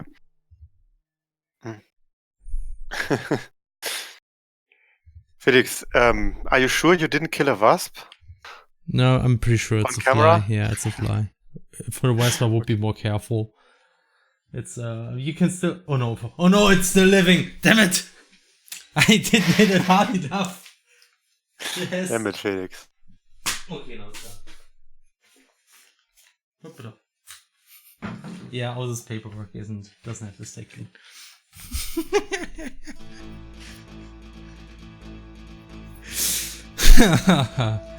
Oh man. Murder is fun. Oh, listen, it's this track from Felserbor. Oh yeah, you're right. Anyway, I want to say something. Something. Yes, Felix. Felix, I told you like several times now.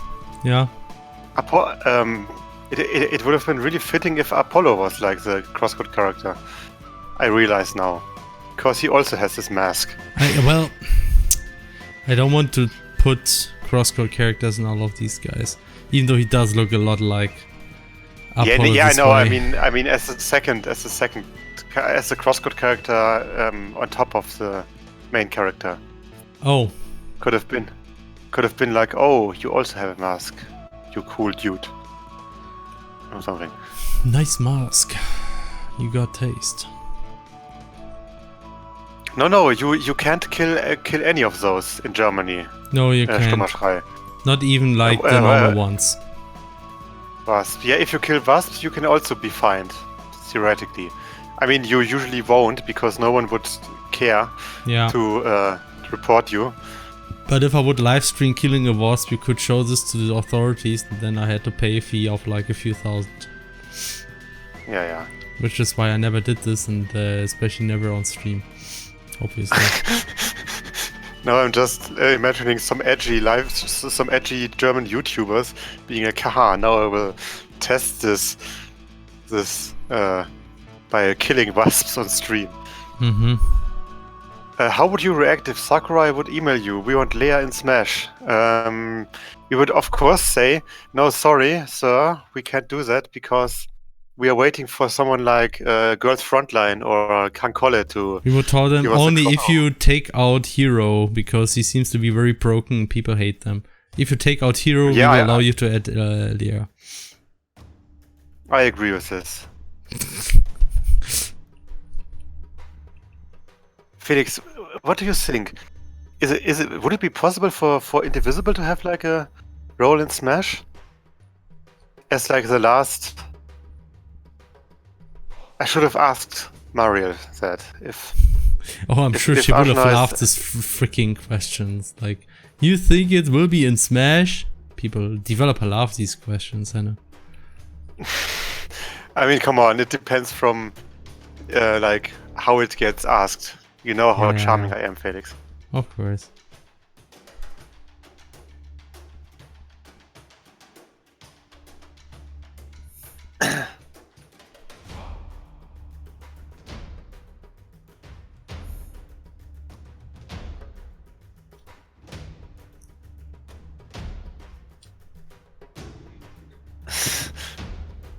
They will probably just ban Hero in future tournaments. No idea who was like, yeah, let's give him MG that has only upsides. That's true. It's like it's insane how they thought that this would be an acceptable character design or character balance for competitive play.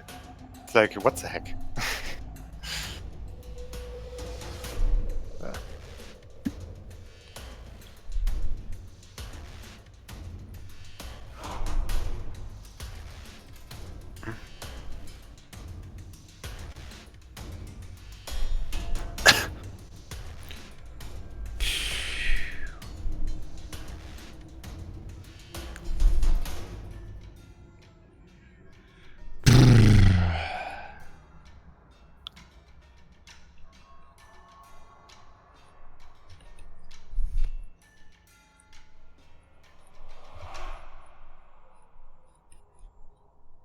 Okay, I'm gonna be right back.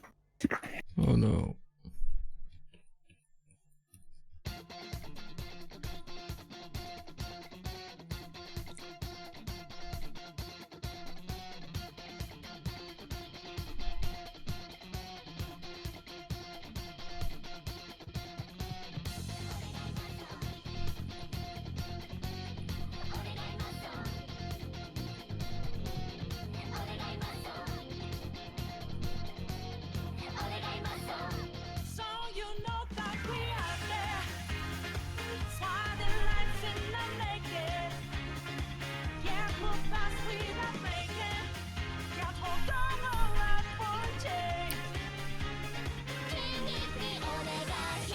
What?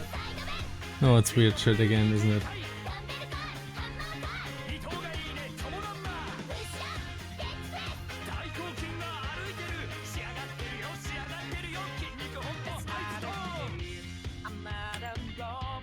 What is this? Oh no. This is a mix of Persona and this trashy fitness anime, isn't it? Okay. Alright, here you go, guys.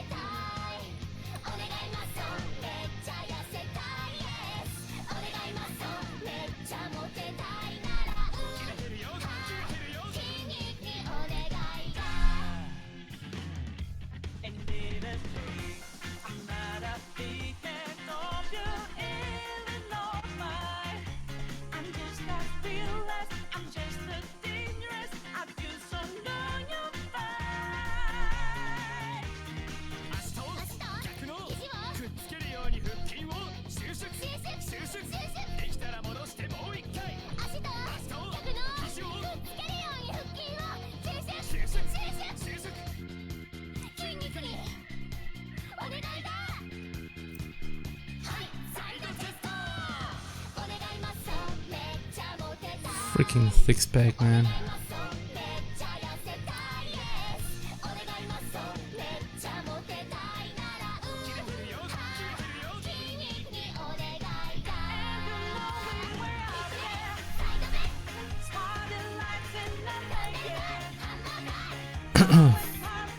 Hi Flora, we are drawing Helvetii, you know this one game from, which was also at Bit Summit.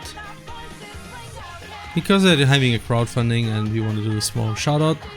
So it's still 3 more days, but yeah, it's a bit late, but you know, better late than never.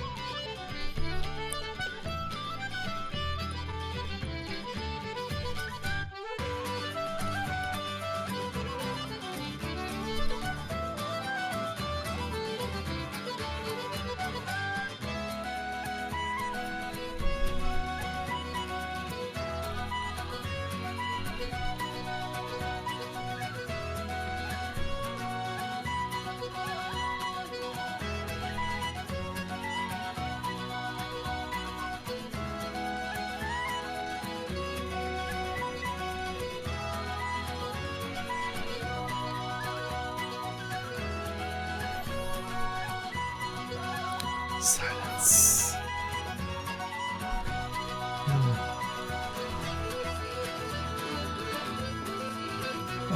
Yes, Flo, that was playable at Bit Summit. I was at the Dungeon booth, in fact.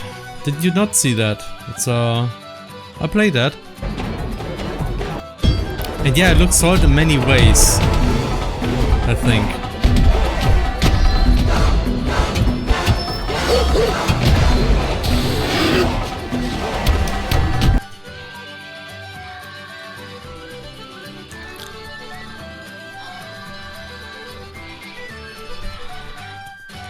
I kind of just wonder if I could somehow make this art style a little bit more interesting for this kind of game, because it kind of like, it's not as colorful as this one. So I'm just wondering, maybe I will actually do a bit weird coloring. I just want to try this.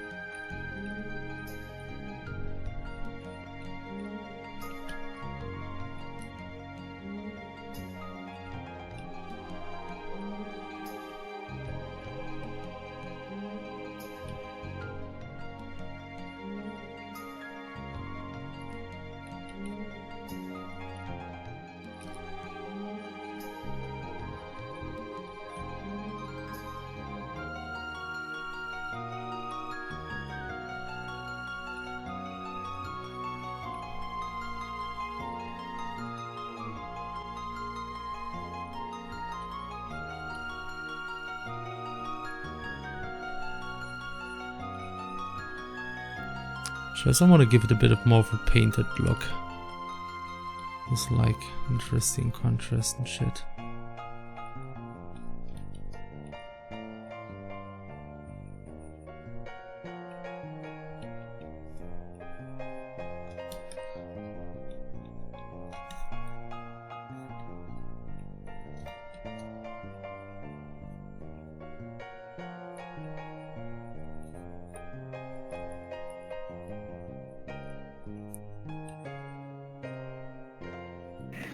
What is this place?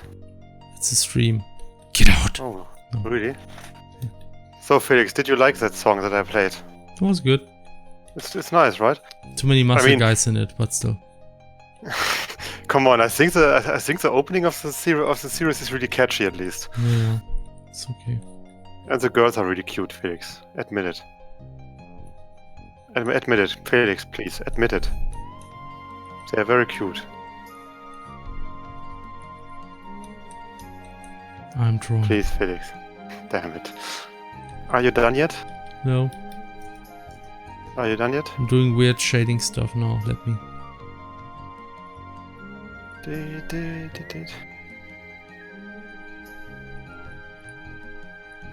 Oh yes, right. The indie booth, the indie arena apparently won best booth at Oh at yes, Gamescom. it did. In fact, yeah. Yep. Pretty awesome stuff, I would say. Hmm? I dare to say. I was expecting some Uwu song. Well, I mean, it's at least anime related. Yeah, I mean, a lot of people have that we talked to were like, yeah, man, indie is apparently more serious now, and there's more competition within the indie things, which is good because this means that indie overall is getting bigger. I don't know who won last year. I don't really remember. Bleh. I don't remember really, sadly.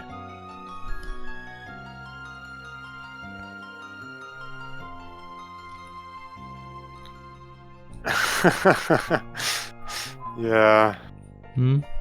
Fucking indie blasting music and that the indie arena always had to endure Yeah. in the previous years. This time was kind of better, I think.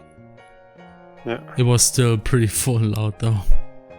It's always exhausting. It was a bit too. It was a bit too packed. I think it would have been nice if the indie arena was a bit bigger, so they could have actually had a bit more space. Then it would have been more expensive. I know, but still, it was really crowded in the middle in the arena itself. Well, indies don't have money for space, huh? Yeah.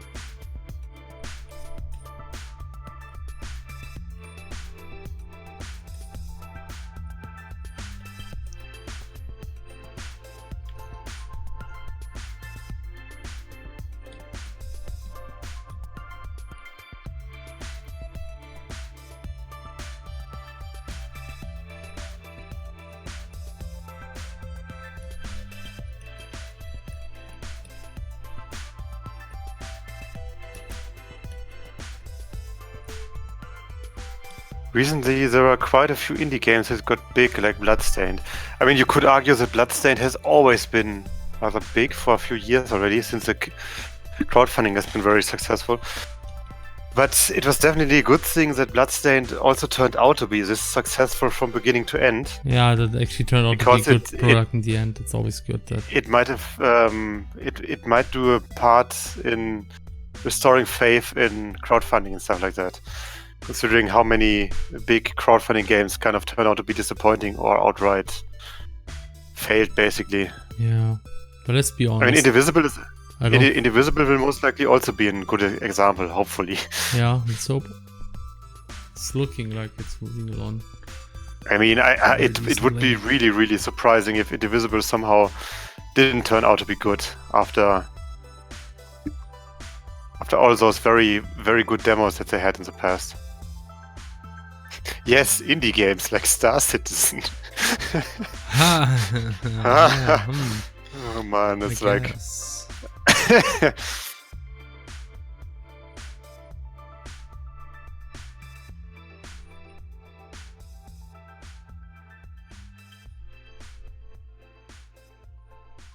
It's not a game, it's a scheme. Maybe. I mean, you can apparently play things as part of the scheme.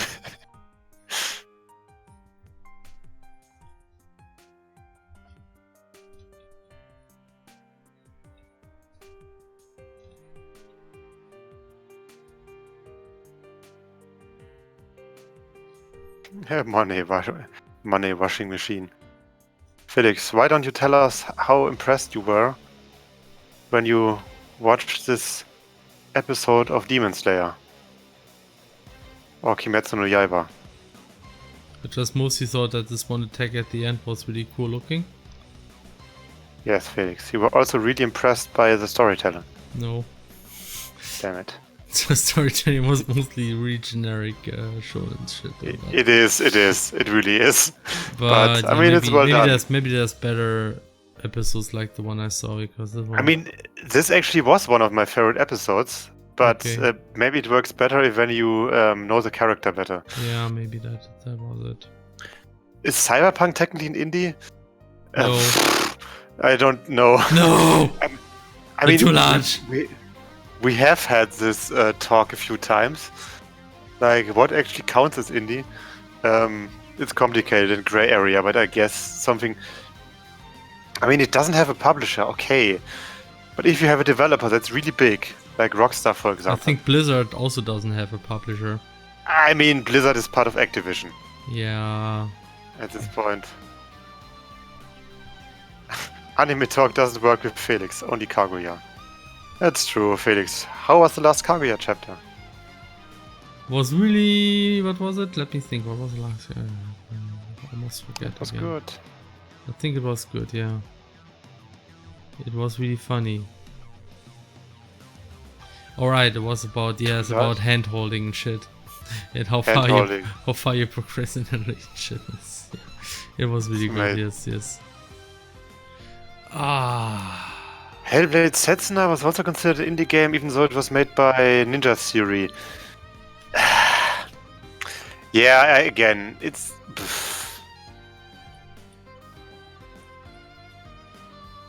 I mean, I wonder, like, for example, those Stronghold games. I mean, Firefly Studios also isn't that large, if you think about it. So, I mean, it's really hard to actually... But then again, I don't think Setsuna is actually called an indie game. I think it's... People call it like a double A game or something, or a single A game. That's like the term I often see used for games like that. But, I mean, again, like indie, non-indie, publisher, yes. Indie Schmindy. It's like a very nebulous term. Like, look at Indivisible. It has a publisher and a rather large budget at this point. And it has even indie in the name of the game, so it obviously must be indie. So it is a very difficult question if Indivisible is actually an indie game. Look, it's called Indivisible, Henne. It must be indie. Damn it! It's another thing that we should have asked Mariel.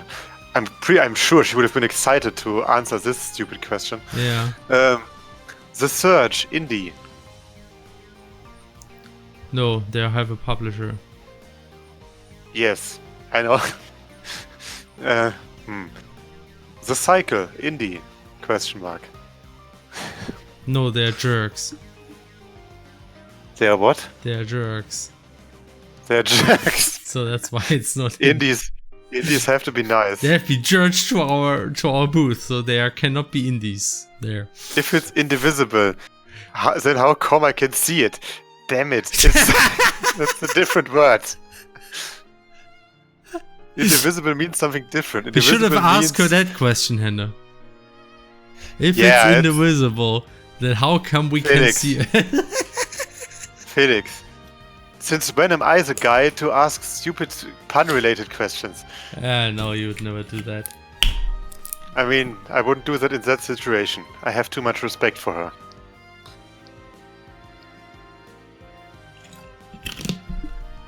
These kind of questions are only for people that don't deserve this kind of pun immunity respect. Okay.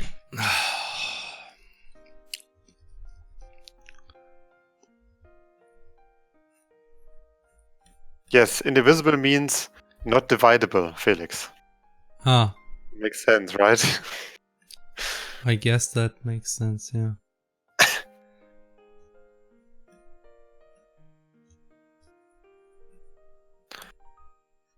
Kovac says, please, can you put that Emily blur effect on a different layer? No. It's too late, sorry. But Kovac sorry, it's too late, already destroyed the layer, so I don't want to redo this again. Felix, why? You could... Because I don't care. No, it won't be animated. I'm sure he'll figure something out. Well, okay.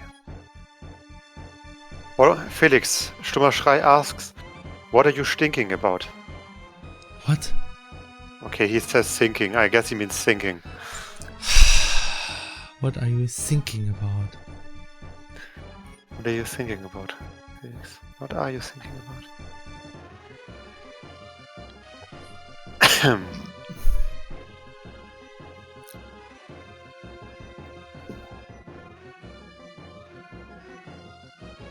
How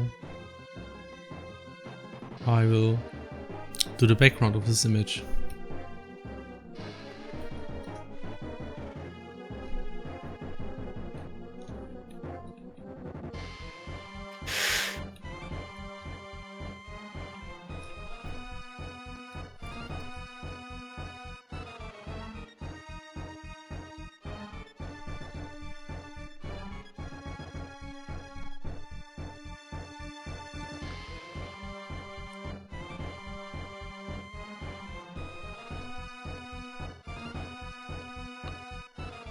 Okay.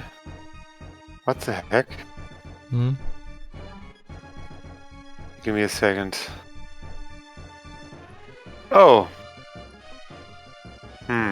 Apparently they are doing a Breaking Bad movie. Oh, speaking of Breaking Bad, I actually started watching Better Call Saul? Better Call Saul, yes. Yeah, I'm also planning to watch this at some point. And damn, it's amazing actually. Holy shit. Yeah, okay. Actually, I almost got me into binge watching stuff, and I always had to control myself not to continue watching. But it's really, I mean, really, how really many episodes does it have? Like 30? I don't know. It has like 4 seasons. And the 4 first seasons, one okay. had 10 episodes, I think. So about 40, I guess. I have to check. Yeah, makes sense. Felix, can you save the art? Yes, I did. But yeah, it's really, really nice, man. Okay. Just some of the, like, I thought it was like more of a whimsical fun show, but it actually has a lot of character development, plot development too. So it's essentially a lot like Breaking Bad, just different characters and slightly different setting and like slightly different perspective, let's say like this. It's really, really great so far, and I just really appreciate like the writing, everything is like, oh man, so good stuff. Like the way the characters talk, like damn it. When you watch too much anime, you need to get back to this once again to appreciate like just how good English writing can be and how much better you can appreciate that by just understanding the freaking language that you actually watch. Felix, you need to finally watch The Wire. No, that one's too annoying. Sorry. Felix, it's not that hard. You just need to get into it. Actually, I have to check if The Wire is available on Netflix. It's HBO, so... Fuck! I hate HBO. It's...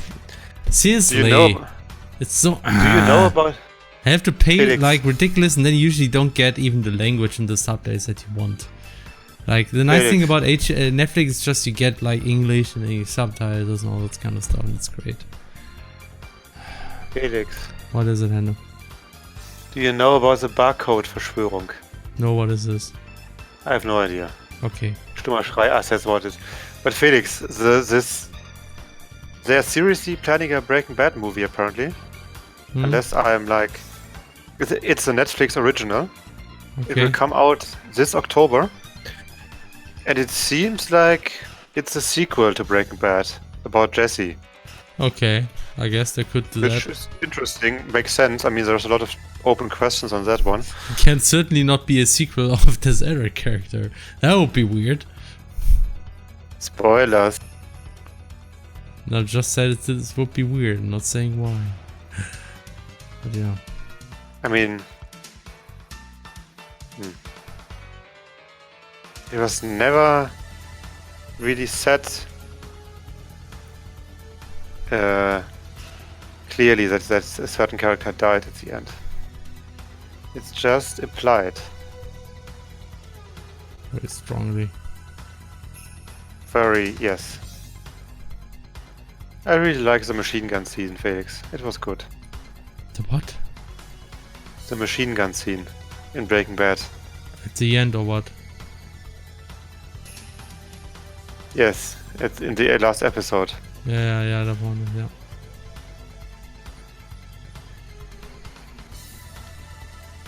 Yeah.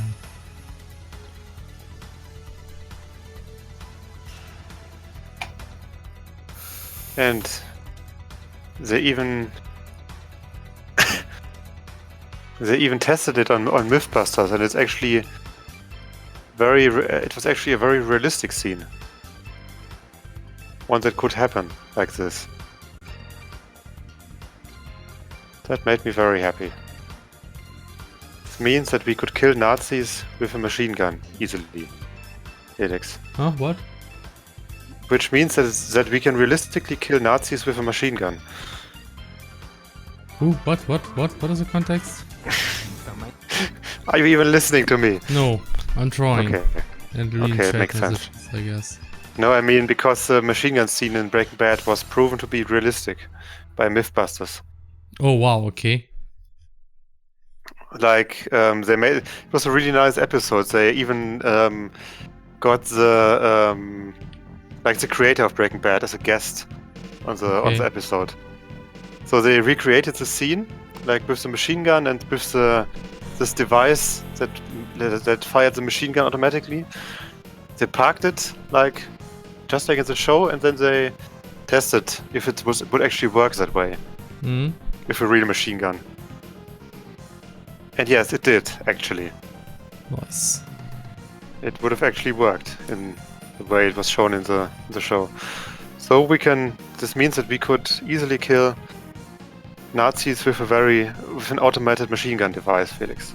Isn't that great? That is fantastic and good to know.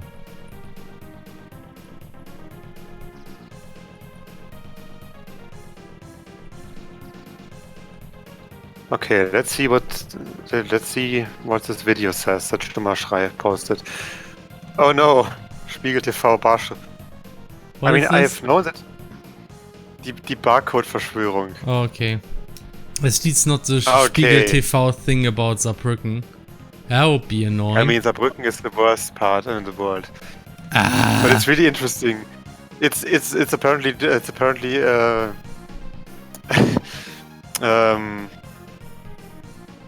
like something about some conspiracy theory, which I have heard about now that I'm seeing it. Like people having conspiracy theories about barcodes in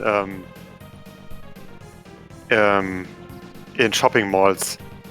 What kind of conspiracy is that?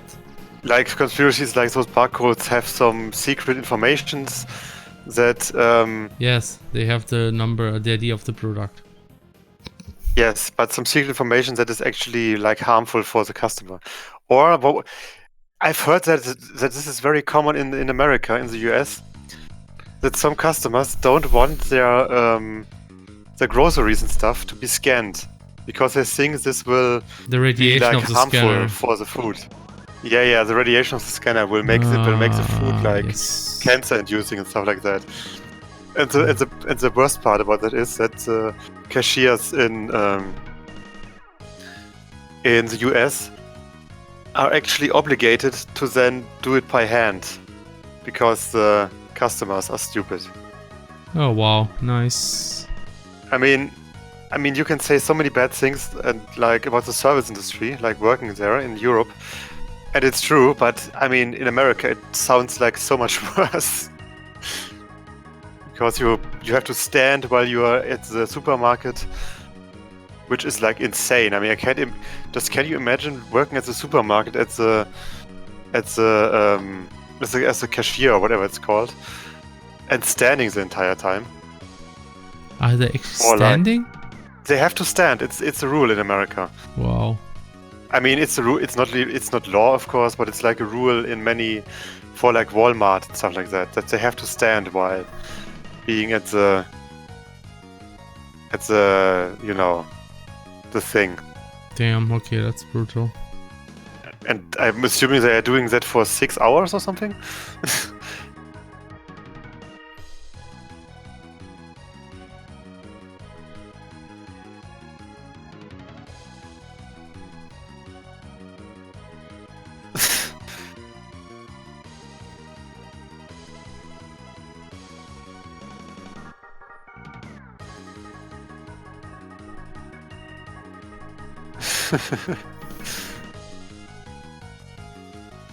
Okay, I guess this kind of works. Okay, this is amazing.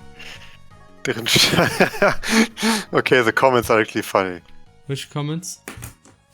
In the YouTube video about the Strichcode-Verschwörung. Down the video or what? Yeah, the Spiegel TV video.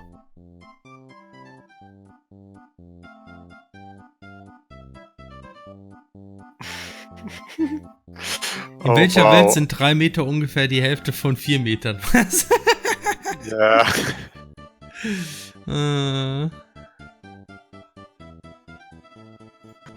Die vermeintliche Gefahr, sie lauert im Supermarkt. Ach, no. Diesmal ist es ernst.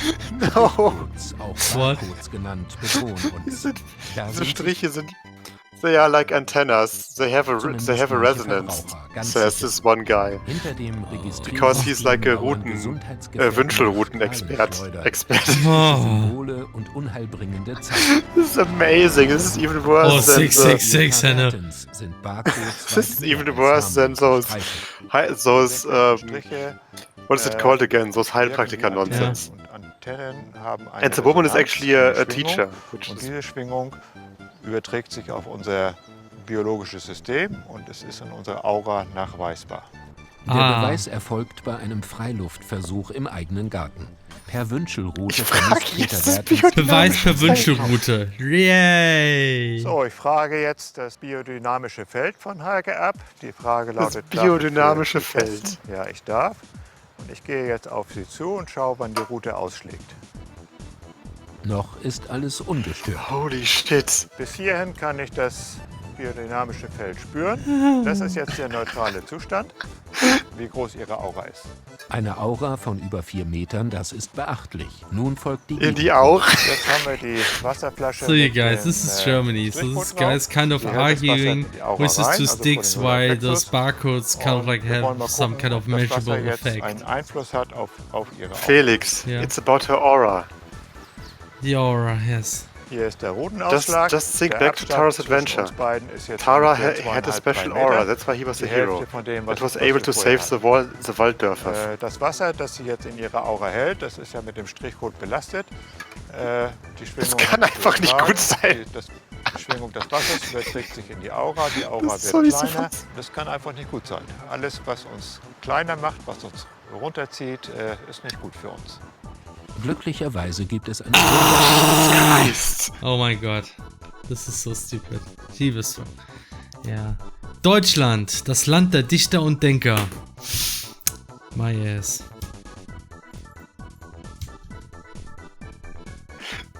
They have like this fucking board for 1000 euros to neutralize the damaging aura nonsense. Okay, cool. Let me try to explain what happened there. So there was this kind of guy who argues that those barcodes are evil, and he measured this by having those sticks, and he was going to this person, and when like these sticks arbitrarily went together, he decided, okay, this is like where the aura of this person starts. And they found out that when she holds this water bottle with the barcode and he goes closer, they go together way later, so the distance is way smaller, like 3, which is obviously half of 4. Something like that. It's, I don't know. It's ridiculous. By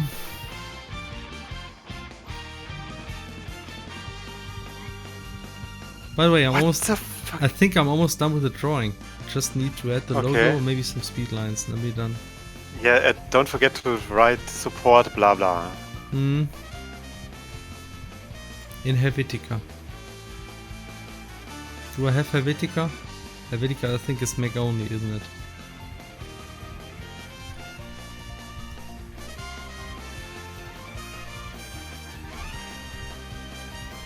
Yeah, it is. I think Arial is essentially Helvetica, right? Should.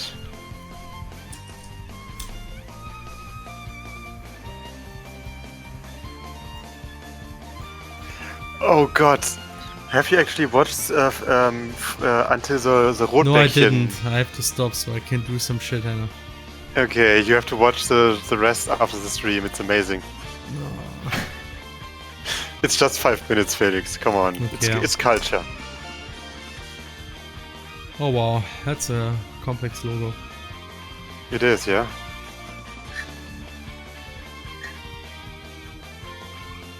You know what's funny about it is that it has like a 50% dislike ratio.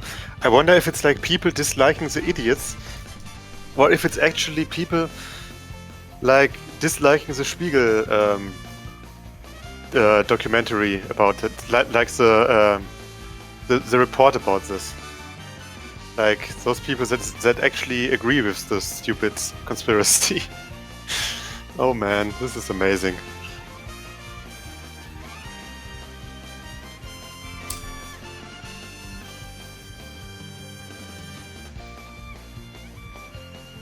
I see. They're obviously disliking it in order to keep it balanced and not disturb the aura of the video.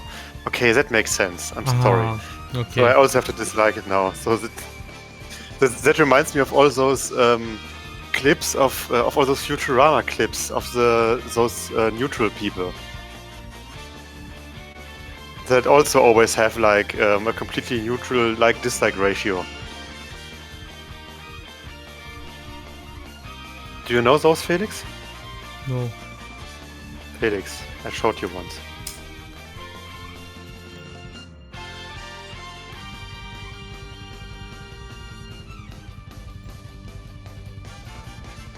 Neutral response.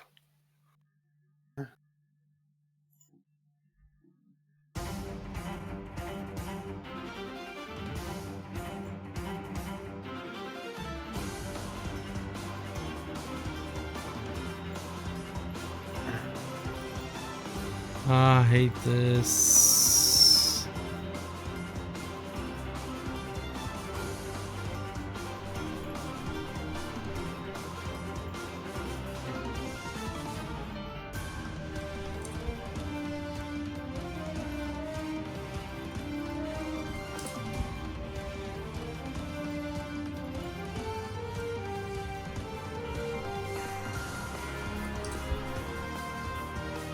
This is so crappy. Helvetii logo. Not good enough.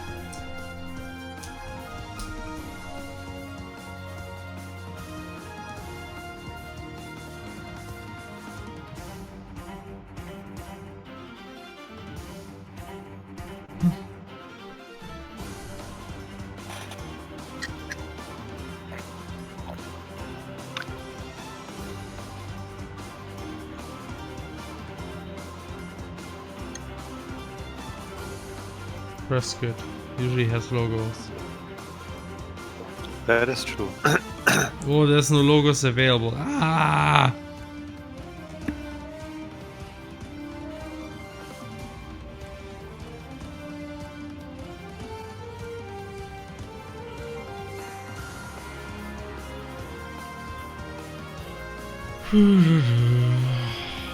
Okay.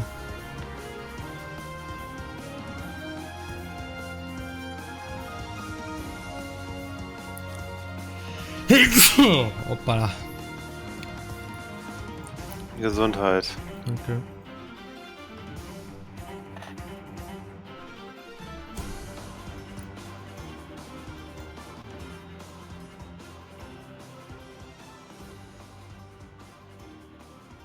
Okay. Now I know what.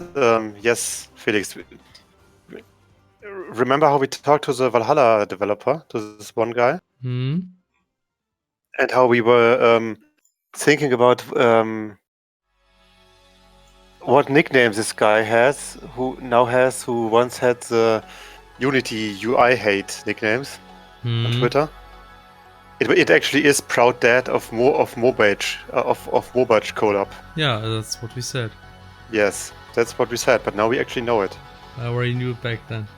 No, you didn't. Yes, I did. I see his now tweet way too often. He's very active on Twitter, so he's extremely active. Since I'm following it, he always makes sure there's anime titties on my timeline. Yeah, he's very it's like...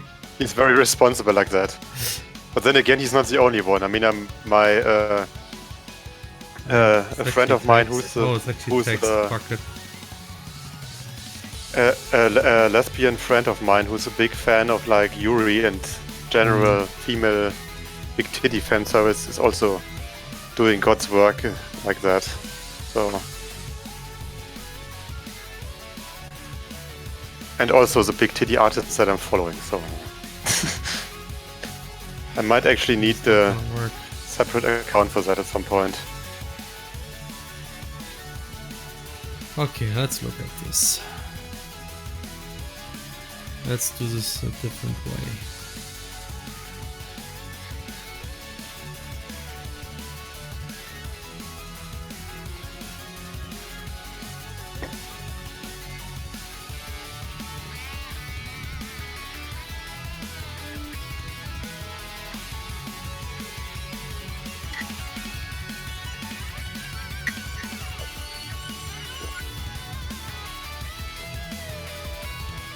Haha. Photoshop, bro.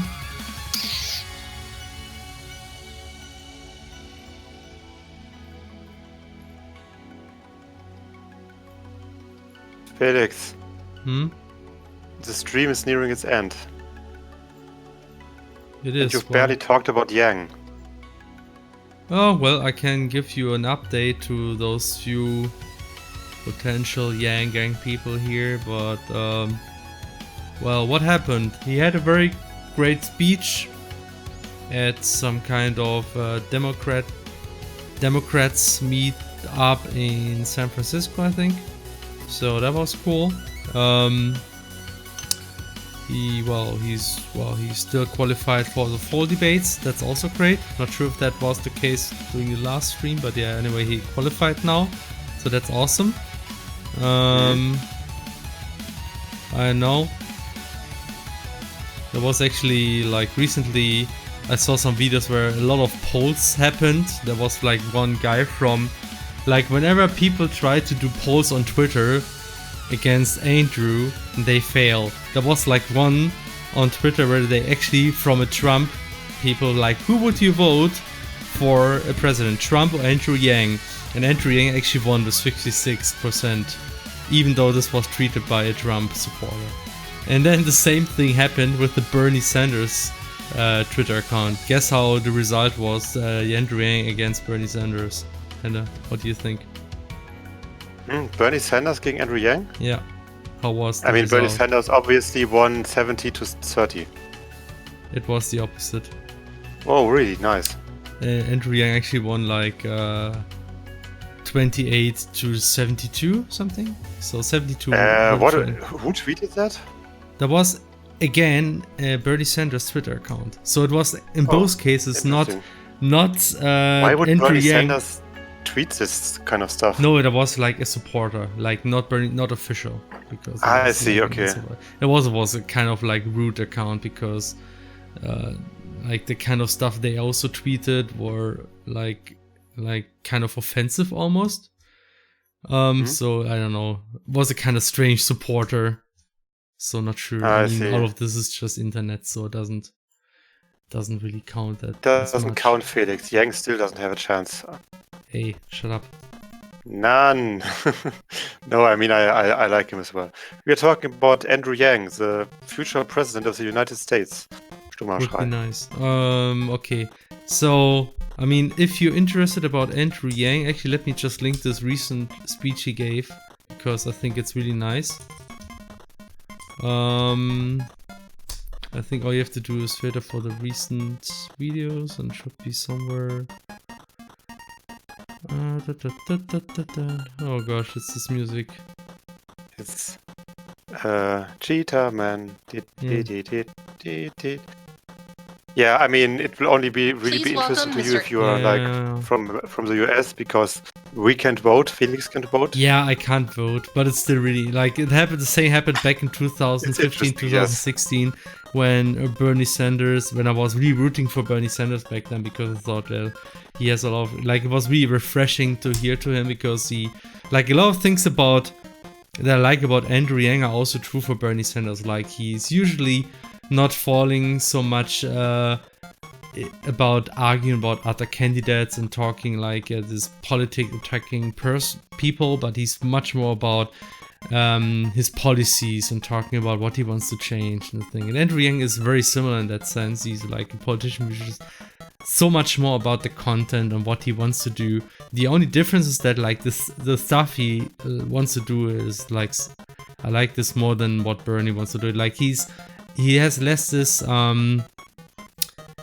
evil, like blaming the 1%. Like that's a normal narrative that you heard from Bernie Sanders. That he's like always kind of like. It's true. Yes, go, you freaking socialist. I don't know. It's. I mean, who else? God damn it! Look.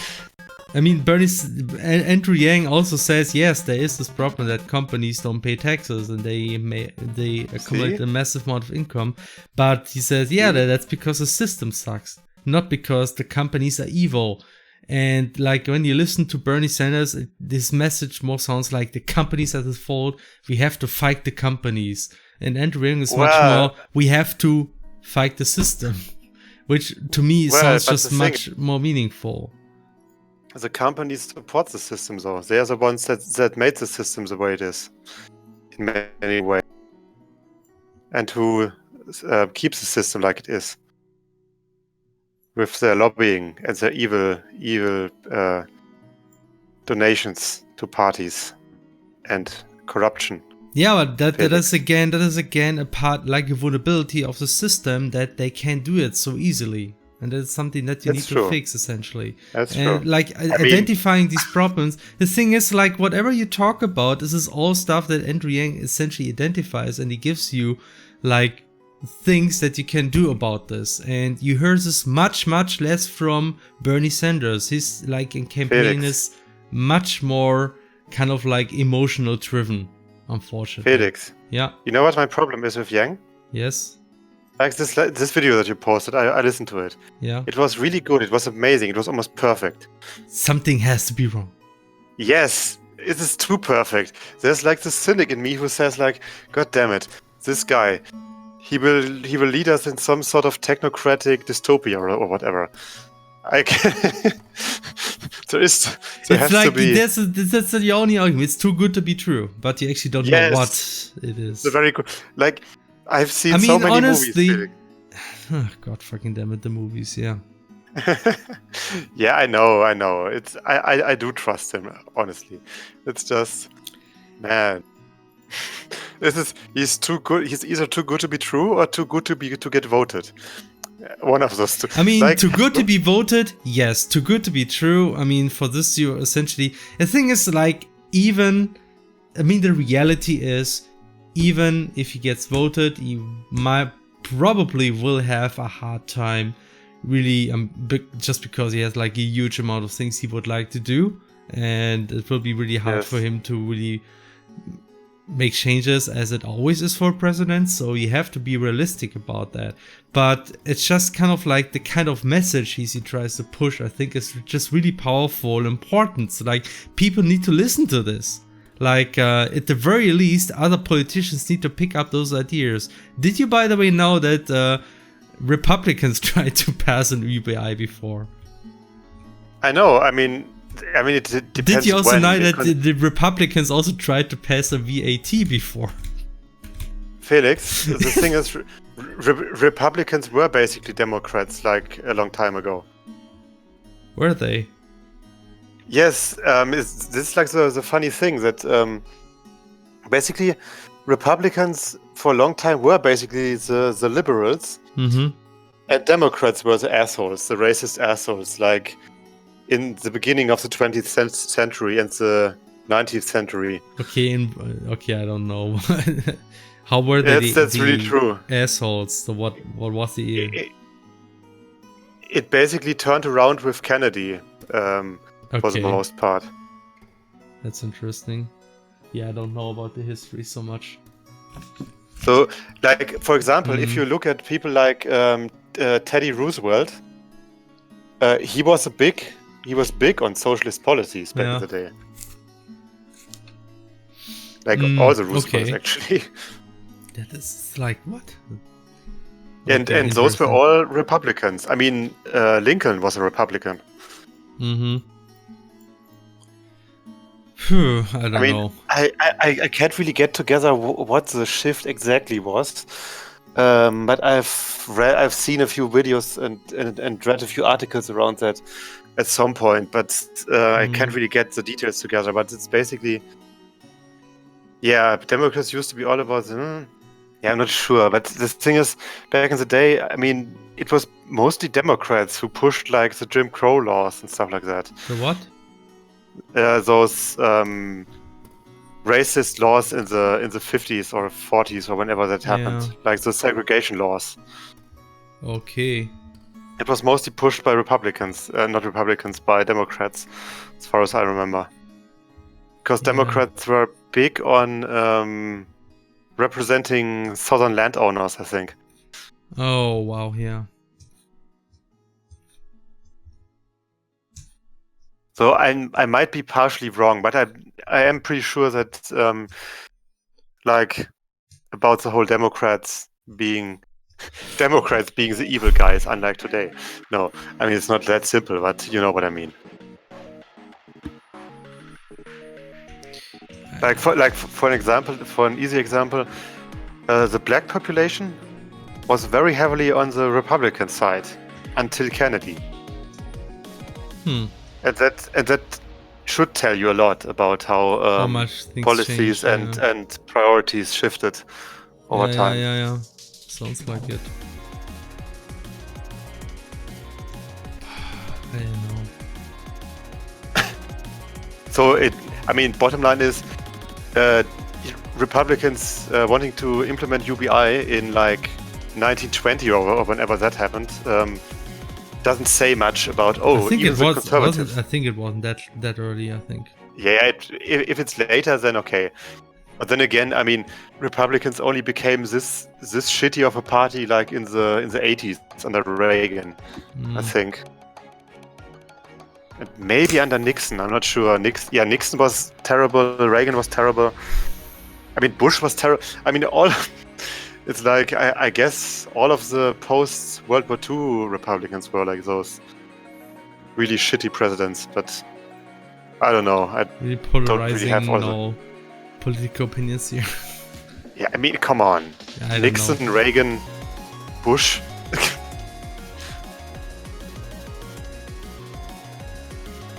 I mean, I know that there are some people who think that Reagan was a good president, but they are pretty much wrong, considering he did extremely huge damage to the economy long term.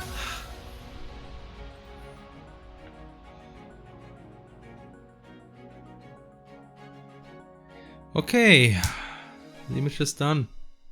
Turned out pretty nice. I mean, this guy looks like Apollo. Frick. This is not Apollo. Oh man.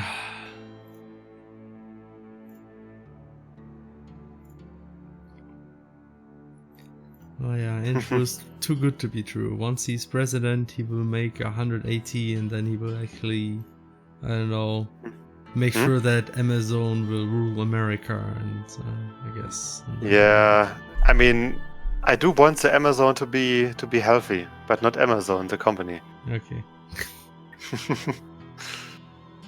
Anyway, Felix, are you done yet? Yeah, I don't know about the blur lines. Just maybe don't distract them. I don't know. It's too late for that now.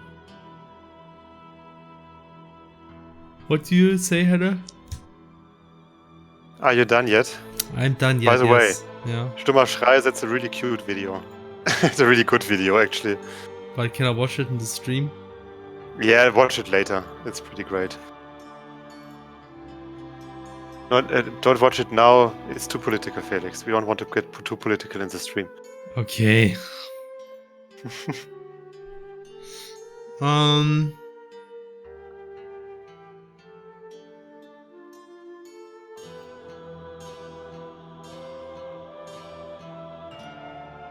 But yeah, okay, I will send the image link and then we're essentially done. Oh, finally, Felix. Yeah. Finally.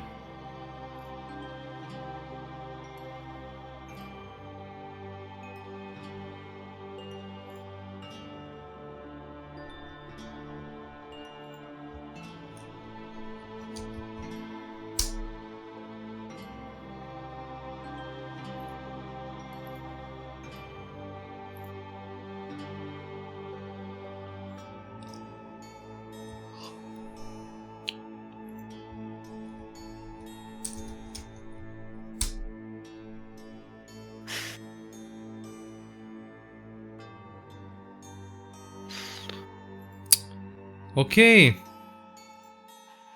So yeah, this concludes our stream, I guess. Yes.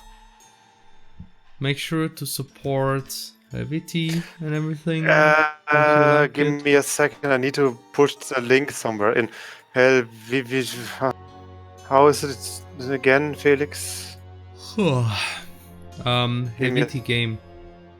Helvetii game. You're a Helvetii game, Felix. Yeah, look, I will just I got it. click the Kickstarter. I get it. Why don't we have it in the pinned in the in the game dev channel, Felix? Why? I don't know. I just never thought about it. Derp. Support this game as well, if you can. Only 3 days left. Okay, I'm gonna pin this now. Okay. But yeah, this concludes our stream. Okay. Yes, thank you for listening to us like talking about things and game dev and Felix drawing and us fangirling about people. Yes. And boing. Bruder muss los. Bruder muss los. Mm. Is it too much to ask how you set up Fretboard to be a music player for your stream?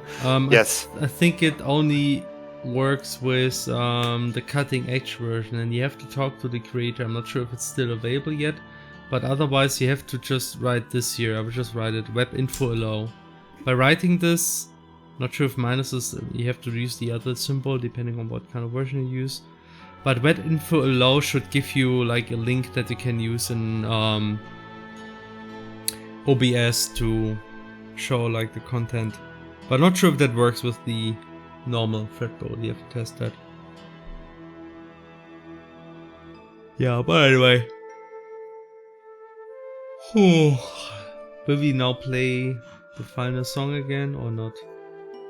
Oh wait. Oh Felix, you have to shind some time. Give me a second.